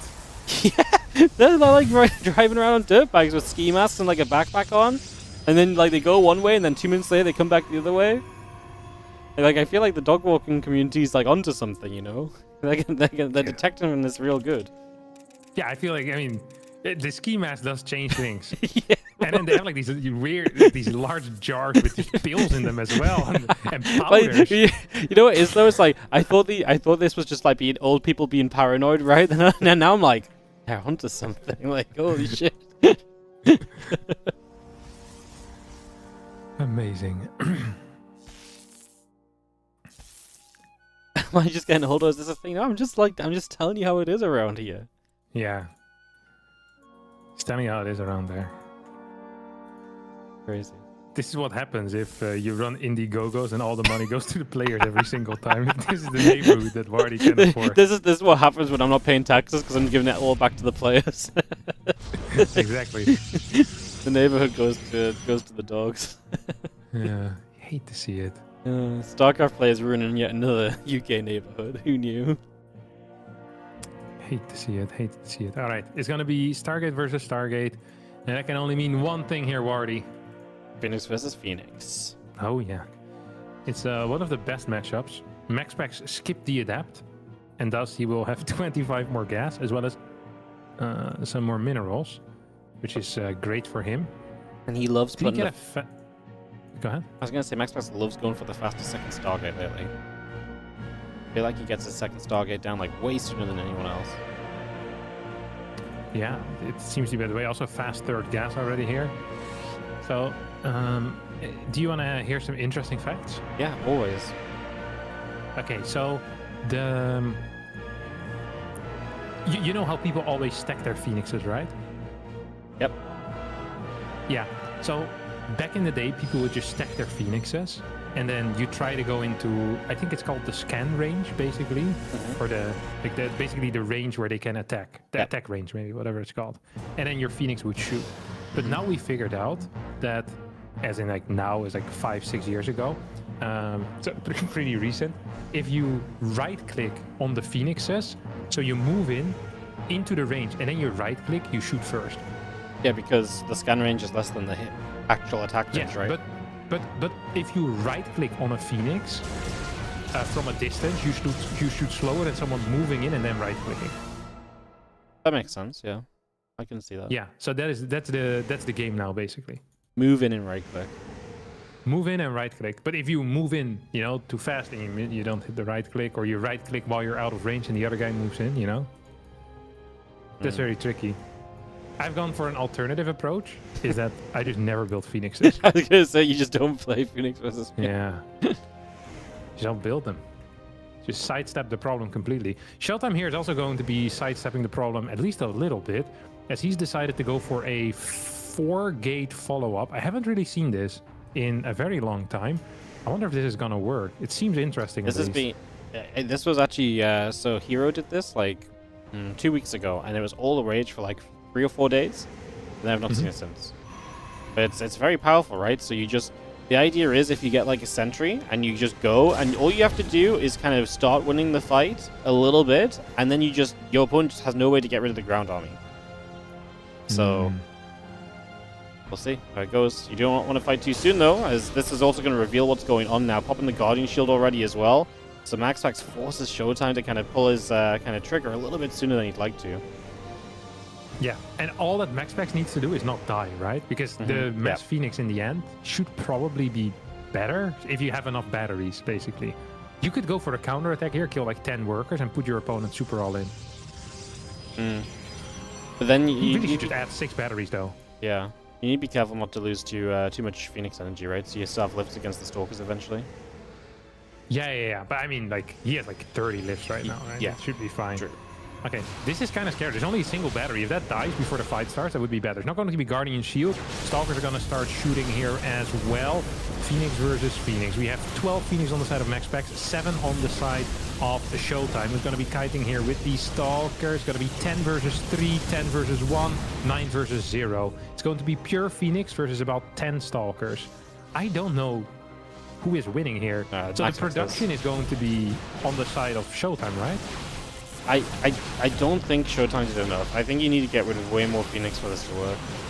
No, yeah, but I think he's fine, no? If he just adds like 2 more waves of Stalkers and then goes, he can't go in right now, but... Because he just outproduces his opponent, no? Like, the Immortal's going to be too late. I feel like I've seen people go down to like 3 Phoenix defensively and still be okay, but I guess they killed a lot more in the process as well, so maybe we'll see in a moment or two. Guardian Shield pops. Maxpax obviously trying to buy some time. Batteries are coming up for him. There's going to be seen a bit of back and forth coming through. That Immortal still on its way out as well. Obviously would be huge. The Void Ray going to be a big part of this as well. That's the thing. Showtime is not finding a way to keep on moving through, keep on trading, so we're getting closer and closer to more tech units. Yeah, once that Immortal actually is downstairs, it's going to be a huge deal.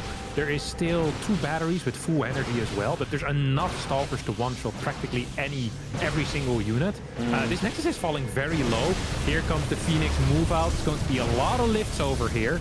As indeed the Immortal shows up. Void Ray's having a good time as well. Probes are falling right now. I think that Showtime might just barely have enough Stalkers to at least hold this position for a little longer. Can he get the kill here on the Nexus? I mean, that would be huge. If you get the Nexus, then that's going to help you massively. Targets down a Phoenix or so right there as well.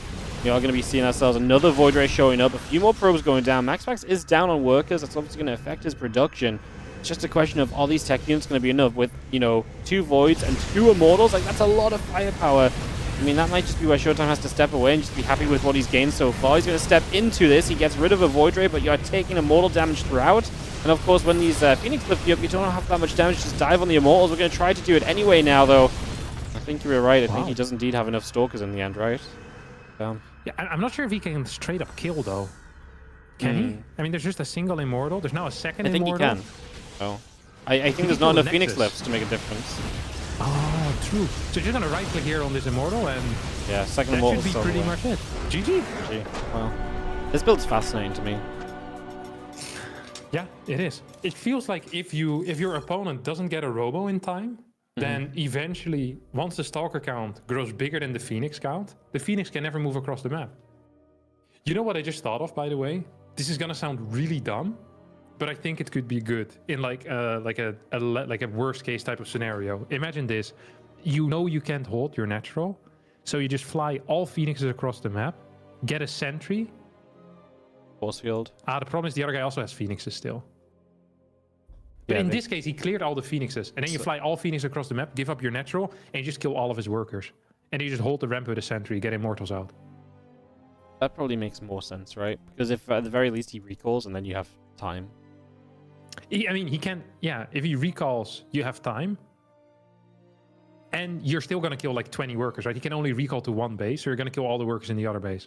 I think that's the best answer, actually. If you get rid of all the Phoenix of your opponent, that makes sense. Yeah, but that's the first thing that needs to happen. And then you can do that. You can give it a natural. Because if your opponent, like, how many lifts do you think you have? If you just kill the Phoenix, you probably have like 30 lifts or so, no?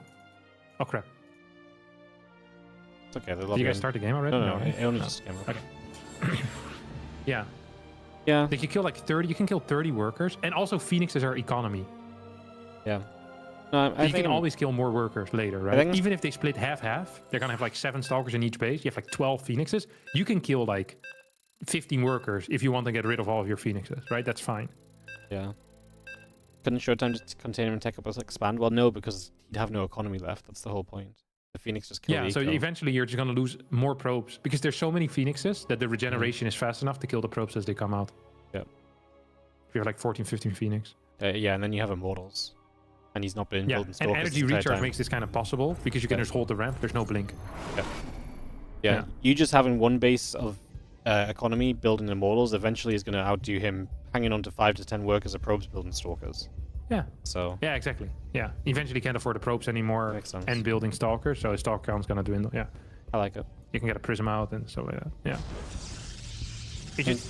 I don't think it's like the ultimate solution. I actually think that like getting higher battery counts in your natural is probably better, but as like a backup, you know, there's still some plays you can make maybe. Yeah, I like it. Do you think the real difference is just getting like a lot of batteries down ASAP in the natural? I think it definitely helps, yeah. And I wonder if I think his Robo might have been a little late as well. Yeah. I also wonder if getting a sentry is useful.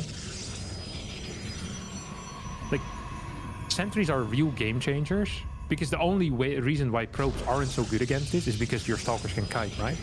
So imagine you get a sentry out and you energy recharge, even without a warp gate. Like, you can get 3 force fields instantly. And then you can catch basically an infinite amount of stalkers. All the stalkers that get caught, they will die. Because not all stalkers can then shoot the phoenixes. Okay. So it's like, I feel like there's a lot of options. And also just, I'm not sure if Guardian Shield's any good, but it's also something you can consider. I don't think it's good because your Phoenix War is 1 anyway, right?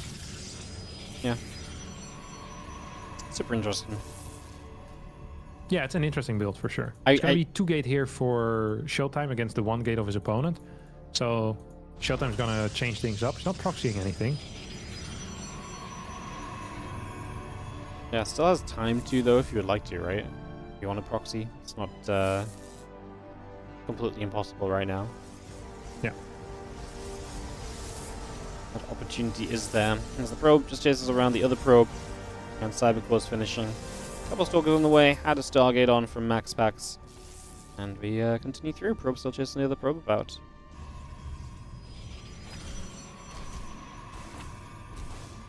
Stalker. Gateway. I know what this is going to be. It's going to be an all-in, isn't it? He's going to build a pylon somewhere and go 4 gate. Yeah, he's just going to try and kill him. Yeah. Fair play to him, man. Sentry stock. He's chronoing the sentry. There's the first gateway. And there's a pylon. If you want to build a 4th gateway, that's where I'll go. There's basically no reason to play 3 gate instead of 4 gate, right? No. Supply block? Sentry is gonna... This feels weird if you're Maxpax, by the way. It's like, oh, Sentry? Why is that there?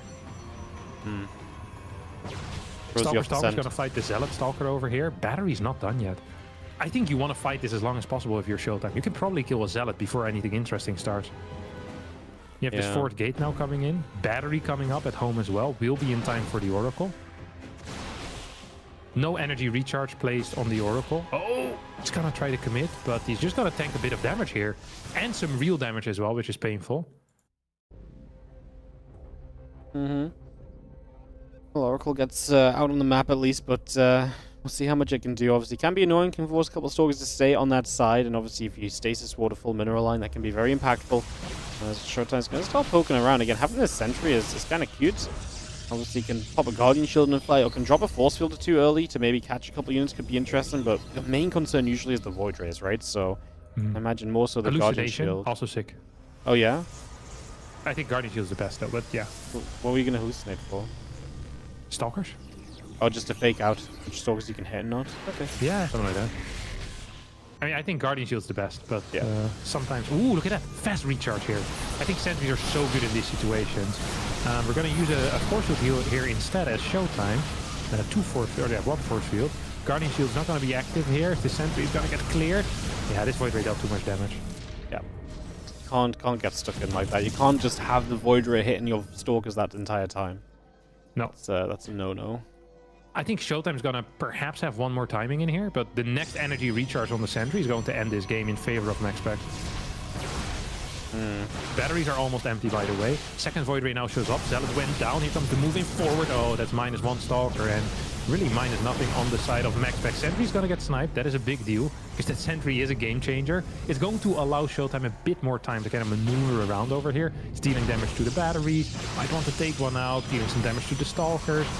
Probe perhaps being pulled off the line. Here comes a kill on the Stalker once more. Can that Void Ray fall? Yes, it will. The Stalker goes down. Another Stalker might fall. Ooh, Showtime moves in forward. Is actually going to get caught here by that Sentry. Another set of force fields. One more Stalker will end up falling. So the next Void Ray is about to finish up here as well. I just feel like the Stalker count's never going to be high enough. New Void Ray shows up, and I mean, obviously you're still walking in 4 Stalkers at a time, but look at the battery energy, though. Yeah, I mean, there's one on the top that has a good little bit, though. Oh. Double Void Ray prismatically aligns way too soon.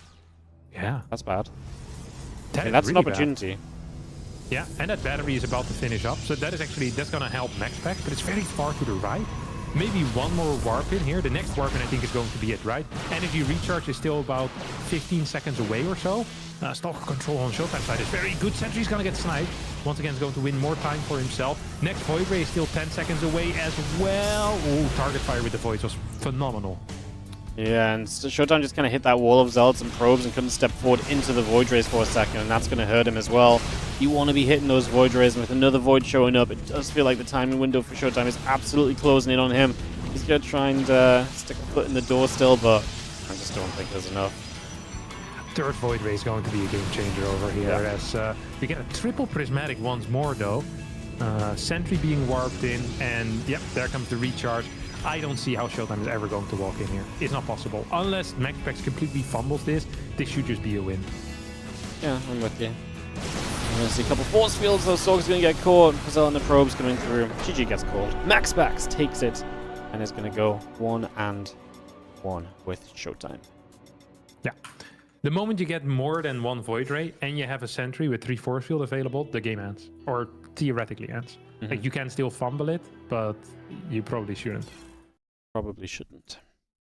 All right, we got It's one. a mistake to fumble it, Wardy. It's always a mistake to fumble it.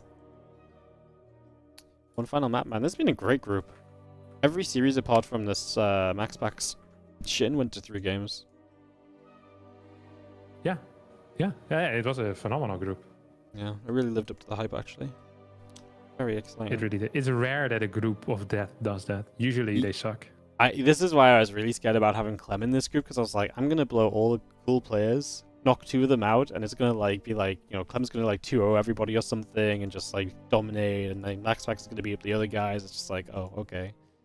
So, yeah, I'm glad we got it to change. Yeah, me too.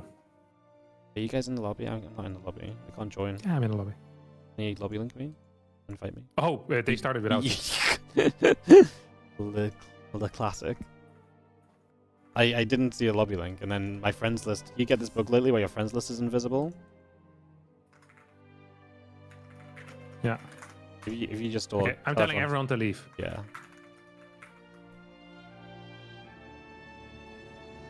I just came out the game late.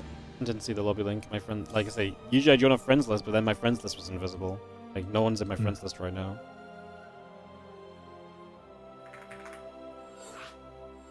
You forgot someone.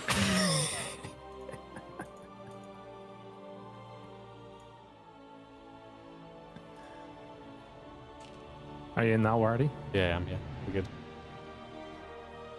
Go. Do we have everyone? 8 people, right? Yeah. We had 9, but I'm going to assume we lost a French guy.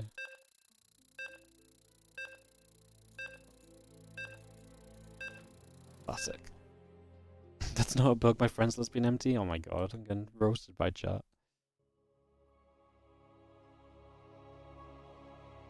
Alright, Persephone. It's a fun one for the PvP. Fun one to wrap it up on. As we head into this final game of Showtime and Maxpax. For Showtime, he's trying to fight to get 3rd place in the group, which is a prize money difference. Maxpax is just playing for Eligulac points. Which one shouldn't underestimate the value of. Not for Maxpax, if that doesn't go up, apparently he's going to think of quitting, so there you go. Starts complaining in my Discord DMs again. The Discord DMs? About About what? About that. Maxpax. Yeah. See what you mean. Got confused. I thought some random person was just complaining in your Discord DMs. I was like, tell him what's what. How do you pronounce it? It's just Persephone, no? Yeah, Persephone. It's the... Isn't it the lady that is together with Hades? Something like that. I don't know the lore, but... Yeah. I played the game called Hades. Did you play that? Yeah, I did, but I still didn't read much of the lore. I just Really? enjoyed I tried at least understanding a little bit. I'm not sure how lore accurate it is, but it was nice to see some things, see what they do. Daughter of Zeus. Yeah, isn't everyone really a daughter or a son of Zeus, though?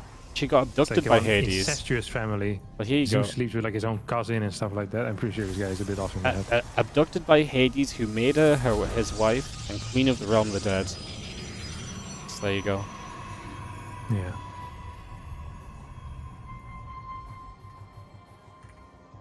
Huge. Truly. Okay, we're gonna get another 1 gate versus 2 gate scenario.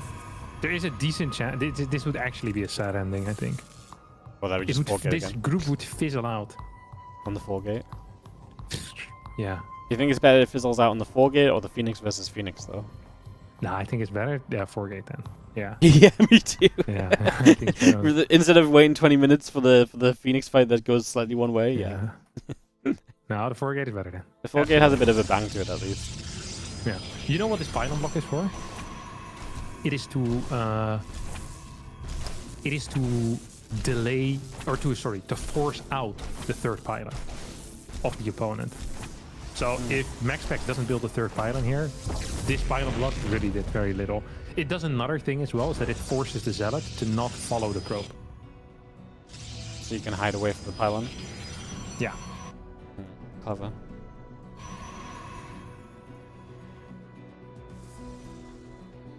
Okay, we're gonna get a center. Okay, it's the exact same build order. So Showtime either is done, or he says, hey, I think this build order is good. I think he believes this build order is good. This time he's not gonna get supply block, by the way. Last game he got supply block. He plays it a little bit different than how most people do it. So usually you see pre-warp gate 6 units max. He is playing 7 unit max before warp gate. You see that? Because he does that one chrono on the sentry thing, and then he gets another sentry out, right? Or another stalker? Another sentry. So he's getting 7 units. This is really rare. As in, this never happens, really. Is that Oracle too fast? It's very fast. Too fast in the sense that like units are still at home? No, as in like there's going to be like 2 kills pre-battery, 3 kills. Oh, I see, yeah. Yeah. That's annoying. But all the energy is gone, so maybe not the end of the world. Okay, Void Ray is on the way, about to finish up. We have 3 batteries coming in right now, 26 workers to 21. Stalker count is phenomenal. I actually think not getting Guardian Shield here is a mistake. I think you should just get Guardian Shield basically the moment the Void Ray shows up. Oh, this is also good. Ooh, is it? Guardian Shield would have been better again. Oh, those are force field here. Ooh. No. Could have got some more units already. Now has to step back, wait for the warp in. Second Void Ray is about halfway done. Obviously we've drained a bit of battery energy, but there's still 2 full energy batteries and another one coming up in the back here. Good force fields now out of Maxpax is going to guarantee those 2 Stalkers are in a lot of trouble and they will go down. And we do not kill this Stalker. We didn't get enough Stalkers in range, so Showtime losing units and not really gaining much apart from, again, draining energy. It feels less important than usual with the energy overcharge obviously available. Yeah. We have a Guardian Shield as well as, or 2 force fields available. Soon to be 3 force fields. Oh, that's an interesting one. For the sentry? Oh. Just missed. He's dealing a lot of damage on the Nexus though. Yeah. Is there a world that you just take the Nexus and you're okay with that though? Like, or is that never good enough? I don't know if there's ever a world. I'm not sure if that world exists where you're okay with it. He's going to lose both sentries, and energy recharge is going to be available soon here for Maxpax. And then the sentry can activate itself. Oh, this is a nice move forward. Sentry, snipe, Void Ray. I think there's too many batteries. Yep. Takes way too long to get that Void Ray. Now your Stalker count's reset to 4. And Showtime knows it. GG's. Maxpax takes it 2-1. Put a cap on this very exciting and entertaining and back and forth group. Yeah, good group. Good group. Good group. What's the game of the day for you? Game of the day? Oh, kind of like some of the Solar Showtime games. I think we're probably Solar Showtime on Incorporeal. I think. First game. No? Yeah, where Solar came back and then Showtime nearly made it happen back himself. Yeah, Like that too. Very well played. Very good game. I also like the Solar Maxpax game where Solar just like on Incorporeal, the one that Solar won. Just very that was also good. Like he just also kind of beat him. Yeah, like but just seeing him like really like dominate is like something I feel like we don't see. So that was kind of cool in a different way, you know, because the first game was very back and forth that we talked about. But that one was very like dominance from a side we don't usually see, you know. Yeah, so, absolutely. I suggest both of these games. If you just now tuned in and you're like, wow, no, I would love to watch some more StarCraft. And Wardy probably is going to quit streaming soon. And then all there's left is Hearthstone. I'm not interested in that. Yeah. You can go to Wardy's YouTube and go back in it, or check his VOD, or do the same thing on my channels. The game, Incorporeal Shin, Solar versus Showtime was really good. Yep. And phenomenal stuff. Don't forget to like and subscribe if you're on the YouTube. Oh yeah, also important. And the Indiegogo. and the Indiegogo, which you read out a majority of earlier, was quite impressive. Yeah. Oh, we beat the 6K today. Yeah. I don't we see gained- I don't see it as 6K because I see it in a different number, no? Yeah, I see it in pounds, you see it in euros. Yeah, we got 110 euros today Yes, that sounds about right. in the Indiegogo. Well done, guys. Good job. We're at 68%. Killing Yeah. it. Keep it up. Finally, Wardy will be capable of affording more tournaments for players. More tennis of players. That's what we need, though. Exactly. I've got to fund, I've got to give you at least $25 every few months to keep you kicking. That's Yeah. the real difference. You know, the extra money here is the money that goes into the guys that lose in the group stage. But we pay them to be the cannon fodder every season, you know? Yeah. So, yeah, go check out the Indiegogo page. Exclamation mark 2025 in my chats if you want to find it. Very cool. Are you done for today? Yeah, I'm just going to make the bracket and then I'm done. Do you want to stay for that? For you making the bracket? Yeah, I'm just going to draw it on stream. Okay, I'm down actually. Now I know. Yeah, how do we do it? Well, first Do I'm you going have paper and stuff or no? No, I'm just I use a randomizer.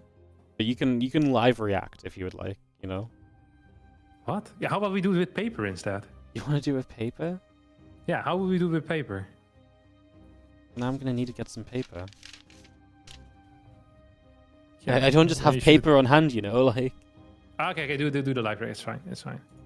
Hang on, I'm seeing if I've got paper, but like it's all got important stuff on it, you know. Yeah. I usually do it on the back of, like, when I do stuff like this, do it on the back of my text letters that I get. Yeah, I just feel like I'm gonna accidentally reveal something. Oh, I've got an Uber Eats receipt. Okay, nice. All right, Let's do it. perfect. I'm just gonna make sure there's nothing important on here that tells people where I live, just in case. All right, hang on then. I'm gonna have to rip this into 8 pieces. How do you even draw brackets? Can they be mixed up with someone that was in their group earlier or not? No, I make it so that you can't. My personal ruling is that you can't meet anyone from your group for as long as possible. Okay. So basically, in this case, until the finals.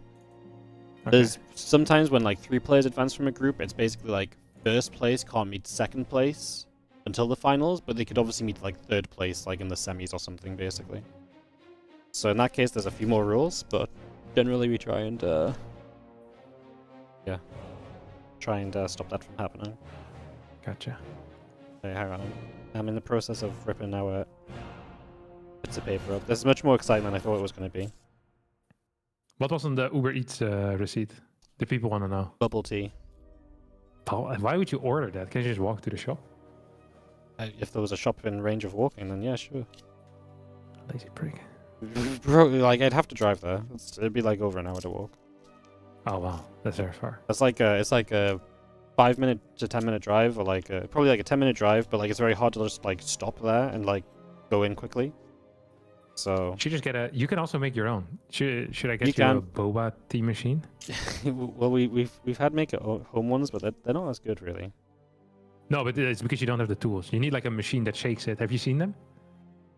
Well, yeah, they have them in the shops. Yeah, exactly. I feel like you can't. I feel like that's a very difficult purchase now. It feels like it's going to be expensive. Wait, hang on. Now I need a Sharpie. It's a good wedding gift, though, isn't it? It's a good wedding boba gift. machine. It's an investment as well in If your you future. if you buy me a boba machine, I'll not complain. Sounds great. Or what feel- you could do I feel like these are is more. get the dirt bike kits. You order a couple of pills and then ask if they can bring a boba tea for free with it. Yeah, is that the new technique? Yeah.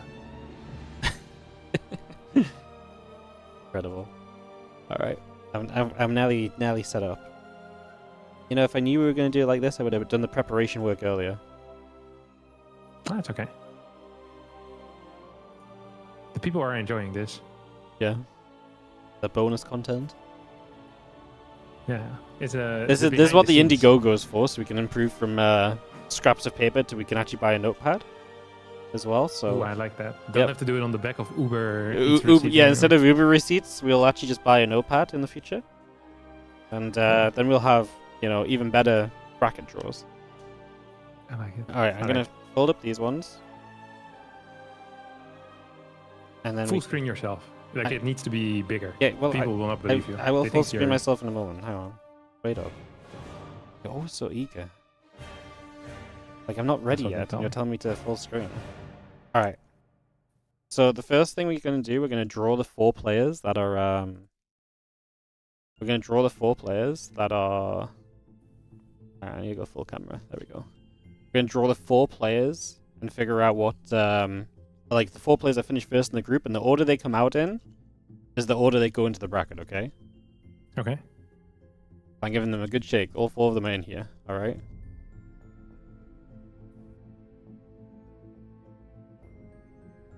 Is that Coke bottle from today? Yeah, got out of the beach. Oh, okay, nice. Alright. Number 1. Is it going to focus? Can you guys see? Clem. Clem.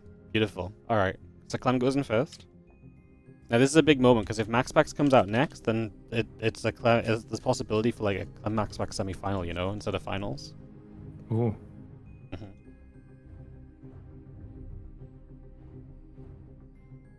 it's actually Bjorn. It's Bjorn? Bjorn. Clem Bjorn. Oh, a PvP. Yeah, no, but they don't play, they're just in the same side of the bracket, you see? Oh, same side of the bracket. Same side of the bracket, because they both finished first in the group, so they can't play each other yet. Oh, I gotcha. And then next up, we have Percival. This part doesn't really matter, I guess, because the bottom 2 are decided anyway, but whatever. Yeah. And then the last one on the bottom is Maxpax. I just ripped Maxpax in half. Something about a state of They're very chaos. powerful. Alright, so that means that, so Clem and Bjorn, so we're in the same group as Jumi and Trigger, so we need Spirit and Solar are going to be the opponents of Clem or Bjorn. That makes sense, right? And then Percival and Maxpax would play Trigger or Jumi. Yes, that makes sense. Alright, so we're gonna shuffle up Spirit and Solar. And then the first person that comes out plays against Clem. And the second person that comes out plays against Bjorn. Okay? I mean, if you want, I can shuffle them up and you can pick left or right. You can choose. Yeah, I like that. You like that? I'm gonna do it from my... but is your camera mirrored or no? Okay, well, I'll just hold out and I can wiggle each hand, you know?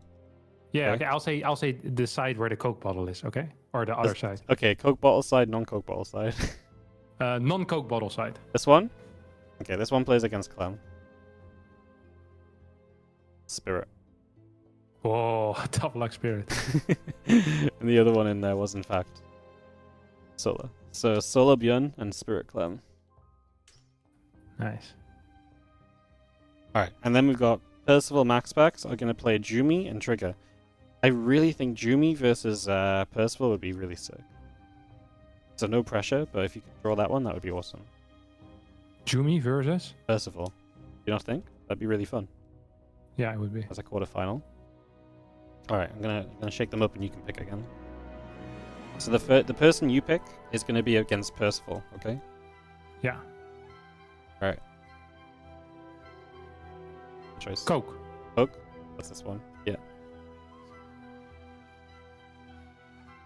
Ah, you fucked it. It's Trigger. Good try. Jimmy gets Maxpax. Yeah, that's a good attempt. Yeah. Jimmy makes the playoffs and he gets Maxpax. Brutal. I mean, it's possible, no? It's possible. What a bracket, Wardy. What a bracket. So can you read them out for the people at home? I will show them on screen. Okay, show them on screen. It looks like this. We have the Protoss side of the bracket and the non-Protoss side of the bracket. Yeah, but Clem will be Protoss against brightening up Terran. the day of all Protoss players worldwide. Yeah, Yep. exactly. 4 Terrans!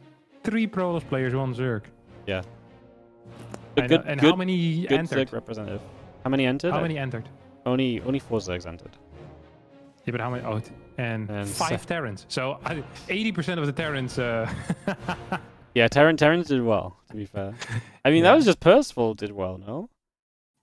I mean, the only Terran, 2 Terrans in Group A, so I feel like one of those advancing's fair. Clem advancing's very fair. It's just Percival and Spirit advancing that really shifted the bias, I think.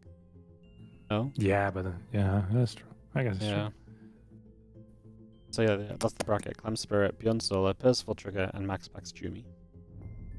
And that's all on Sunday. We're probably not going to cast all the quarterfinals. We'll probably cast 2 or 3 of the quarterfinals. Okay. So, Clem yeah. Spirit, Percival Trigger, Beyond Solar, and you skip Maxpax Jumi. Probably. Yeah, I'll probably just let Maxpax Jumi play at the same time or something. I like it. Yeah. That's a reasonable approach. It's the most reasonable approach. Yeah. What do we do right now, Artie? What do we do right now? Yeah. We sell out. Actually, and I'm gonna let her. Do you have anything else going on in your life? Not that I'm aware of. No. Okay. Well, good to hear. In that case, I'll see you next time. I'll see you next time, whenever that is. Bye bye. Bye. Okay, wait. Can you stop the together streaming? Yeah. I'll sort out. Okay. Sick. Yeah. Thanks. You don't want my Adios. chat hating on your ladder. I promise you. Exactly. That. Yeah. Cool. Bye. Alrighty, guys. Fun bracket we got for the weekend. I'll set the stuff up for that very soon. Thank you, Harston, for the 130-month resub. Who am I kidding? I didn't need to say thank you. That guy. Man in the Moon for the 49-month resub. Campo Chess for the 100 bits. Non-Imber with the £5 donation says, I read that you can pay $5 and Wardy will sneak secret words into the cast. Is this true? So I would like you to work in Screaming Goats. Did not read that one in time, unfortunately. But thank you for the donation. Ian M7 also donated £25 earlier and said Zerg supremacy forever. And I think Harston shouted out everybody else. So I think Harston shouted out everybody else throughout the day. If not exactly on time, then at some point. So yeah, guys, if you did enjoy today, if you're on the YouTube, like and subscribe. If you're on the Twitch, go to the YouTube and hit subscribe. I really do want to push the YouTube subscribers. I really do think we can get up to 50,000. Like, we're not on track to hit 50,000 this year, but I think we can make it so we are on track to hit 50,000 this year, if that makes sense. So, you know, if we all keep going over to the YouTube and subscribing, maybe we can do that. Obviously, there's the Indiegogo page. We have had some love from there today, so we appreciate that. We are continuing that push towards the $10,000 for the WardiTV 2025 series, so check out the Indiegogo page. There'll be a YouTube upload in about an hour and 45 minutes. Today's YouTube upload is a Clem vs. Maxpax series, so it's a banger. So yeah, Clem vs. Maxpax on the YouTube upload today, so that'll be going up in, like I say, about an hour and 45. So be subscribed to the YouTube if you want to catch that. And, I don't know if I've got really anything else to say, guys. Anything else, Anything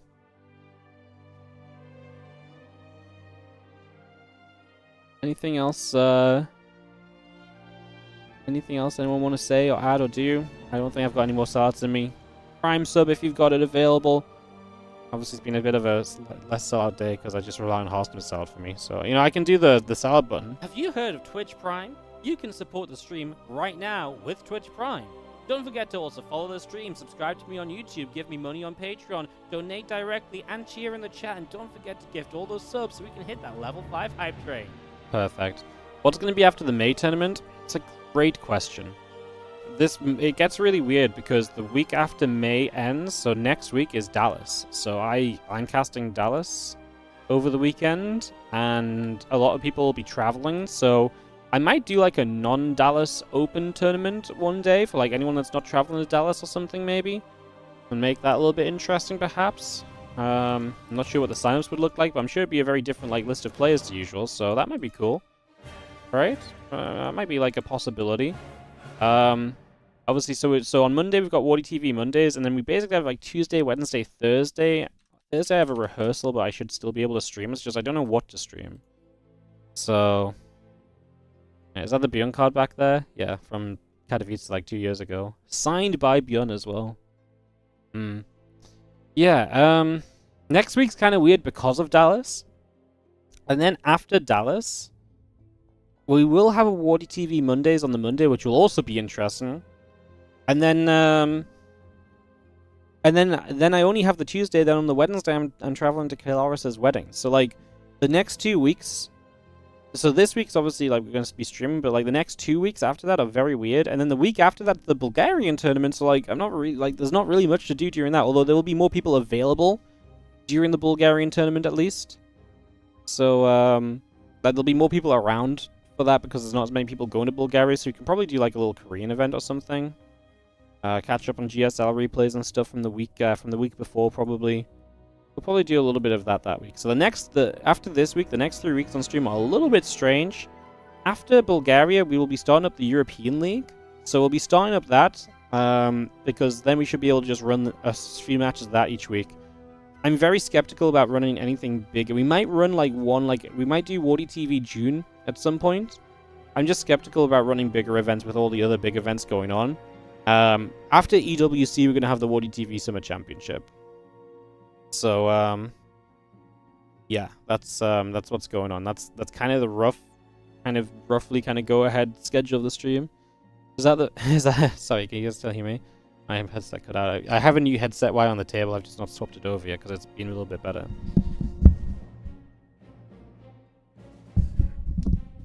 Yeah, this is the Bjorn card where he's got 96 offense and 76 defense. Signed by Bjorn himself.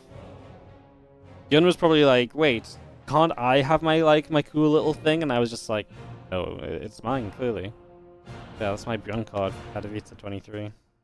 Very fun. Ugh. Stretching. We made it. Cool. Dallas cast on my channel? No. I'm going to be part of the official Dallas cast. But it's not. I'm not in Dallas. It's an online cast. The official cast is just like an online cast from our homes and stuff. Kind of like when we did like the old regionals and stuff. So yeah. Me and Logo didn't agree with that defense. No, absolutely not. Because Bjorn is a good defensive player. Like Bjorn, especially back then, he was so good at like turtling. There's no way he should have like a 76 defense. Like there's absolutely no way. Does Bjorn speak English? Yeah, good enough. Me and Bjorn have some laughs together, like when we're chatting and stuff. So like it's at that like entry level, you know. It's good enough to understand each other for sure. We get by. We get by.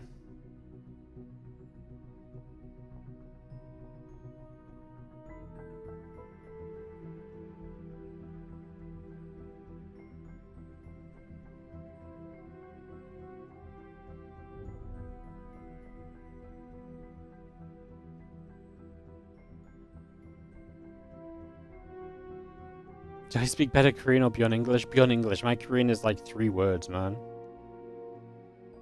Gordon Lambo Beyond's on the better side of Korean speaking English? Yeah, that's probably true. Like, Solar is the best. Bunny is very good.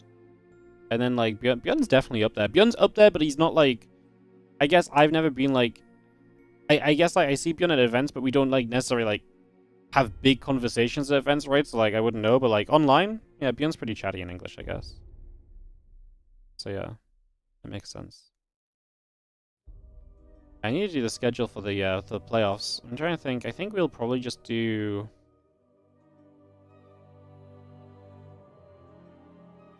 I wonder if it's worth like pre-playing one of these matches, and then we can just yeah,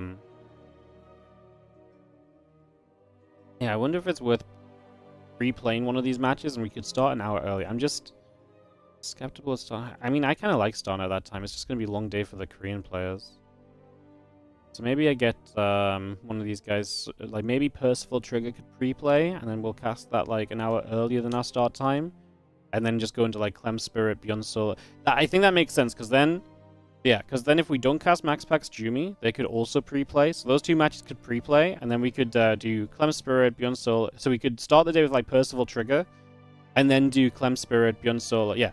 Maybe actually we just do both of those other 2 series not live, and we just do like a really long stream ourselves, but it's a bit more manageable for the players. The first 2 games are replays, and then we can do... Yeah, I actually think I like that a lot.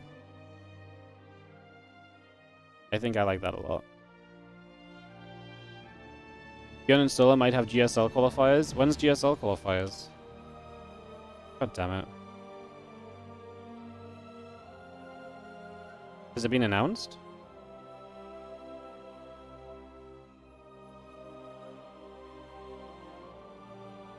May 18th.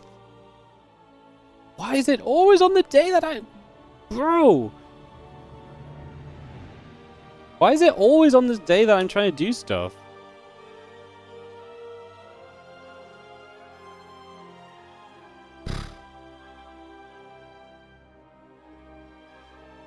Literally incredible, honestly. Okay, so what we'll probably do is we'll probably get Beyond Solar to play from... I mean, Percival and Trigger will have qualifiers as well then. In that case, we get Beyond Solar and Percival Trigger to play ahead of time. We will cast those from replays to start. And then we'll do live Maxpax Jumi, Clem Spirit, and then the semis. Hopefully people will be done. Nothing going on Tuesday the 20th? What's on Tuesday the 20th? Oh, I've got no idea what to do next week. Because people are going to be starting to travel to Dallas. So, yeah, I've got no idea what's going to happen on Tuesday the 20th. But I'm not going to... Well, we'll probably do GSL qualifier cast, actually. Yeah, we'll do GSL qualifiers then. Yeah, that makes sense. So we'll do GSL qualifiers then. Yeah, I don't want to move my playoffs from the Sunday. Yeah, I'll get Bjorn and Solar to pre-play. That makes sense, right? Bjorn and Solar pre-play. Percival and Trigger can pre-play. And then we'll just have to play around and whatever happens, happens. Right, I think that's not a terrible idea. And then I can start 1 hour earlier. Okay. How long did GSL qualifiers take last time? Like 3 hours into the stream? So if we do 1, 2, 3, 4. Maybe we just start at the normal time and we actually just... Yeah, maybe we just start at the normal time. We just do 1, 2... Maybe we just start at the normal time live and just do Maxpax Jumi.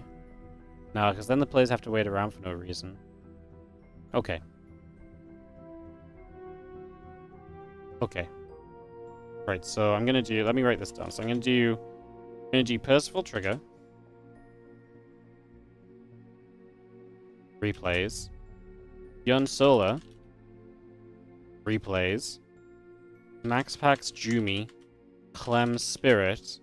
And then whichever semi-final can start first after GSL qualifiers.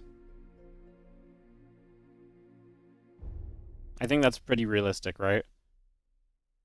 Do any players auto-qualify in a GSL? No, it's just like a full qualifier. Like literally current GSL doesn't qualify anybody? No. Wow. Okay. Okay, we can just do that.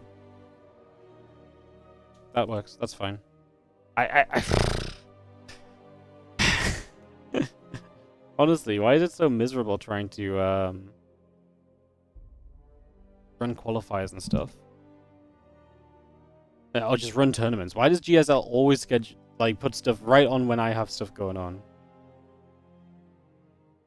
Still no info on what happens if the same player takes 2 EWC spots. I have no idea. I don't keep up with that stuff. Yeah, I don't really keep up with that stuff at all.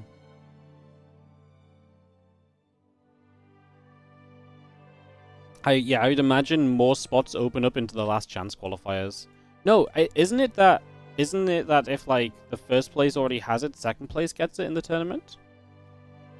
Or is that just not announced anywhere at all? I feel like I thought it was that for some reason, but maybe I don't actually know. Yeah, maybe I don't actually know.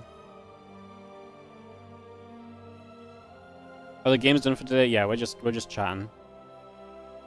We are just chatting. I'm gonna go though because I got some I've got like sponsorships I think to reply to and stuff, and some Dallas emails to reply to, so yeah, I'm just yapping on and doing stuff. I'm gonna send these players the schedule plans and we can go from there. Global players qualified to the lower bracket. Okay, so they're maybe not like that. Yeah, I imagine they're just gonna give it to like second place or something. Yes.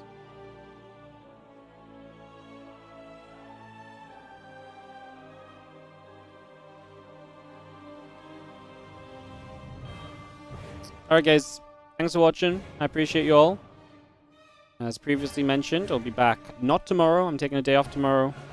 You RuneScape boss, gotta go and be a degenerate, you know. So I'll be back on Thursday. We'll be doing GSL Group A of the Round of 8 replays. And then on Friday, we'll do GSL replays of Group B and the playoffs. So a bit of a longer stream Friday. And then Saturday and Sunday. Saturday, I'm not here. And then Sunday, it's the WardiTV May Finals. Cool. I'm getting confused because I haven't grayed out the last week from my schedule. Can we duo the new boss together? I already have a duo for launch day. Sadly. Sadly. I'm already taken. But if you're a gamer, we can play at some point. I'm always down. You have 40 attack, 1 defense, 99 strength. Wow, you're gonna freaking whack me with your Rune 2 Hunter, huh? I hope I never meet you in the free-to-play wilderness, bro. You sound terrifying. Scary shit. Alright, yeah, I will see you guys, yeah,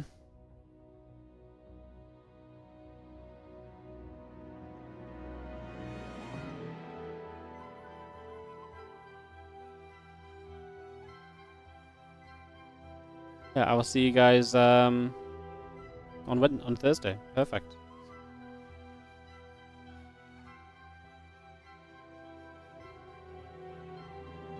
Hope you guys have a great rest of your day, and I'll see you guys later. I've already ran ads on Twitch, so I'm just gonna host them straight away, I guess. Yeah, I'm just gonna go do that. Awesome. Right, you guys have a great rest of your day.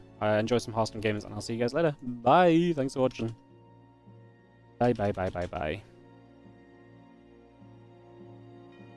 My YouTube page just crashed over here just so I'm trying to end the stream. So inconsiderate.